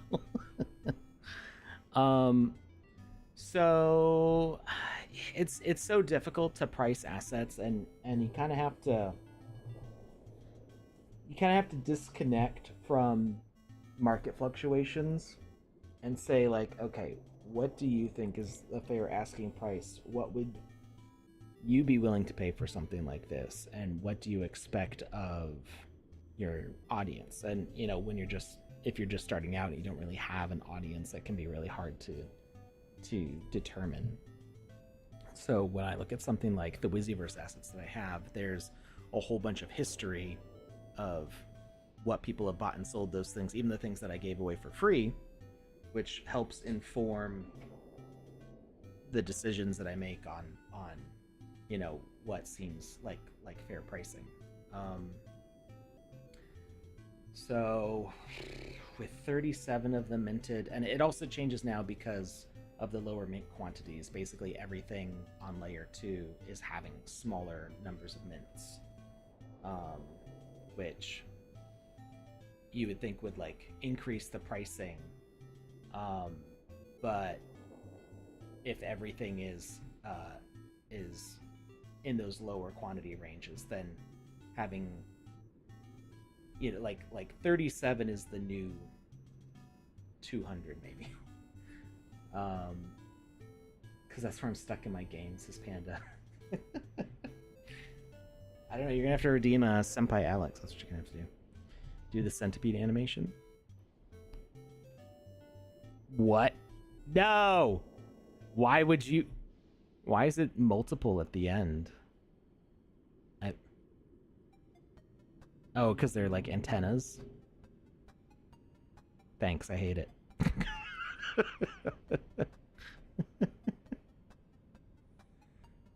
Oh, man. So you definitely put a lot of like thought into making different options for this, which is cool. It could potentially be an interesting puzzle. Like, I think you could make interesting puzzles with this, either having the player PandaPops redeemed it. Dag nabbit, Panda, I wanted to launch my game today. You're gonna have to wait a minute.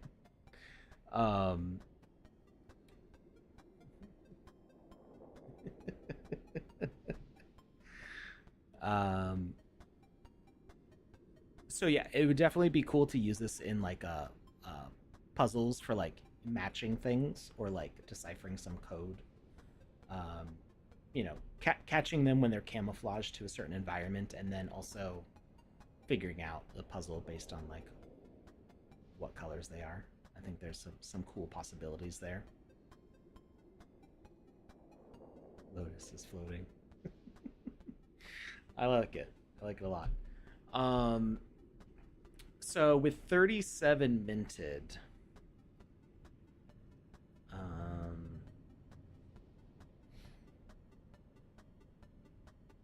honestly, I would say that between like 30 and 50 sand is a fair asking price for just the asset by itself. Like, keep not considering the quantity. Just keeping in mind like how useful of an asset it could be. But the thing, you have to demonstrate that to people. You need to, I think, make a video showing different scenarios that you could use it in to attract people to the idea of getting this asset. When, you know, 30 is about what, 10 bucks in sand right now. To 50 would be not quite 20 bucks. And considering the the 37 count of them, and if they were to sell out, you know, do you think that price would be fair compensation for the amount of work involved? You know, those are decisions you have to make for yourself. And also considering, you know, if whatever the audience is for that, what would they be willing to pay for it? But yeah, I'd happily pay 25, 30, even 50 sand for something like this. And I'd probably figure out a way to use it in a puzzle. Yeah. But I mean, it's like there's so much that's like personal about pricing stuff that it can be difficult to explain all the thoughts that go into that decision making. And some people have a more methodical, math-based reasoning behind it. Some have more emotional, or, you know, feeling the vibes behind those sorts of decisions. He's here from Twitter. How you doing? All right. Yeah, absolutely.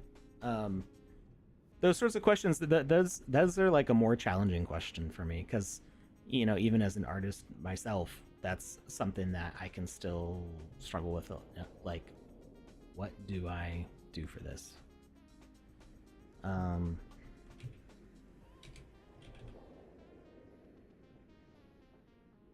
we go.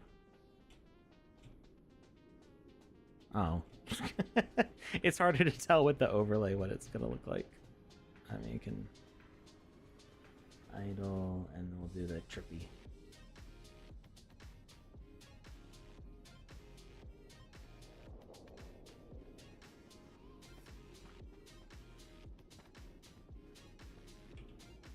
That does look really cool.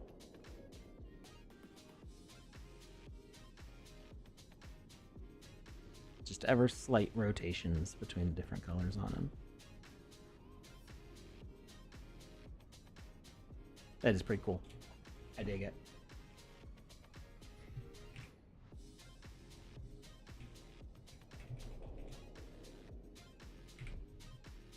All right. So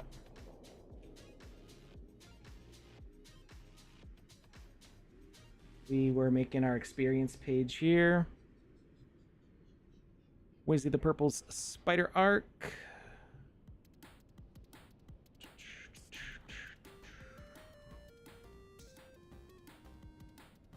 So we're gonna make a tweet about it. Hey, Skyhand110 and Ian the IT guy. It is gonna go live for play in just a bit here. If I can get everything set up right.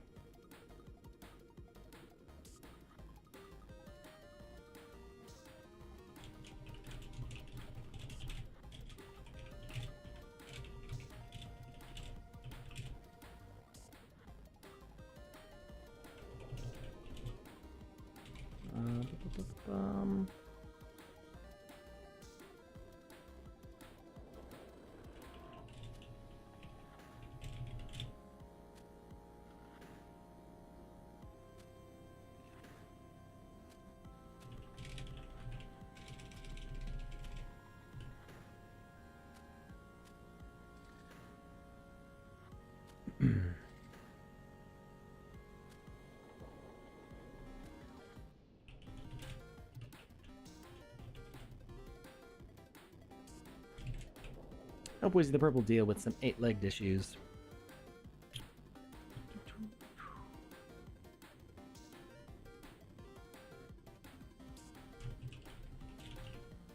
Let's see.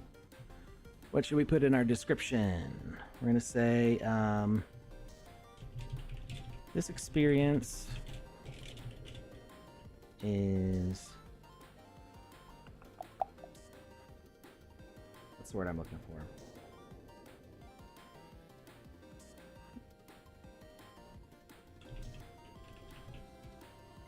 I'm going to say this experience was designed live on the Sandbox stream. Can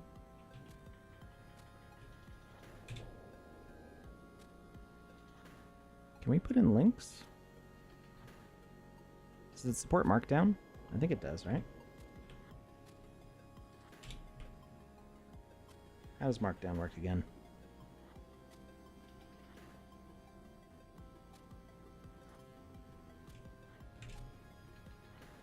HTTP twitch.tv/the Sandbox Game.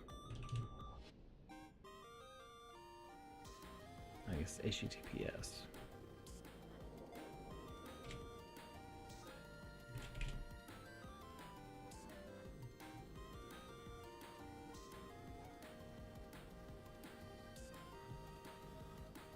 Alright, so Markdown doesn't work like that.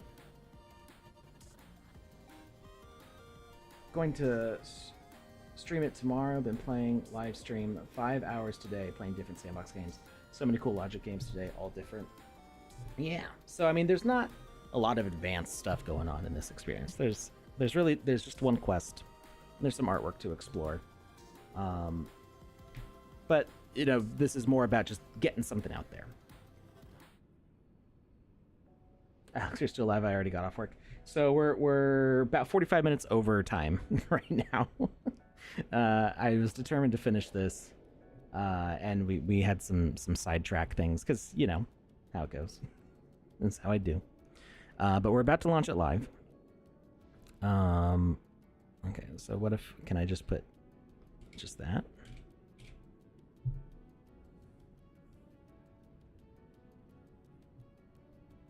Can I not make a live link?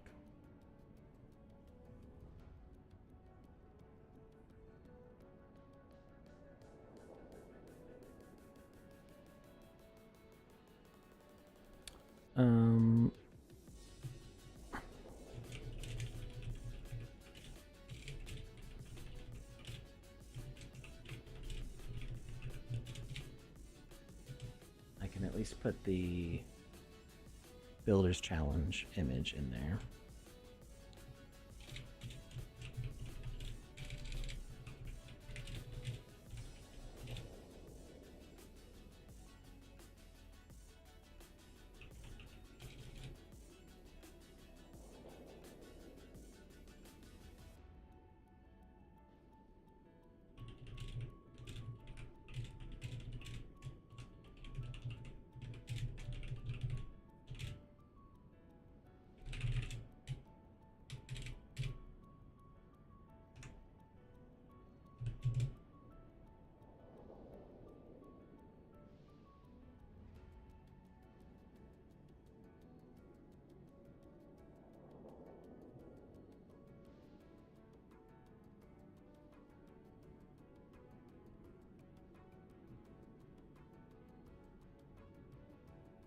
Any secrets to find?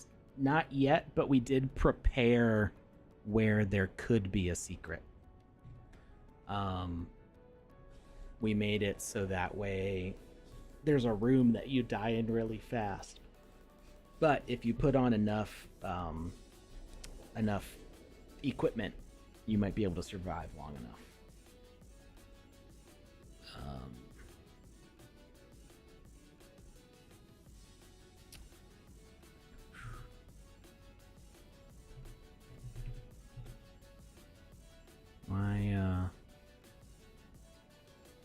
Why can't I click on anything?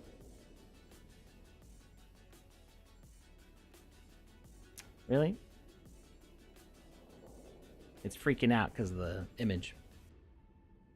How big is it?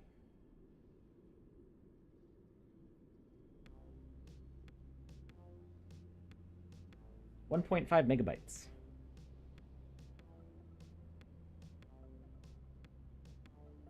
Yeah, there's no secret there yet. So don't search too hard. I haven't put any secrets in.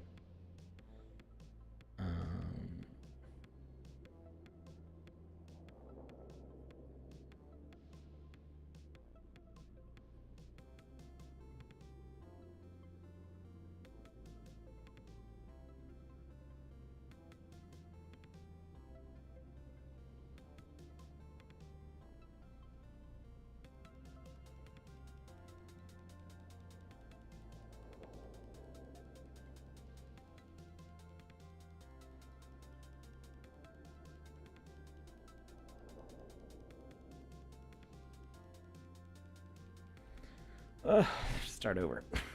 All right. So let's go. It had gaming, social hub.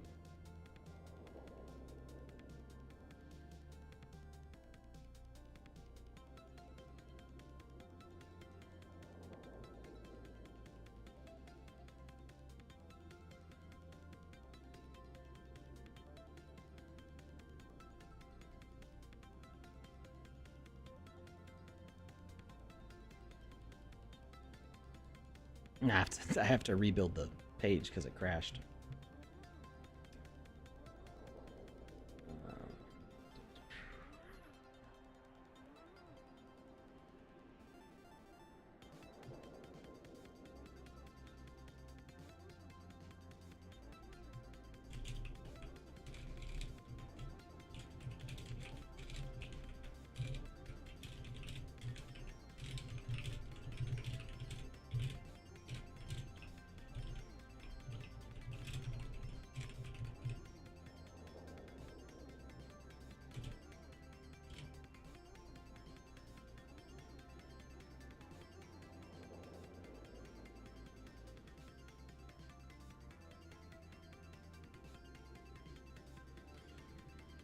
Humility Talk says, if anyone gets the good ending in Falling to Victory and screenshots, I'll send you a chameleon if you want one. First 3 people may never happen. I don't know. You're not sure if anybody will ever find the secret ending? Or the good ending? I'd be willing to give it a try.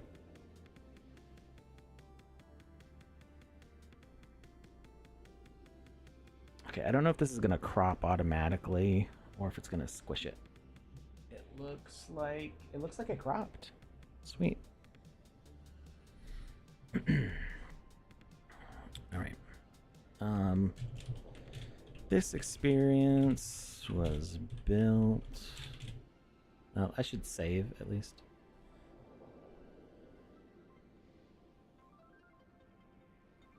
It's not random is always possible. You just have to catch all the gummy bears. All right. Panda wants it. Okay, this experience was built on the sandboxes. It was built live on the sandboxes Twitch channel. Join me there.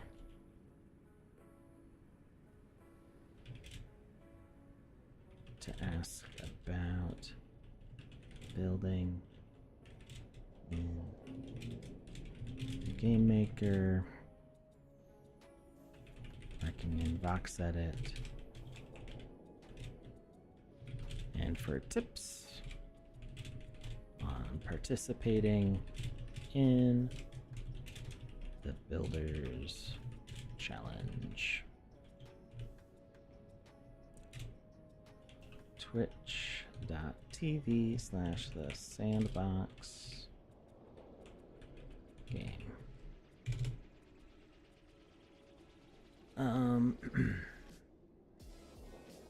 You're gonna get sweaty, I promise. Panda's like, don't threaten me with a good time.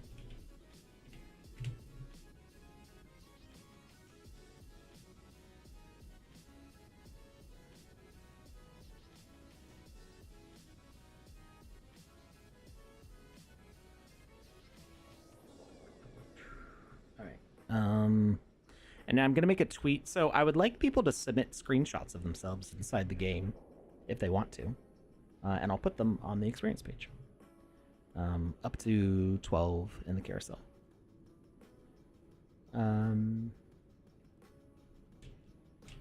Submit your screenshots from inside the game.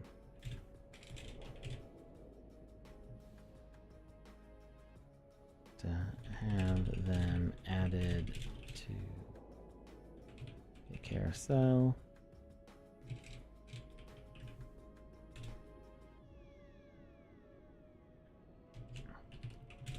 First 12.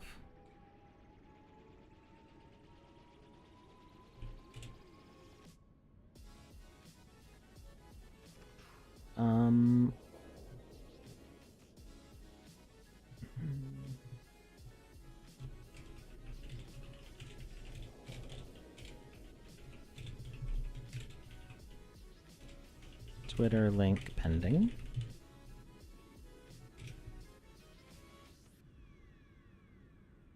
So we'll update the page later with that link.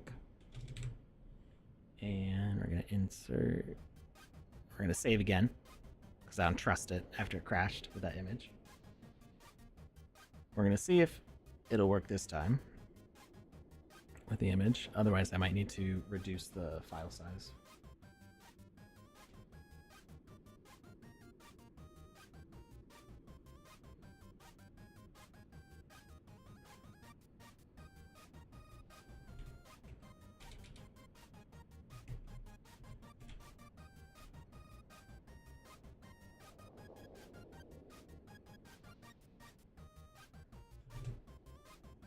What other silly images can I put up there?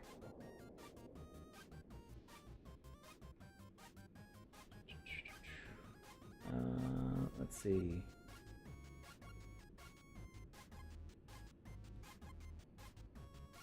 Got Wizzy stuff.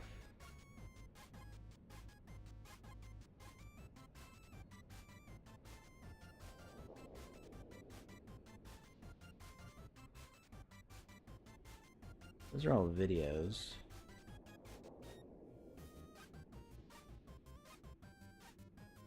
What do I got for images?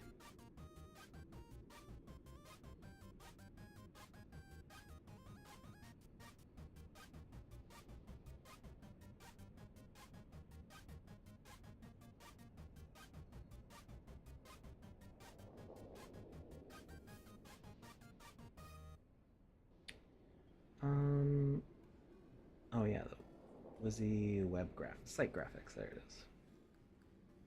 Do I have? That's a WebM. I don't think it'll let me do that. It'll let you do a WebP. Yeah, but not a WebM.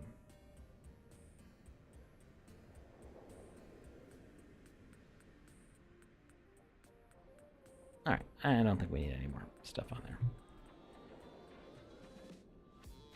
Wizzy the Purple's spider arc. Let's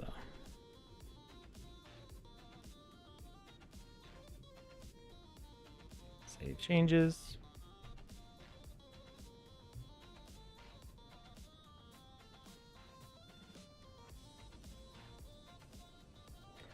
Web3 asked, how can I get my hands on an orange Wizzy?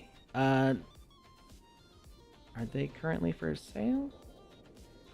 Did we play Battle Subs? No, we haven't done any playing, really.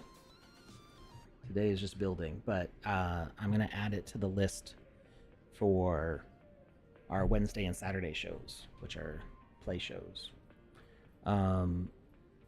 Let's actually open up experiences and I'll make sure it's added.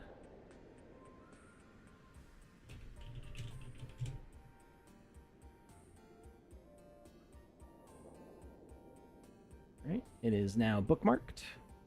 That's such a good screenshot, like with the silhouette in here. That actually looks really good. I like that.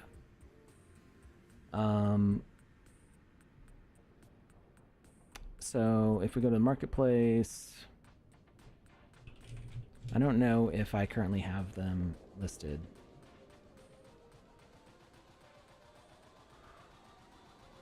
They are currently listed, so the 420 sand price was voted on by Wizzy the Orange holders. So you might be able to get one on OpenSea for cheaper. You might get lucky, somebody might list one on the Sandbox for cheaper. But because of the way I released Wizzy the Orange, I told the people who were getting Wizzy the Orange that they would get to vote on what the price would be. So this was the price that they determined through the Discord for that. So shouldn't Wizzy the Green be 420 sand? Just 13 ETH on OpenSea. Is that what it is? I didn't list it at that price. Wizzy the Green is 582 sand. I don't think I have any Wizzy the Greens listed. Yeah, this is secondary. I only have 13 copies left, and I'm trying to save some for the games I'm going to be making with them, so I'm probably not selling any Wizzy the Greens anytime soon.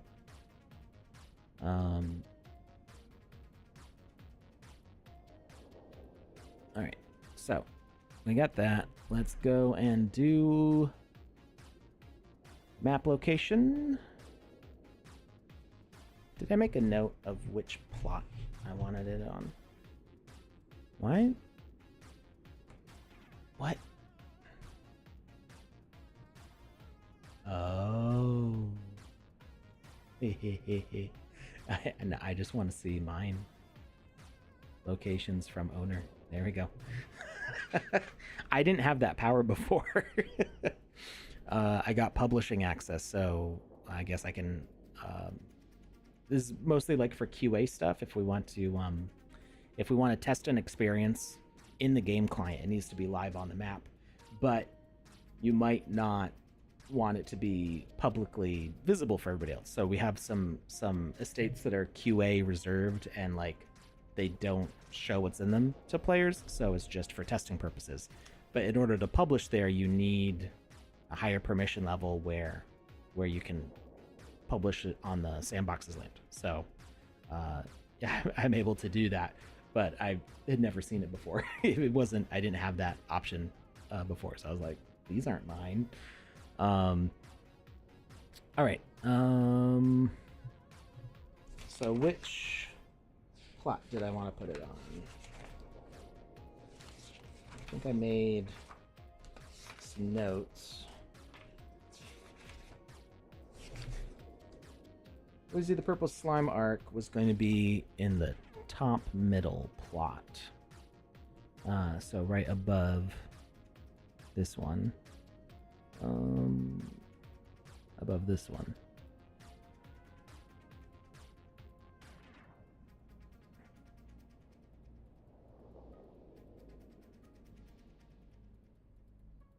Okay, I see bottom left,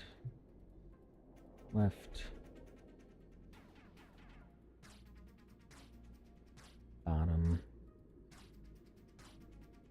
right. Where's the one that's on top? Oh, I guess I can do, it's gonna be -44.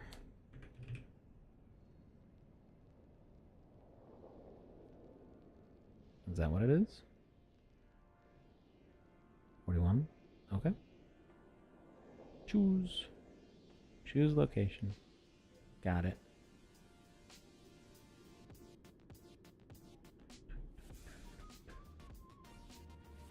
No restrictions. Launch experience. Multiplayer. Confirm. Launch experience.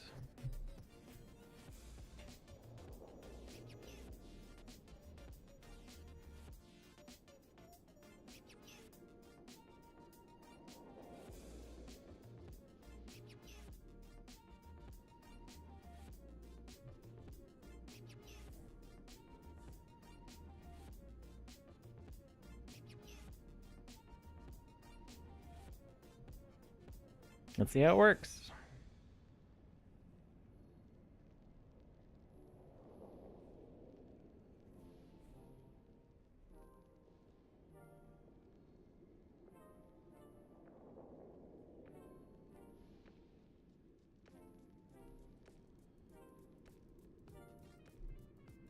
Wizzy the Purple's spider arc. Help Wizzy the Purple deal with an 8-legged problem.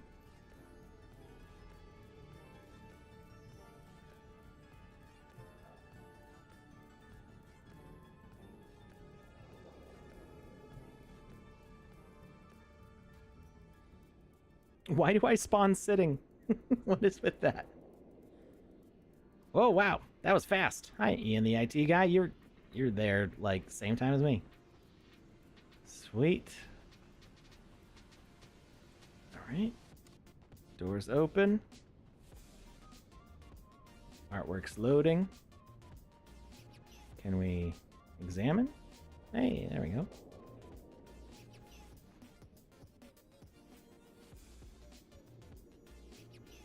Maybe not.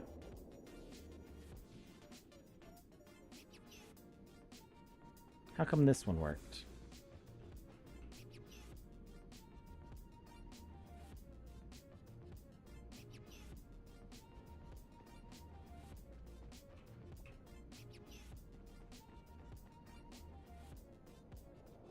And now it doesn't work anymore. Interesting. We'll figure that out later. Let's go see if we can die.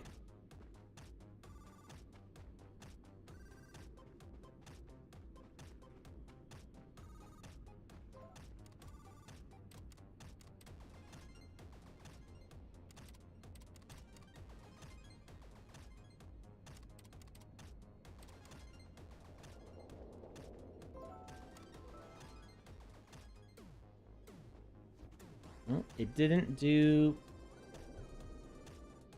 Okay, it still does... Hey, Lauren. It still does the weird fade to black. It didn't do the ask.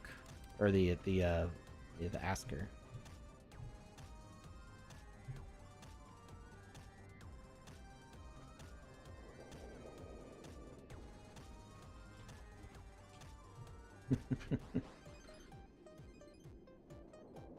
So I do kind of need it to have that asker there, so that way people know that it's a bad area to be in.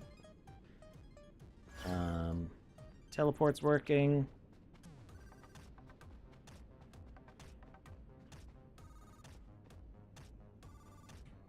Are these doors working? That door worked. Okay, there it goes. It didn't open the first time.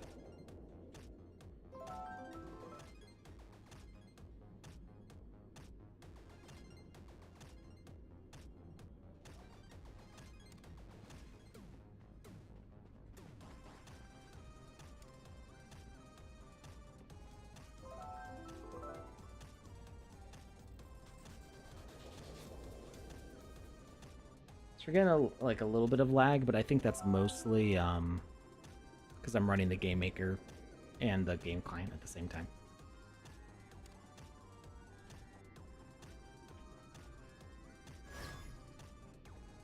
All right, let's make sure our quest works.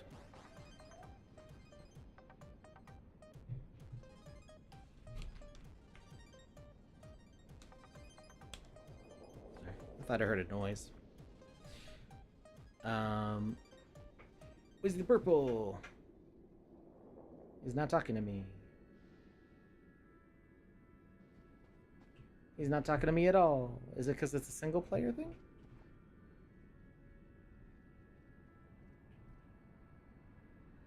Does single player askers not work in multiplayer at all?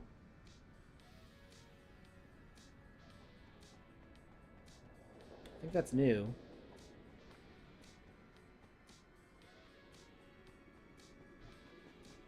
So we'll need to update for that. But that's okay. We can fix these things. Alright. What's left? And the portal works. Woo!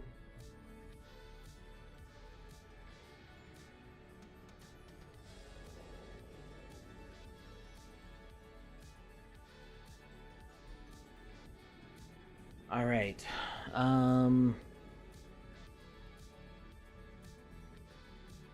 So we need to fix the asker.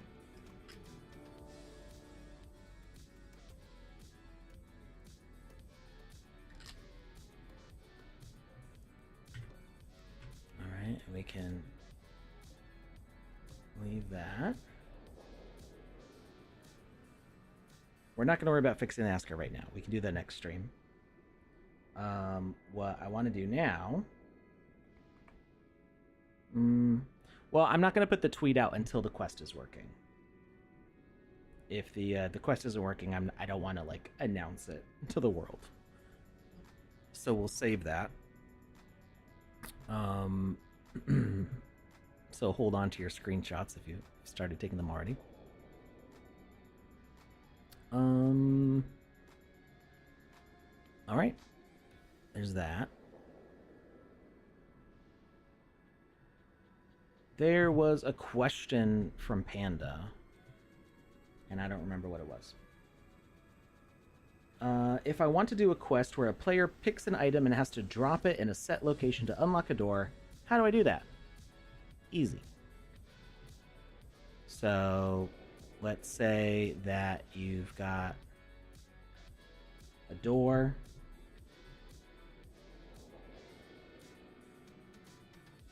To open. And you're going to open it with a key.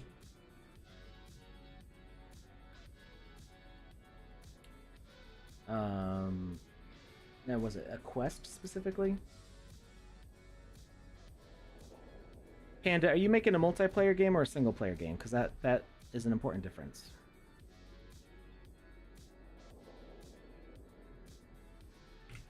We're not even going to bother with the door. We're going to have a target area.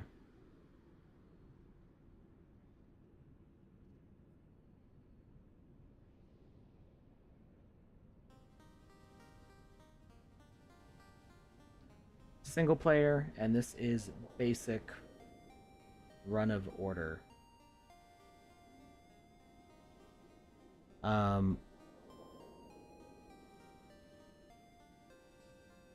Okay, so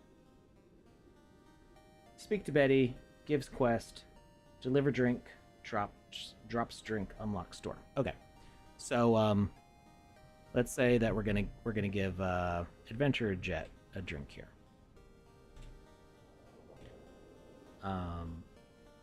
We might add a speaker component. You could do it as a speaker or as a trigger volume. And it's going to detect entity inside a bubble. You know, close enough. Detect entity, and is going to look for specific tags in range and include tag drink. And message to send is going to be quest complete.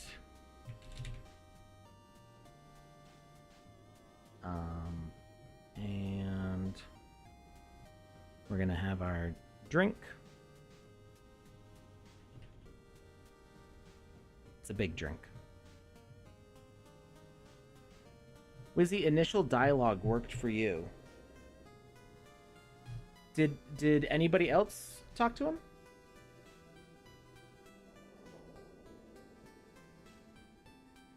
Noticed an item was missing a tag.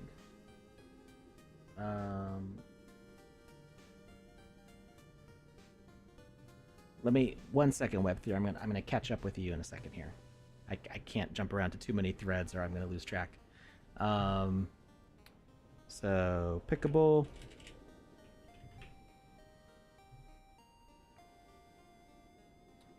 And edit logic. We're gonna add that tag of drink. And we want the cup to disappear. So that way we can't like take it away after delivering it. So we're gonna add component plant. And message to destroy is going to be that quest complete.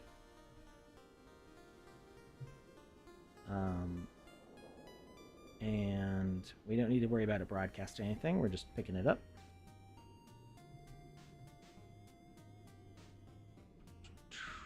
And that should be the basics of it, but we need the objective too, right? So we're going to add quest, drink, auto unlock, auto launch, quest type, wait for message, quest complete.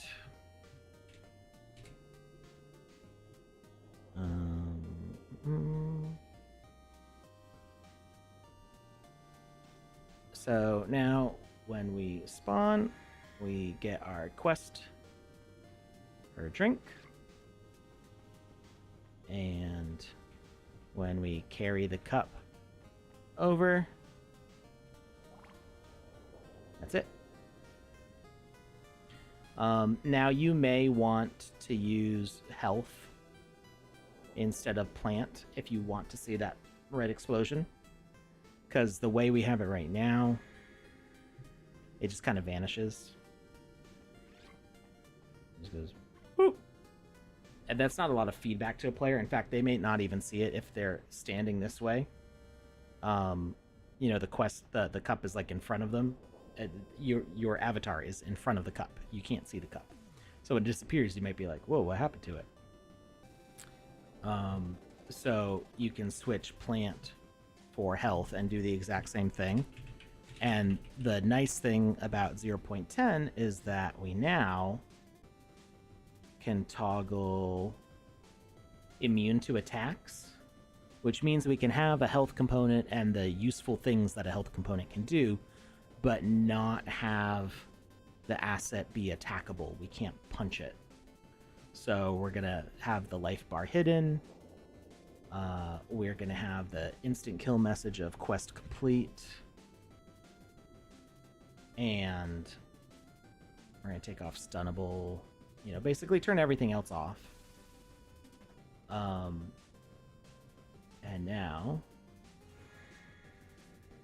when we carry it over, we get that little explosion. But you can add visual feedback in different ways. You could have a VFX. You can have it doesn't have to be visual either. You could have a sound effect. There is the sound effect for the quest completing, but it happens after the thing goes away. So you could have the speaker component, like he can say something. Maybe he can say, "Thanks, I needed that."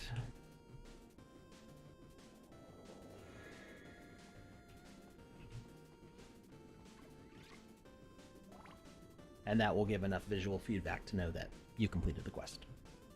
So there you go. That's how you do that.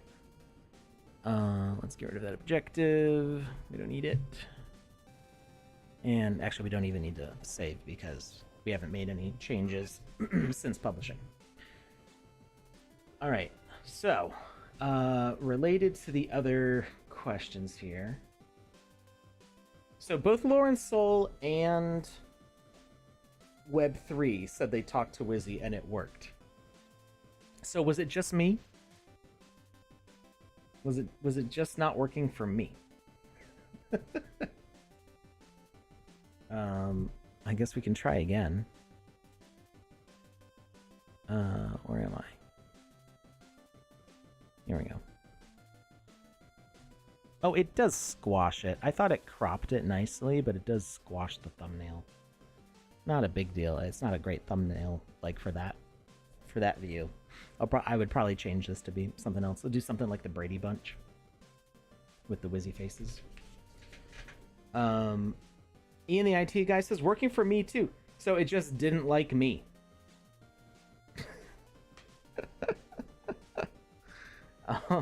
I don't know why.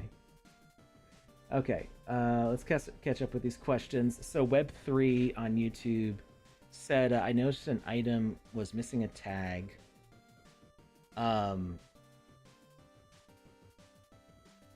you elaborate on that, Web3? You mean in the game, in here? An item was missing a tag, like a quest item?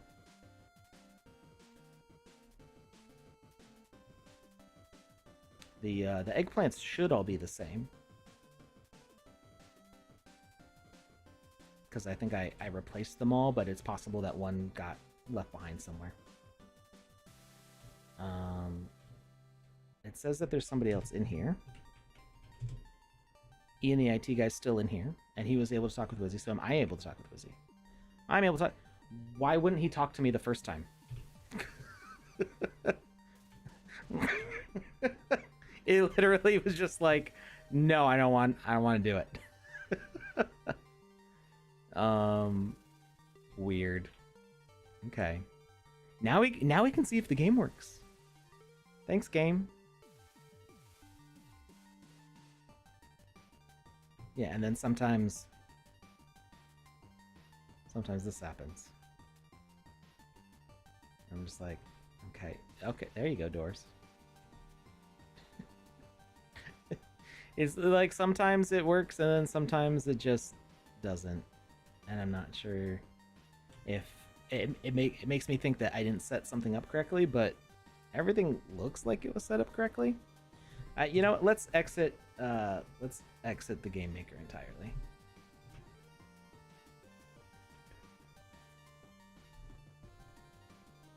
Wait, did I exit the game?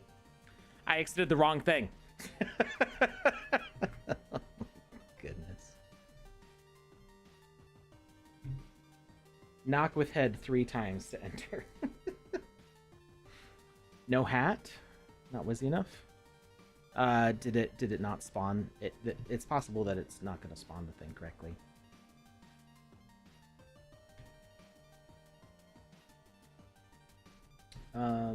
Okay, Web3, you had said something else.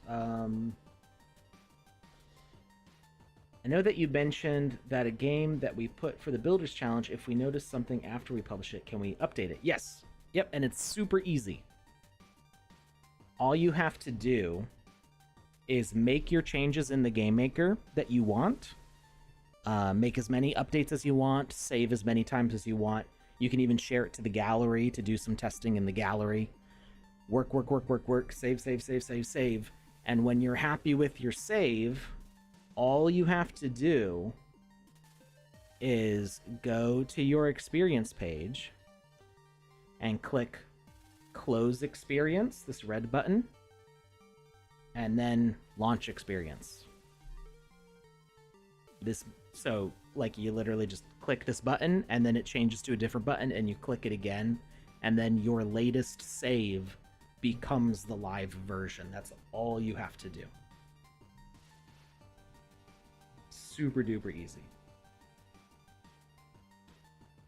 I don't think it worked for you because we were doing it together. It should... It because it's single player, it shouldn't make a difference. I am definitely getting some itchiness, some little lag bumps.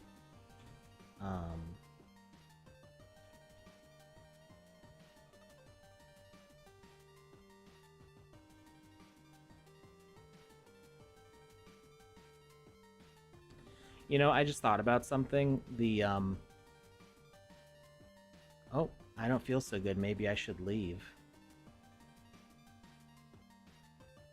You just triggered that for me, Ian the IT guy.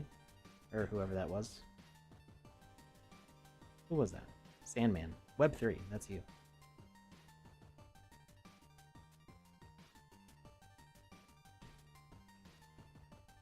Somebody else run through there. It didn't trigger for me that time.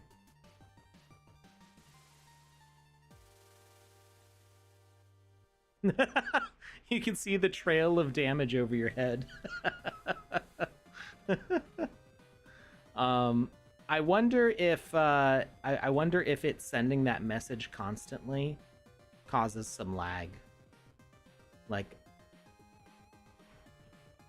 I wonder how much of a problem that is. I really wish I could do something about that. Fade to black. That's really, really weird.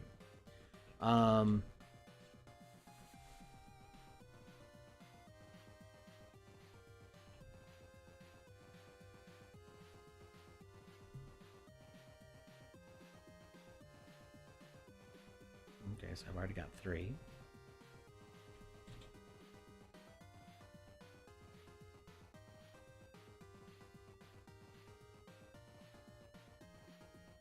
So, yeah, the I don't feel so good message was showing up for me when somebody else went through there. And I think the first time, you know, I don't remember seeing it the first time that I tried. Alright, let's teleport up here and grab one more eggplant.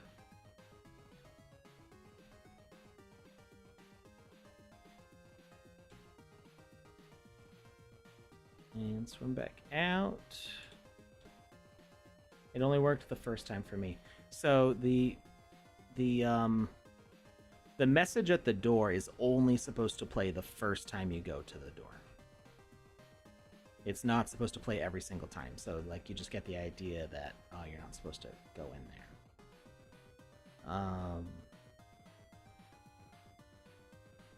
But it hasn't played for me at the time when I'm supposed to go there. So that's kind of weird.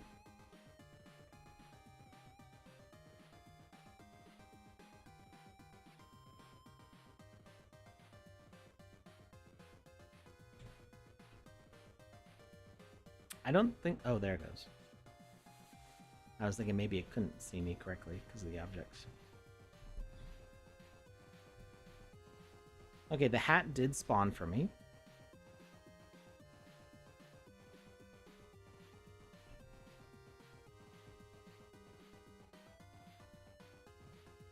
Alright, so currently most things are mostly working.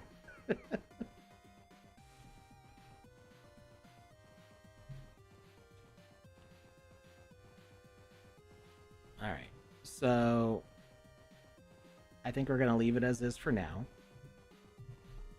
Yeah, the fade is somewhat delayed on respawn. I don't... It's like that in the Game Maker too. I don't know why, and I don't seem to have any options to change it, and it drives me nuts.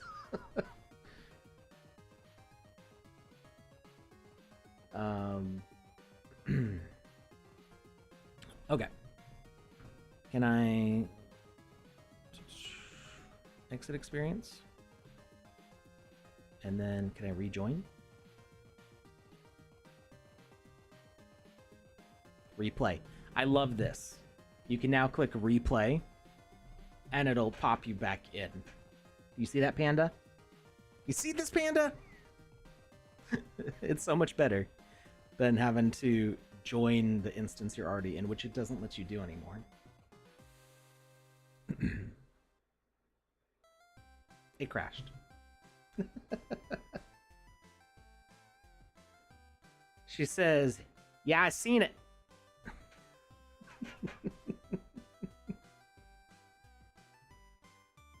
Yeah, that happens with it. Does that always happen? I've clicked rejoin and it's been fine before.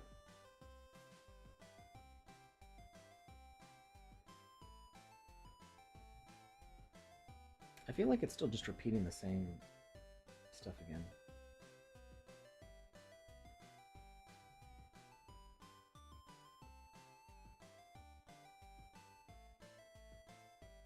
Oh, I guess it isn't. It's different.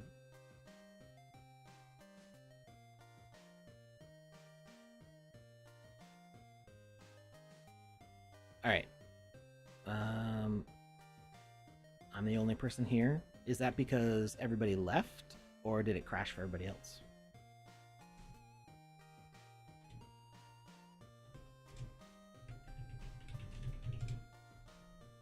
Okay, it does say I'm the only instance. I just tried taking a left turn down a right turning hallway.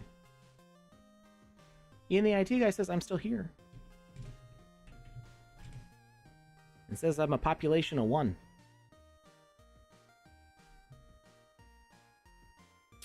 You know what? This asker was set up for a range, I think.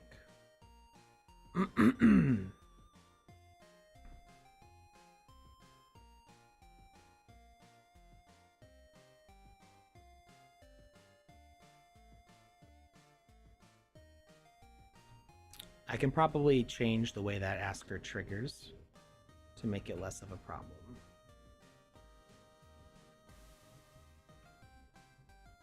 I think the instances thing gets a little confused because right now it doesn't doesn't show that there's another instance. It shows that I'm the only player.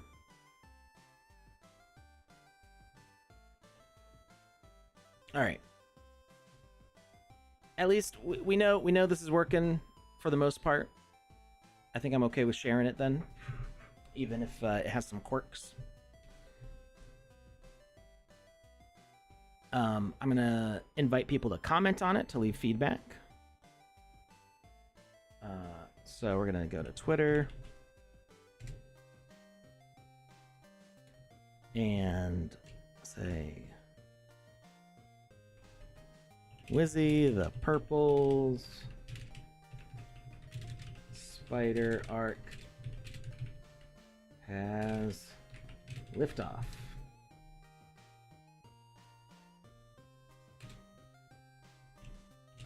Just a little social hub to explore and see some art collections. No Easter eggs yet.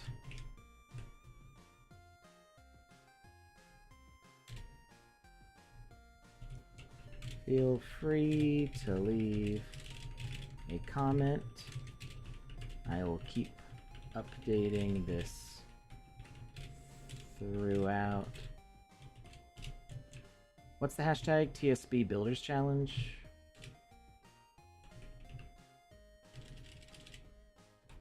Builders Challenge. Panda, I don't remember the hashtag we're supposed to use. No Easter eggs. No escape.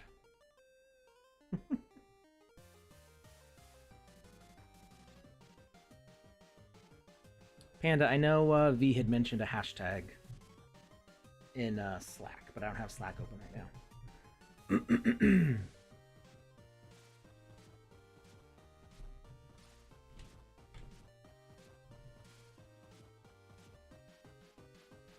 Is there a short link?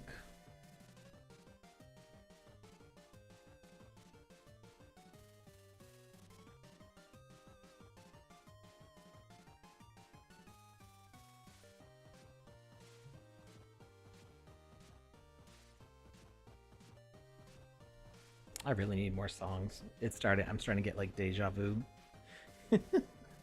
It's only like an hour or two of music for 5.5 hour stream. Ooh, look, a comment. Who's that?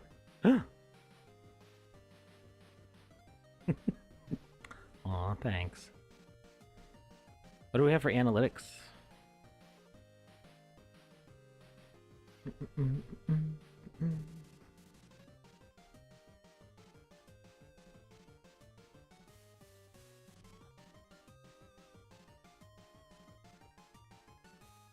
Analytics says it might not say anything because I think it only updates every 24 hours. So technically nobody's visited it yet.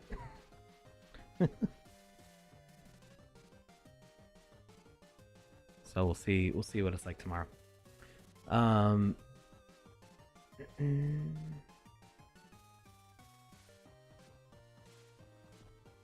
the idea is that all of these will tie into the hub. So you'll need to complete something in each experience to get a clue for the main hub. Let's see how far we get. We may not finish all that till Builders Challenge 5. Who knows?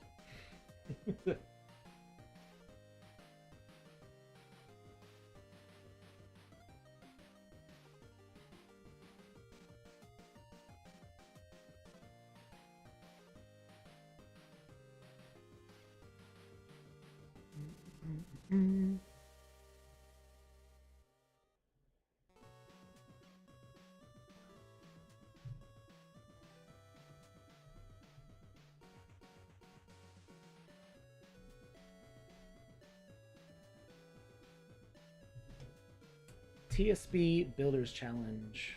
Okay. That's kind of what I thought it was going to be, but nothing was coming up when I started typing that. Like the typing out hashtag, it just doesn't do like the drop down anymore. I think something broke on Twitter as usual. No Easter eggs yet. Feel free to leave a comment. I will keep updating this throughout the Builders Challenge. Actually, I'm going to take out the... Can I reply to comments? Like, directly? Yeah, there's no real, like, reply. It would just be in order. Losing my voice a bit. Alright. So, no Easter eggs yet. Drop a screenshot of you and your friends here, and I'll add to the experience page.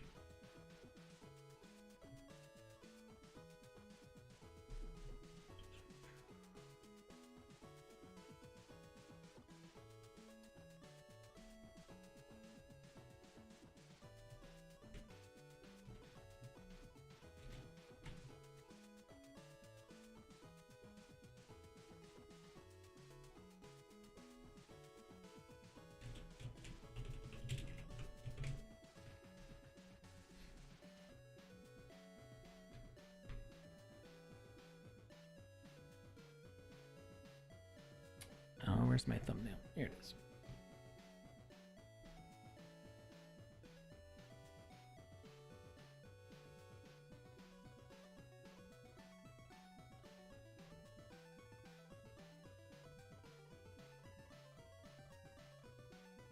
Post.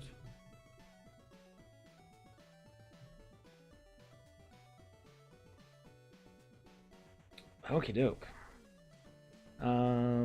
And then I'm going to take this tweet and I'm going to put it on the experience page.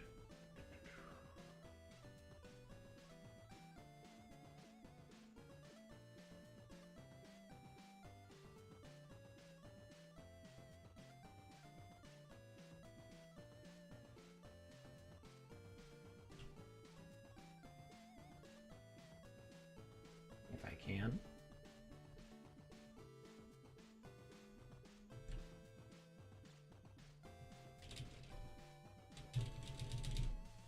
There we go. Twitter, because I don't like calling it X.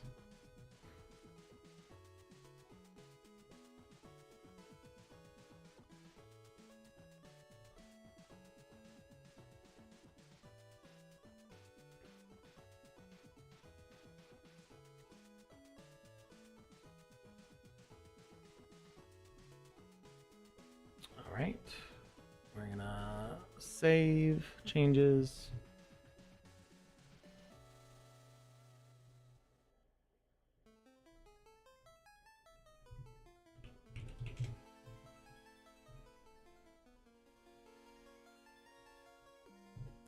right.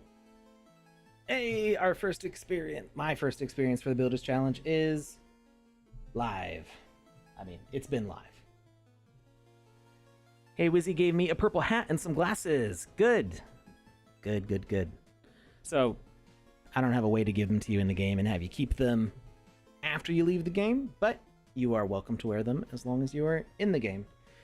And, you know what would be really cool? I mean, it would be a problem, I think. It would probably cause issues and be, like, exploitable. But with the persistent equipment thing, where you log into experiences with the equipment you were wearing from the last game, it would be kind of cool if the local equipment you picked up in one game, you were still wearing it when you went to the next one. And so you could just keep on a special hat, like, all the time. And then, oh no, if you accidentally, like, drop it or lose it or something, you have to go back to that experience to put it on again. Be kind of neat. But yeah, people would be dragging in high-level equipment all from one experience, taking it to all the other experiences to try to get the best times and stuff without actually buying it. All right. Our experience is live. Woohoo! Timed equipment would be cool. Favoring cross-play of a series. Yes, I like that. Do a time on it. Do time or experience limit. So, say you can wear it for the next 4 hours or the next 4 experiences. Maybe set it up so that way if an experience is a series by one creator, they could have it refresh that equipment from 1 to 1. I mean, would probably start getting complicated, but it would be cool to be like, hey, you earned this sword in the first game. You get to keep on using it through all of these. That'd be pretty cool. But it would only work with the persistent equipment feature. So if you visit an experience that doesn't have, then I guess it would be a bad thing. Like if the game doesn't allow persistent equipment, then you're like, darn, you get all of your stuff reset. And then it would actually probably give, like, people would be upset by that and give bad reviews to that game if they didn't do the persistent equipment.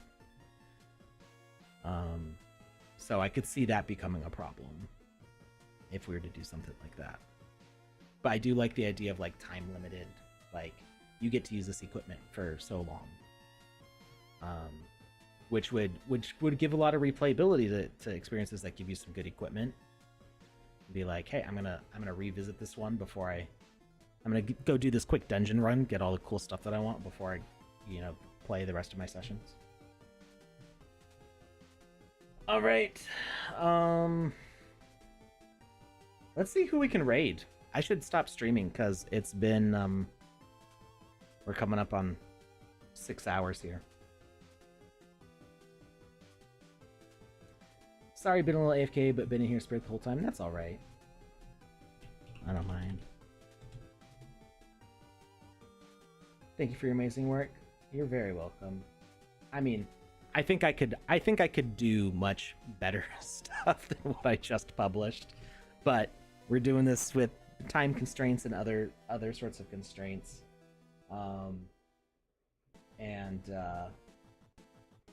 We're gonna make better stuff as we go along. But the key thing is we're not letting ourselves get held back, or I'm not letting myself get held back by, like, I wish this experience could be so much more for these things. I'm just trying to get something out there. That's the whole point of the Challenge Accepted stream, is that we're trying to get content out there, use our land that we've had forever now, and actually do something with it, instead of being like, I have this perfect concept of what my game is going to be, but the tools don't exist for it yet, or it's not the right time. I don't have enough time to put into all this stuff. I definitely don't have enough time to put into the things that I want to do right now. But I'm not letting that stop me from just doing it. Just do it. All right. Anybody playing the sandbox right now? Or building in the sandbox right now? Who's live? I see AU24K. It appears to be doing Stream Raiders and Builders Challenge number 2 stuff. So we're going to raid AU24K. I hope you have fun. Note, AU24K is a grown-up stream. So they might say some words sometimes. That's my superhero, not yours, mine. All right. Well, thanks everybody for hanging out. I hope you have a great rest of your Tuesday, or the start of your Monday, depending on where you are in the world. I will see you again tomorrow night for the Wednesday stream, where we're going to start slamming through all these Builders Challenge games, trying to play as many as possible. And we hope that you will be live playing with us, because we're going to try to do some prizes and incentives for that. We're still working out the details, but we definitely want to be visiting as many of these games as possible, cheering all the builders on, and supporting our fellow creators. Not the longest stream yet.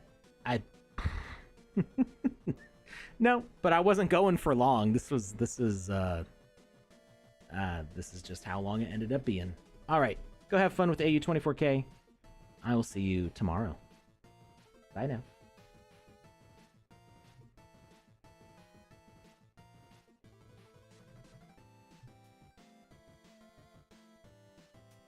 Ain't no party like a PandaPops party, like a PandaPops party. Whoop whoop.